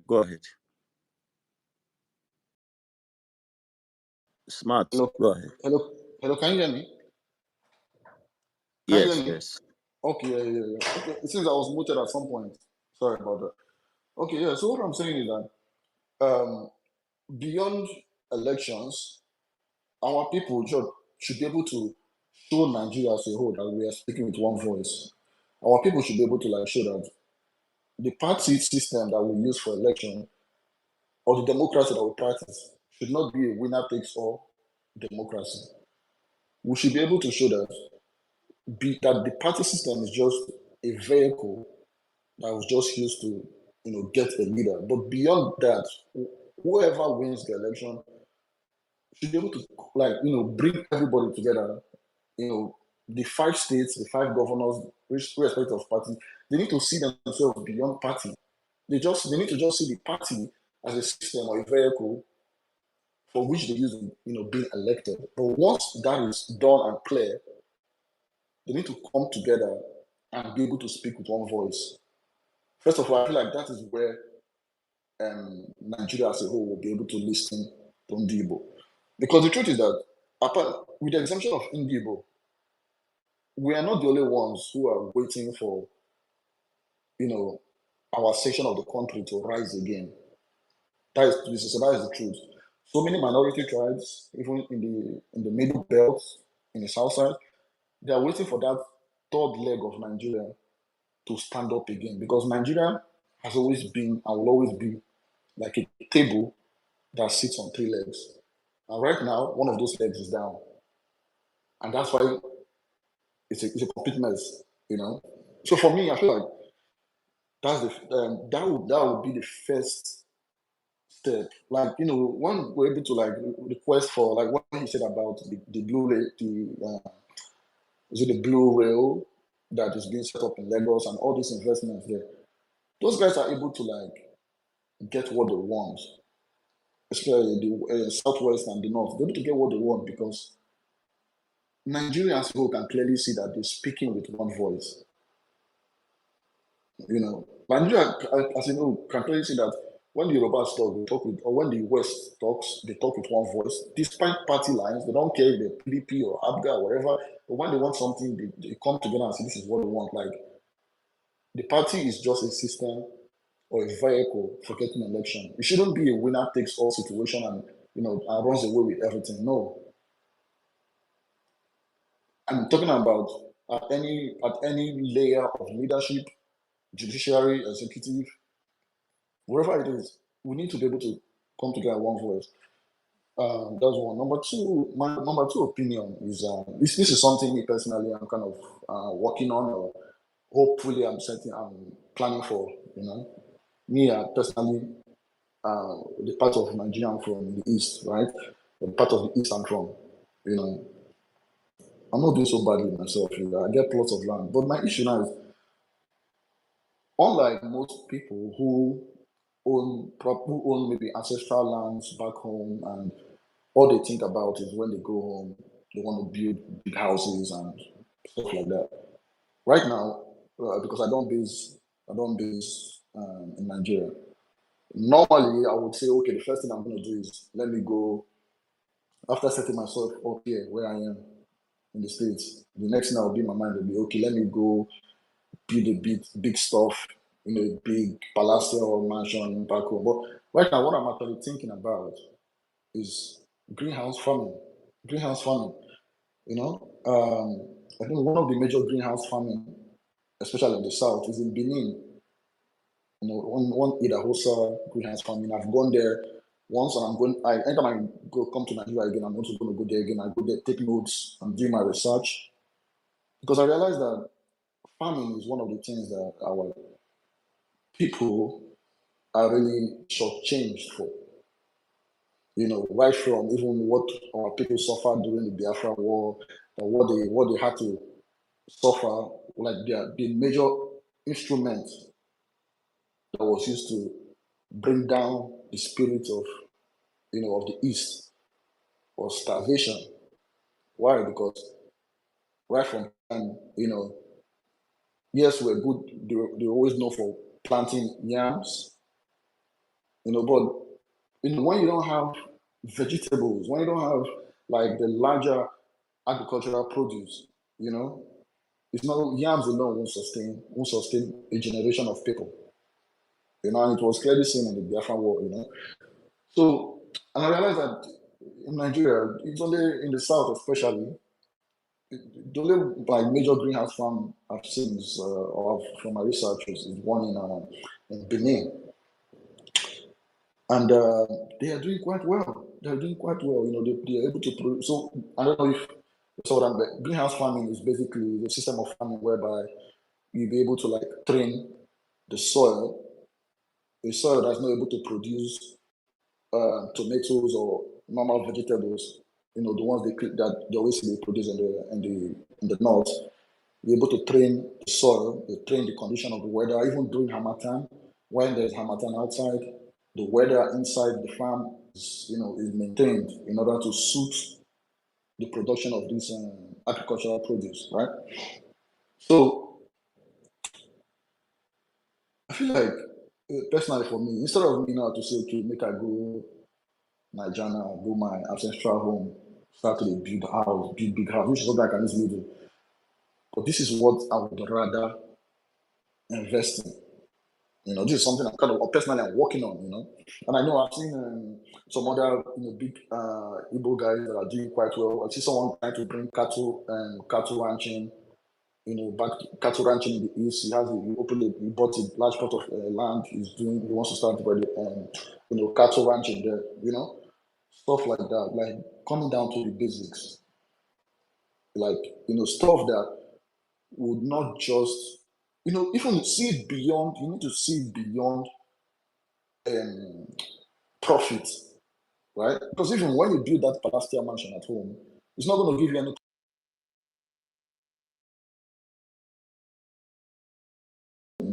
So greenhouse farming is something I want to do. That is beyond profit. I'm not thinking about making profit, but I'm thinking of my own contribution. to my people back home, So that's personally my own. So it's something I'm working on, So what I'm saying is our people should, when it comes to Basra East, they should see beyond making profits. Because right now, like I said, we are the third leg of Nigeria. People are waiting to rise, to be able to speak. So literally, we are the ones who, they see us as the ones who speak for the people without voice. You can see it even clearly from this whole debacle with what happened in Edo State and whatever. You can see that, yes, the North have their voice, which is good, which everybody always know the North for, they always speak up. But nobody was speaking up for the evil that was being perpetrated in the South, except for the Igbos. Obiabuluka, Ndibo, we can't mind our business. But it seems that is just the way we are. We are not people that can sit down and look evil in the eyes. We have to talk, unfortunately, and I guess probably, and then when a population of people like that, especially the fact that we are in a large population, it brings that animosity from other regions. So Nigeria needs Ndibo, and we need to stand up. We can get there. We can get there. So personally, for me, these are just my two humble opinions. I'm working on bringing greenhouse farming to the East. Something I'm working on eventually, And my other opinion is that our leaders, especially this new generation, I'm Babun youth, we are going to take over eventually. Let us have the ideology, let us have it in ourselves that this democracy, especially in the East, is not for winner takes all. Because at the end of the day, if you do it like that and you run with everything, you're still going to be answerable to people. Even if you're running away from answering to your people,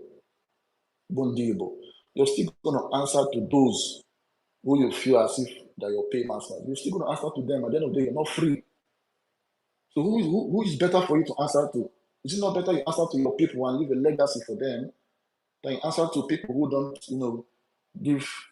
who don't really, who don't care, who don't even give a damn about what's happening in your region? You have oil, you're producing oil, you're doing, you're from a part that has the resources, but then you allow yourself to be enslaved by people who don't have, the resources. If we can come together and speak one voice and find a way, I know there are certain things that new generation of Igbo we can be able to unite, bring a new force, call our Ijo brothers, call our brothers from other parts of Eastern Nigeria. But that's the problem. We need to first of all speak with one voice in the East before we can even say we want to go beyond the East to unite the rest of Eastern Nigeria. It mustn't be in paper in a sense that it must be Eastern Nigeria, but South and Southeast, you can see everybody keeps talking. They want to refer to that our region. They will say South and Southeast. Most people don't differentiate it. They still say South and Southeast. So yes, that is what it is. But that doesn't mean that we're two different people when it comes to the way we approach life. So, like I said, Nigeria is waiting for the East. So if maybe our generations, if the generation ahead of us are the ones who recovered from the war, we can understand, we can say that's the excuse. The generation ahead of us, they're the ones who recovered from the war, and they've done so well. They've laid the path for us, they did their best, they've tried to pacify Nigeria, make them see Nigeria that okay, we're for Nigeria. Now the generation coming after them, what we need to do now, as a generation coming after the people who recover from the war, what we need to do as a people now is to learn to speak with one voice again, learn to bring back that unity that was amongst the entire Eastern Nigeria and even Cameroon as well. Because even when I was what I did now to work for abroad, I get Cameroon guys who try to work with, like when I tell them, they'll be like, see their fathers tell them about our people way, how they want to be part of Nigeria through, the eastern part, but it mustn't be like that boundary shouldn't be there in the name of politics. Beyond politics, we can extend our relationship as we've always done, right from Ndiboche. Our people always extended relationship beyond politics, by trade, by religion, by culture. That's how we've always been. We've never been a warring people. Ndibo analog like that. We've always been a people that have always exchanged ideas by the way we live. We show people this is a better way of doing things, and they do it, and they see it automatically, and it just becomes a part of them easily. We don't even need to fight us to let people see our way of doing things. That's how it's always been. That was why Nnamdi was able to easily influence both the West and the East and even the Cameroons. So we need to get back there. Yes, our fathers ahead of us have done their best to incorporate Ndibo back into Nigeria, to let them know, see, okay, yes, we fought the war. They've gone through that stage. Life now stage by stage. Now, for us now, upcoming, Ndiba go at least 30, 40, 50. If you're going into politics, I'm not in politics, maybe in the future I would consider it when I'm done with my projects and all that.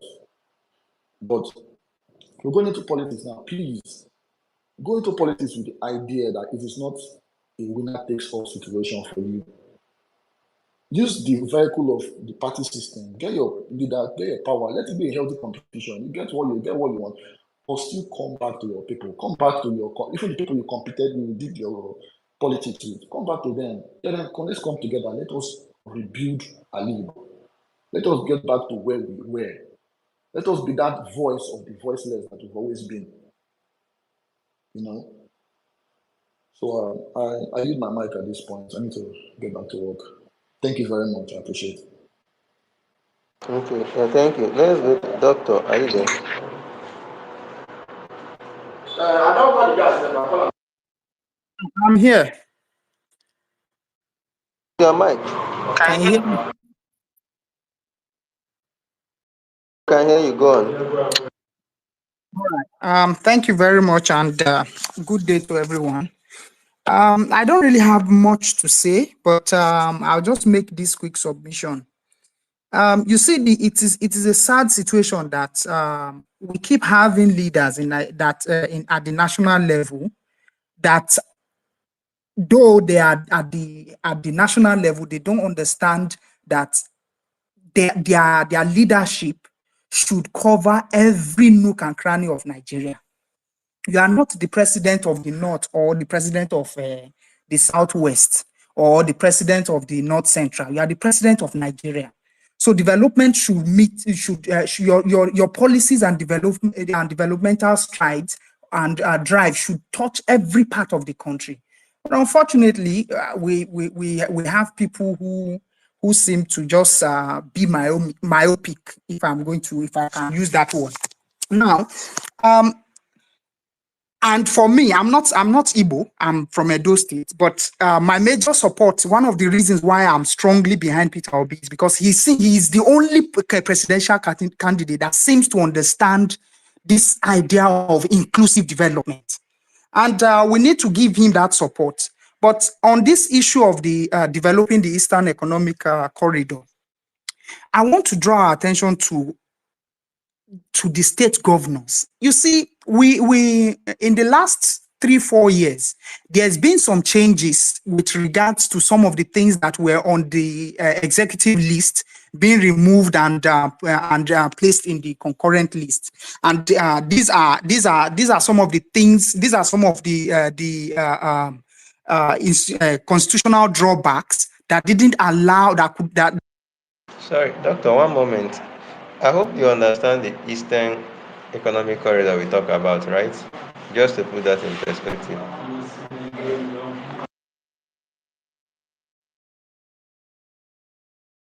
If you can hear me, do you understand the context of what we discussed? I believe you have been here for long enough, right? We were not just talking about Southeast anymore. We're talking about the east part of Nigeria. That is from Like if you separate Nigeria, just like you have it east and west, every part that falls into the east and every other part that falls into the west. So we basically mean places like Borno State through Adamawa down to Rivers State. That is the Eastern Economic Corridor we'll talk about. Thank you. Yeah, continue your submission. I just wanted to put that out.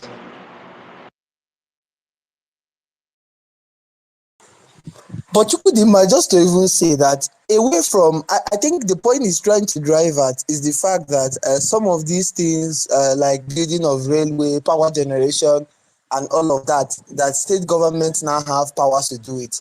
But people don't understand these things. It's not about state government having power to do it. No. How about the resources? The federal government is still in charge of the resources. So what's the essence of handing the power over to do what they don't have resources to do? It's exactly the point I want to make. A state government can build railway line, but a state government need $1 million to build 1 kilometer. Sorry, about $10 million to build 1 kilometer of standard gauge rail. Their budget in a year is not up to $1 billion. So where exactly will the money come from? By the time you pay salary, you have more than half of that money gone. So let's be realistic with, always talking about state governors. Some of us understand the powers of state governors. We know how state governors struggle to build even, trunk A roads in their state because they are expensive. And when they build it, sometimes to collect the money from federal government is a problem. So it's not enough to say you can do this, you can do that, you can generate power. If you build a power generation set, can you reticulate gas? Do you know how much it costs to build one kilometer of gas pipeline? You think it's a joke?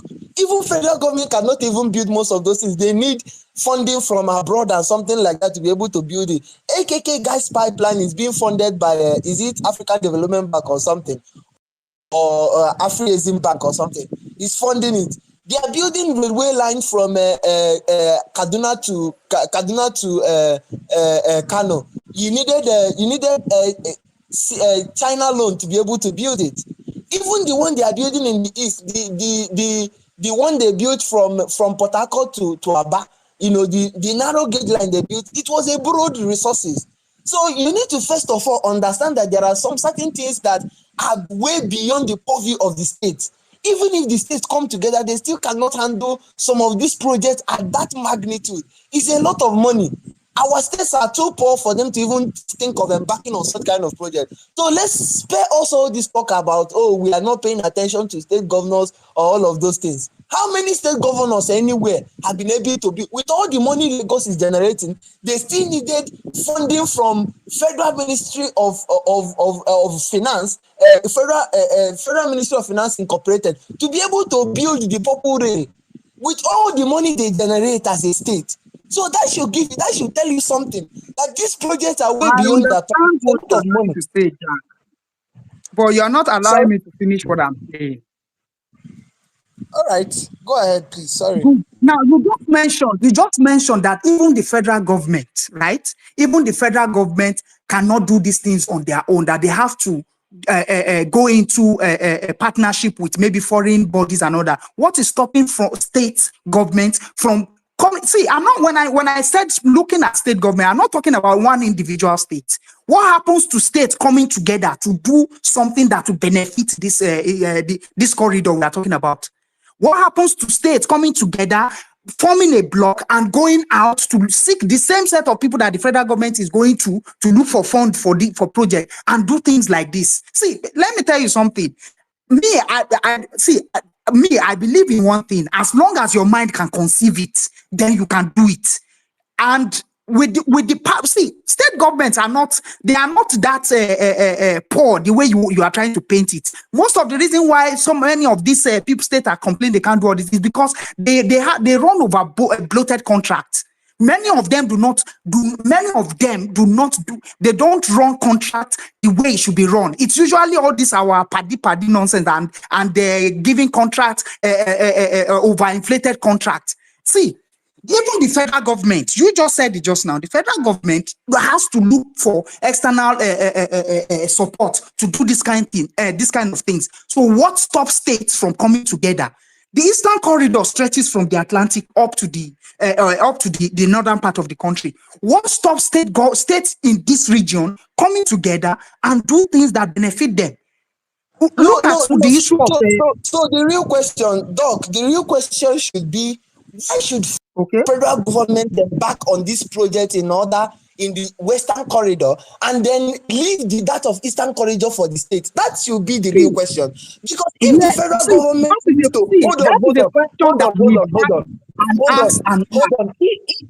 if the federal government need to borrow money to build Lagos to Ibadan, you understand? And then I'm now thinking of extending it all the way to Abuja to be able to connect the one that have been built, that was borrowed money to build from Abuja to Kaduna, and the one they are building from Kaduna to Kano, and even have to borrow another money to be building from Kaduna, from Kano to Mararadi, and then they have built from Warri all the way down to Itape, right? All the way down to Itape in Ajokuta, from Itape to Ajokuta in Kogi State, and then another proposed line from Ajokuta all the way down to Abuja, and then all of this, the whole of this western corridor is almost completed. They almost completed linking them together. So the question I'm asking you is, why should the states in the eastern region, in the eastern economic corridor, now be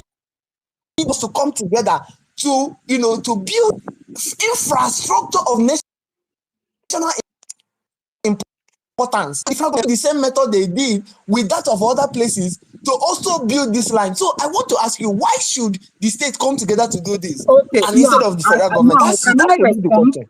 Now, you see, I totally understand your concern here. And that was why when I started talking, I started with talking about Peter Obi and why me as an individual support Peter Obi, because I recognize this your concern. I see it that there is a problem with the way, as in past leaders have always focused on the Western corridor, leaving the Eastern corridor. I totally understand your worry. I totally understand your ground here. But the thing is, when these people are not doing something, we should also help ourselves first. That's my view. We should help ourselves first. Now, if we have state governors coming together to do this, to make this kind of strides and moves, God willing, we finally have someone who is inclusive like Peter Obi. He will be able to pick up from there. See, let me tell you something. You don't, because of the fact that someone refused to give you water, and then from their well, and then you say you are not going to drink water again. You go and look for another option. See, I totally get your point, but we can make some moves. We can make some progress if state governors actually are serious. See, okay, let me ask you something. When the last speaker was speaking, that speaker was talking about one commissioner that he had to approach to talk to the person about some of the things that are going on in other region and it's not happening in the southeast. Now, how did that come about? How did that happen? See, you need to watch the leaders from the southwest and the north. Watch the way they do things. They are always, it's always about their people. But then when you come to the southeast, the south, we just want to be doing things in how do I put it? We just want to be doing things individually. Let's form a block. You cannot fight this battle individually. Now, the same applies to even the issue of herdsmen attack in those parts. If you don't come together, how do you fight these people? Do we even realize what this herdsmen issue is costing us as a country in terms of food production? Do we? So, I mean, a state cannot individually deal with these issues because these issues are they are actually regional and national issues. But then, look at what Aketi did in Ondo State before he passed. Was it the duty of Aketi to secure. Okay, of course, as the governor, he's part of his duty to secure a state. But then he didn't have the federal force supporting him. What did he do? He created a local vigilante group to deal with these issues. See, let's leave. We know what should be done. When what should be done is not being done, then we now have to look at, okay, what can we do within ourselves? Personally, I heard someone talking about greenhouse farming just now, and I'm just the reason why you'll be talking about greenhouse farming in Nigeria. I'm a botanist, so I'm speaking from my own field now. The reason why you'll be talking about greenhouse farming in Nigeria is because people are not farmers, herders and all of that will attack your crops if you grow them in the field. Anywhere in Nigeria, you don't need greenhouse because we have one of the best climatic conditions for crop production in the world. I'm saying this authoritatively as a botanist. So see, we know what the federal government should do, but on our own, what we should start making some strides. When we start making those strides in our regions, and then we finally see. Let me tell you, it will also, if we're able to succeed in some of these things, it will boost our political and economic standing to be able to counter whatever is going on in the West and in the North. We need this stride at the local level. I know, I agree with you. The federal government has been failing in dealing with the Eastern Corridor. Totally agree. But from that, on our own part, we need to start holding our leaders from that region. We need to hold them in the jugular. Forget what is going on. See, me, I only talk about the national on issues about security and all of that, which I know those are things that. But when it comes to local development, I'm talking about. I'm holding my councillor. I'm holding my local government chairman by the neck. I'm holding the state commissioner. I'm holding my governor because those are the ones who are directly. Okay, imagine they attack people in my village, and I'm going to call Tinubu in Abuja. How would I? If Tinubu, before Tinubu will hear my cry from Esa in Abuja, have they not finished killing everybody? Let's see. We understand what should be done, but since these people have failed to do what should be done, what are we going to do?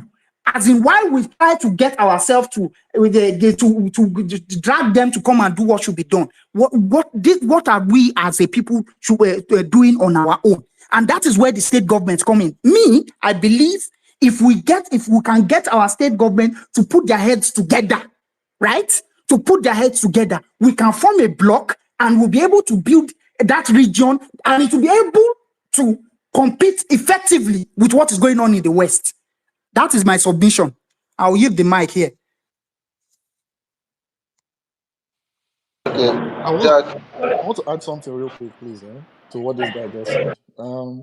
I think that in this modern day and age, raising funds for investments or for projects such as this is not, from my experience and from what I know and my exposure, is not such a big deal as one might think it would be when you call the numbers in billions.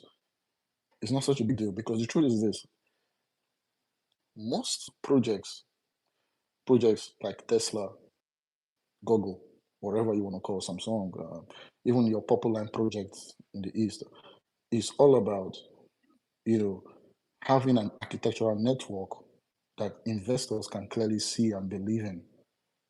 So when he says that the governors or leaders of the East, now that he has seen that the rest of Nigeria, or maybe for some reason that we don't know, Nigeria as a country is focusing on the western border or the western corridor and on the north and neglecting the East, then the East shouldn't just keep for quiet, fold their hands, and be left behind. We clearly see what Dangote did. He came to Ondo State. He didn't even go to Edo. He didn't go to Rivers. He didn't go to where the oil was and open a refinery. Dangote, a private investor, came several kilometers away from where the oil is and developed, and with him and his investors created Dangote refinery. That Dangote refinery is not just a one-man. It's not just a one-man show. Dangote had investors as well.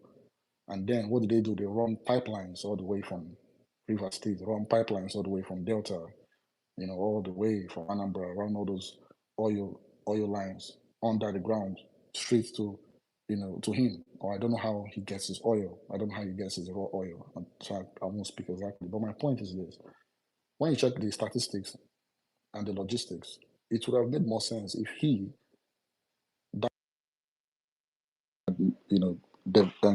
made that refinery where the oil is in large quantity near the natural resources. It would make more logistical sense, but he didn't do it. So this still alludes to the fact that for some reason there's this intentional drive to move investments and development away from the Eastern Corridor. When I mean the East, I'm talking about both. Like I said, I always like to call Cameroon and the East, River State, Akwa Ibom, those states, all of that. There's some reason, and we can't really tell. But my point is this: whether it's a form of self-preservation in case in the future one day Nigeria eventually divides. I'm not praying for Nigeria to divide, but I don't know if that's the intention, or maybe it is just a reflex action after what happened in the Civil War to protect their investments, and then everybody's deciding not to invest in the East. Maybe that natural instinct is still there as human beings, not to go where they fear most, even though we preach one Nigeria over and over again. But maybe that fear or psychological, is still there among the allies. That when you mention bringing investments to the East, everyone says no, and so we in the East, the leaders need to see this. Like I said before, our people in the East, but when I mean in the East, I'm not just talking about Southeast. Those who survived the Civil War, and both on the Nigerian side, on the Brit and on the Biafran side, our father, they've kind of built new foundations for us, to pacify relationships. So now, this current generation, what we should be doing now is building on those foundations. So let's say if a project like a train needs to be done, what needs to simply be done? The five governors, or not just the five governors in the East, but even River State governors and Edo State governors, they can all come together and say, okay, we need investors. We need to show investors that this is a profitable venture and that they're going to gain from it. You're going to see investors run into investing in developing that railway, because at the end of the day, when that railway is fully functional, whatever gains that come out from it, whatever tariffs, whatever money from millions of people veering that trainway, those investors are going to get percentages. Nobody, World Bank, no, there is no bank that doesn't want to lend people money, because when they lend money, that's how they make money. Sorry, Jack, can you see requests? Are there requests? Can you bring up people? I don't understand what happens with my audience.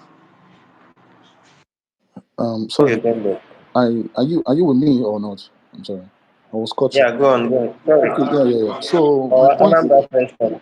If any okay, of you can see requests, please bring up the people. okay. So Thank you. Or perhaps if you are the one requesting, you can just send me message so that I send you mic, because I don't understand what is happening again. I mean, continue. yeah, it's okay, my brother. So in summary, I'm gonna summarize right now. Seeking funds for projects such as this in this day and age, with easy access to the outside world, with easy access to banking and financing, where nobody carries money. The $1 billion is not carried in paper. It's just written. It's just a piece of paperwork.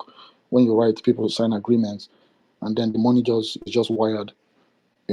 So, like I said, in this day and age, seeking funds for projects, especially projects that can yield massive profits, is easy. All you need to do is just get the architectural framework, and the only way you can do that is coming together as a people and showing them that showing investors that if you invest in this, you're going to profit, and you're not just going to profit. Your generation is going to profit.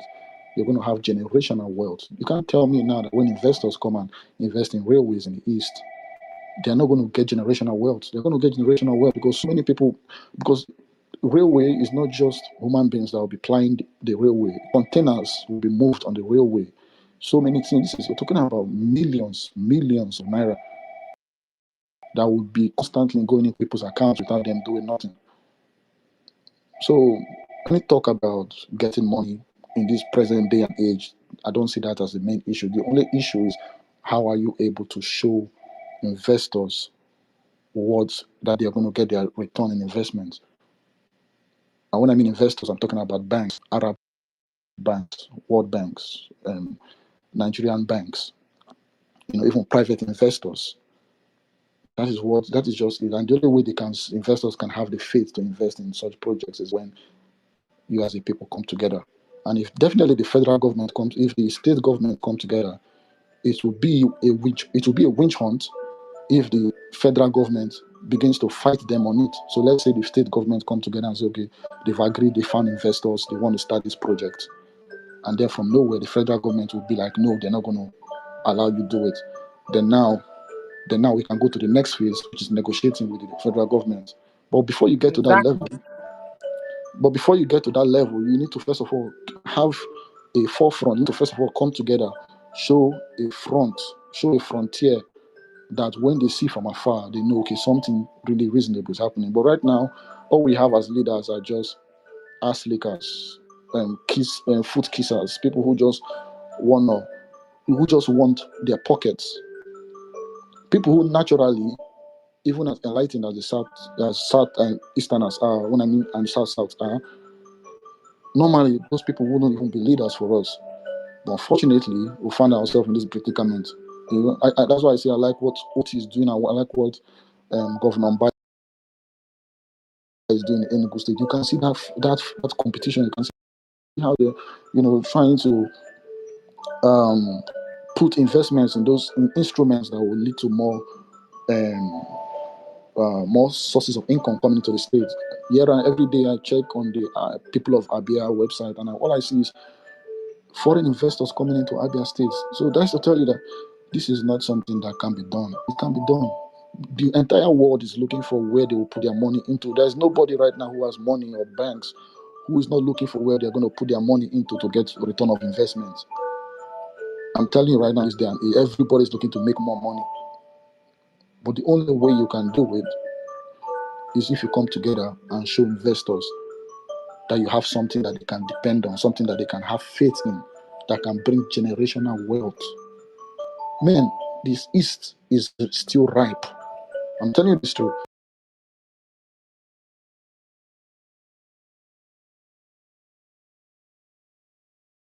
The East is still ripe for opening.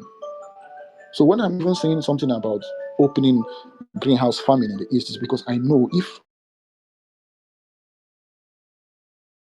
I'm able to secure greenhouse farming in the East. Last time my brother said that, my brother last say that we have the soil and everything, but I know where I come from. I know where I come from in the East.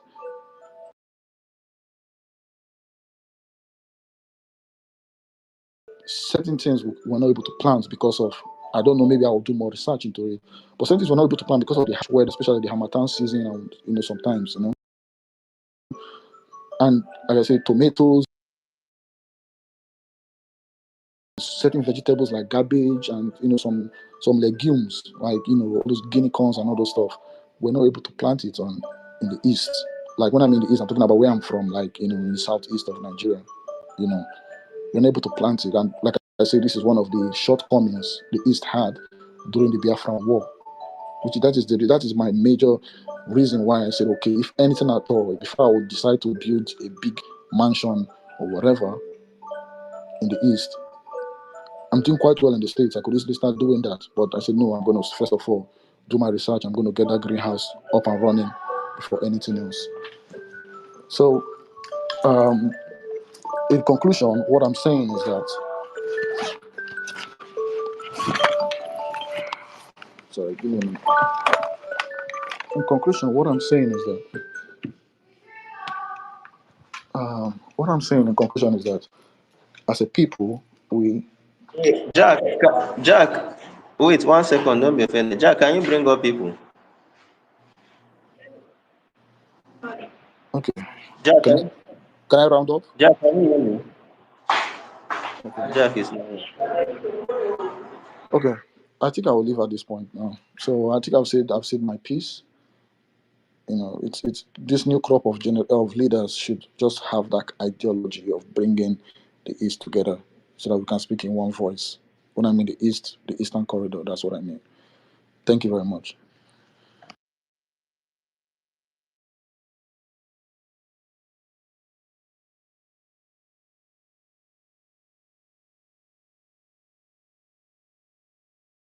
Okay, thank you very much. Thank you.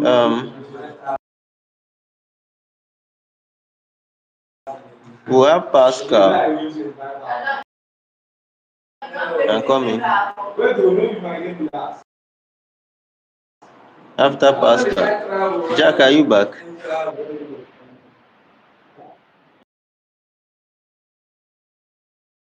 Yeah, who is talking?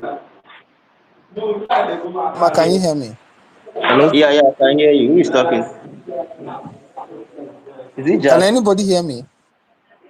I can hear you. He asked Pascal to speak.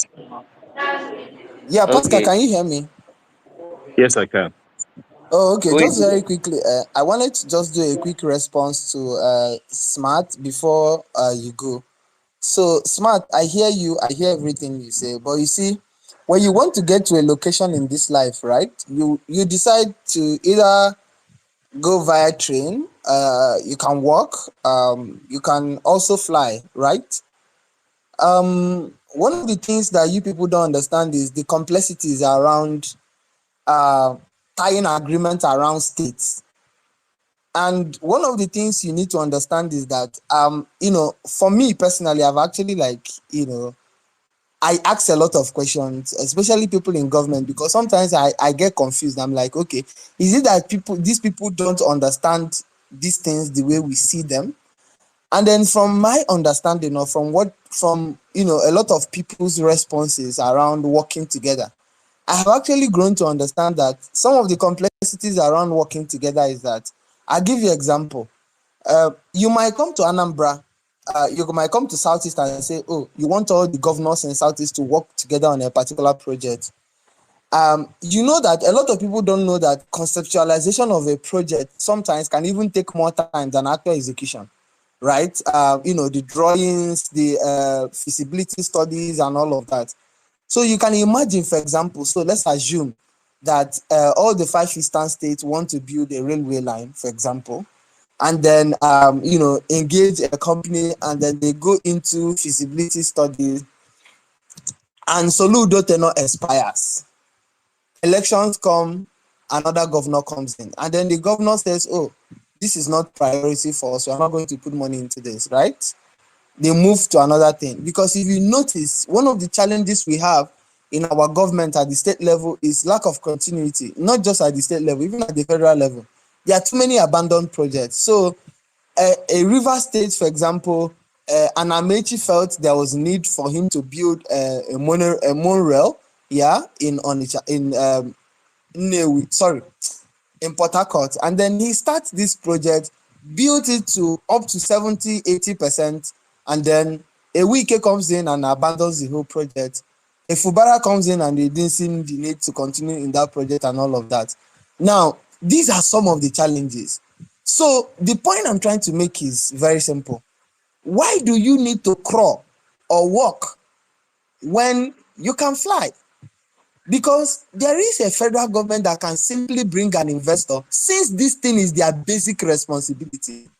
Don't forget that federal government gets 52% of the federal allocation, and then only 48% are shared between the state and the local government.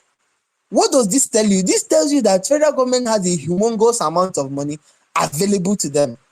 So why do you need to wait for states, to begin to meet amongst themselves and come together to say, oh, we want to start looking for investors to come and bring money to build the railway line? But there's also another part which is very important.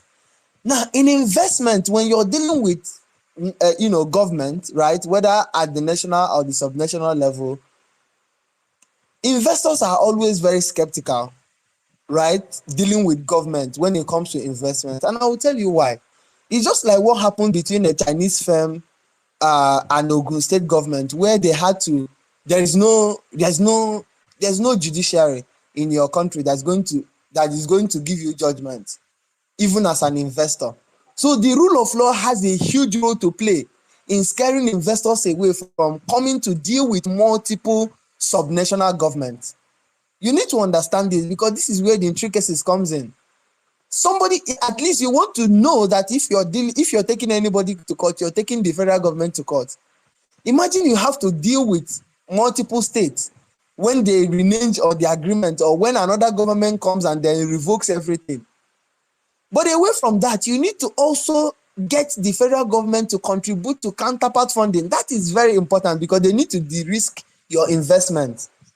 As an investor, you cannot come and throw in $1 billion and say, oh, you're building a railway line in Southeast. By the way, the narrow gauge line that they are building from Port Harcourt to Maiduguri, the line, they said that the project is going to cost $3 billion. $3 billion, that's roughly about 5 trillion naira.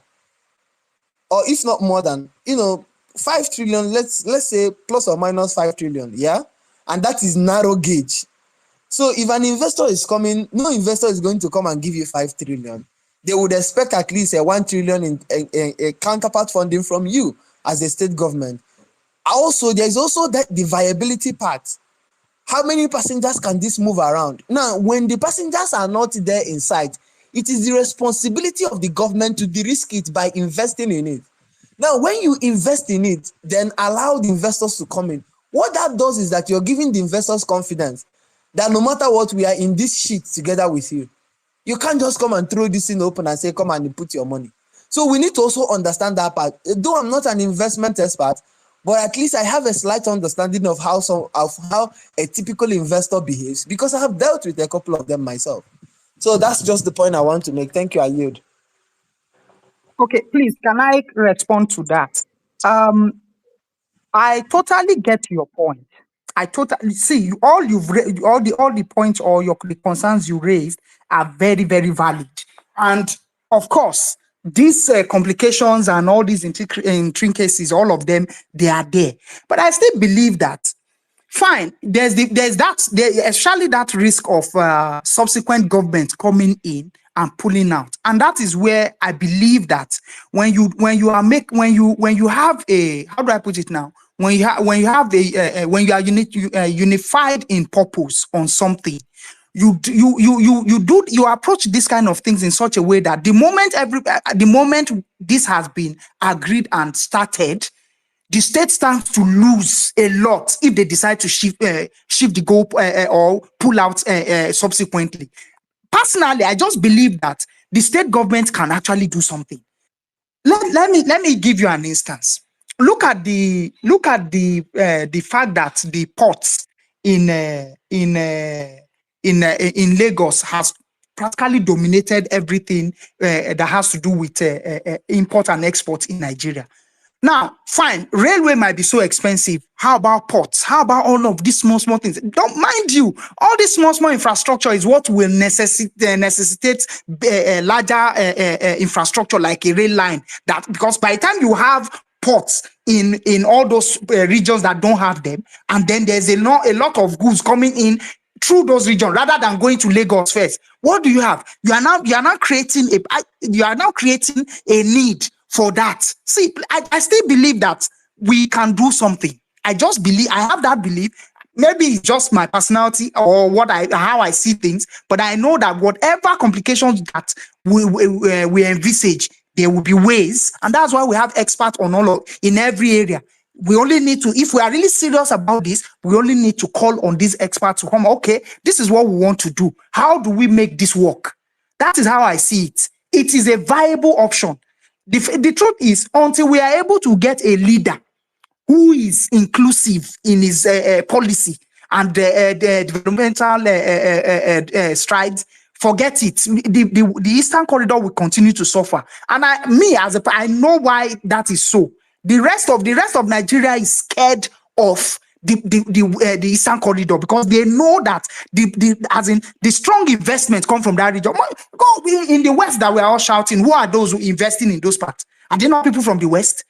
They are. So it's high time we start prevailing on our leaders from those regions to do something, no matter how small. Start from somewhere. They say a journey of 1,000 miles starts with a step. Let's start somewhere.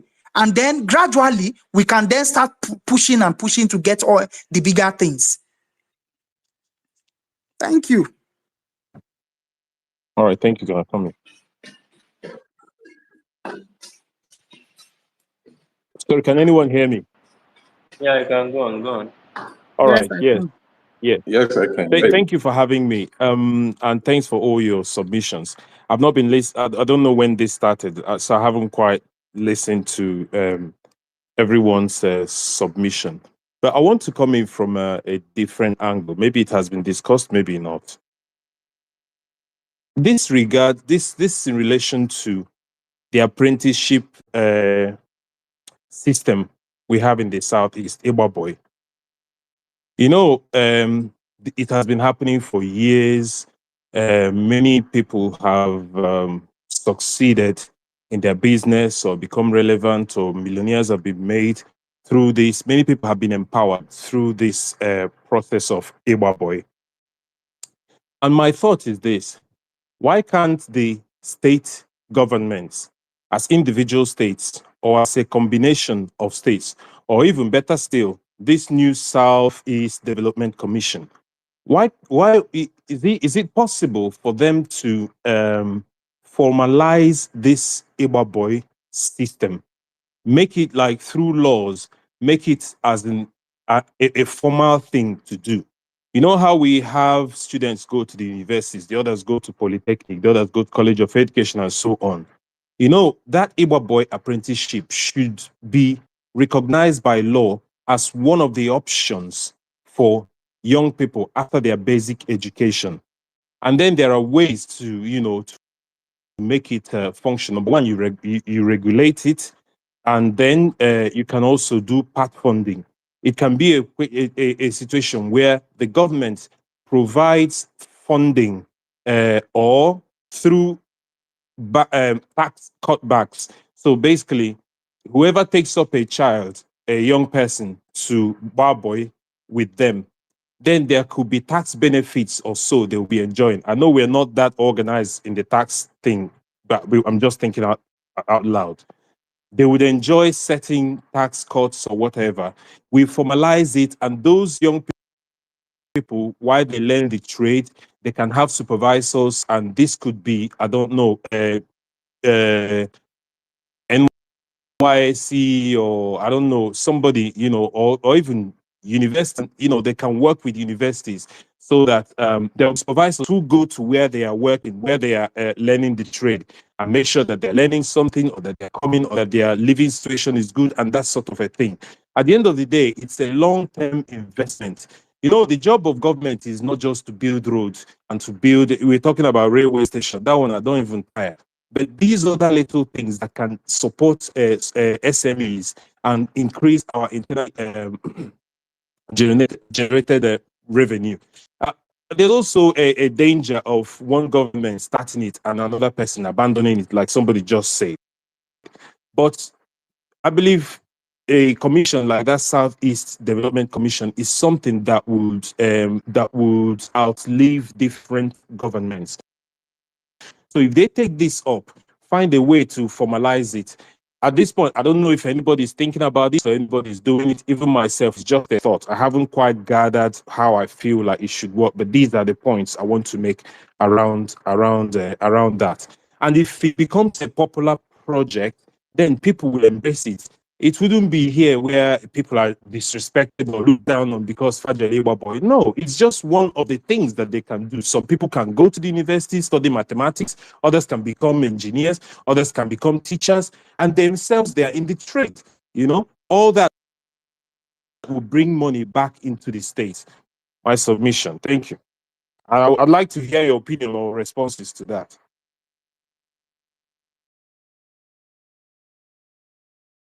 All right, thank you. let's move the mic first, then we'll come back. Okay. So Anambra 25, are you there? Anambra 25. It's not there. Okay, Deep Sky, let's hear from you again. All right, can you hear me? Yeah, I can hear you. Yeah, so okay, what I've heard so far, I know I was speaking earlier and then had to quickly, when I finished, I listened for a while and then had to quickly join a meeting which I finished not long ago. I'm beginning, I don't know why sometimes when we have conversations, we don't center on it. We try to make it about ourselves. We were discussing about the Eastern Economic Corridor, but from the last 2 or 3 conversations, I've been hearing mostly about Southeast. I think so. I've heard a lot of things, which is oh, we do not have leaders, or we do not have those who know how to negotiate. Well, that might be true to an extent, but it's not entirely true. I think the problem is we do not have this sort of self-awareness on how to position ourselves first. We always try to be inclusive. And I'm talking about the Southeast now. We are now talking about Southeast. Is that we try to be inclusive and accommodating. So instead of striving so hard to remain here, you say, okay, if it's not working, let's also go to those places and support what they are doing. But coming back to the Eastern Economic Corridor thing, it is not solely the objective of Southeast to achieve. Yes, Southeast also has its own economic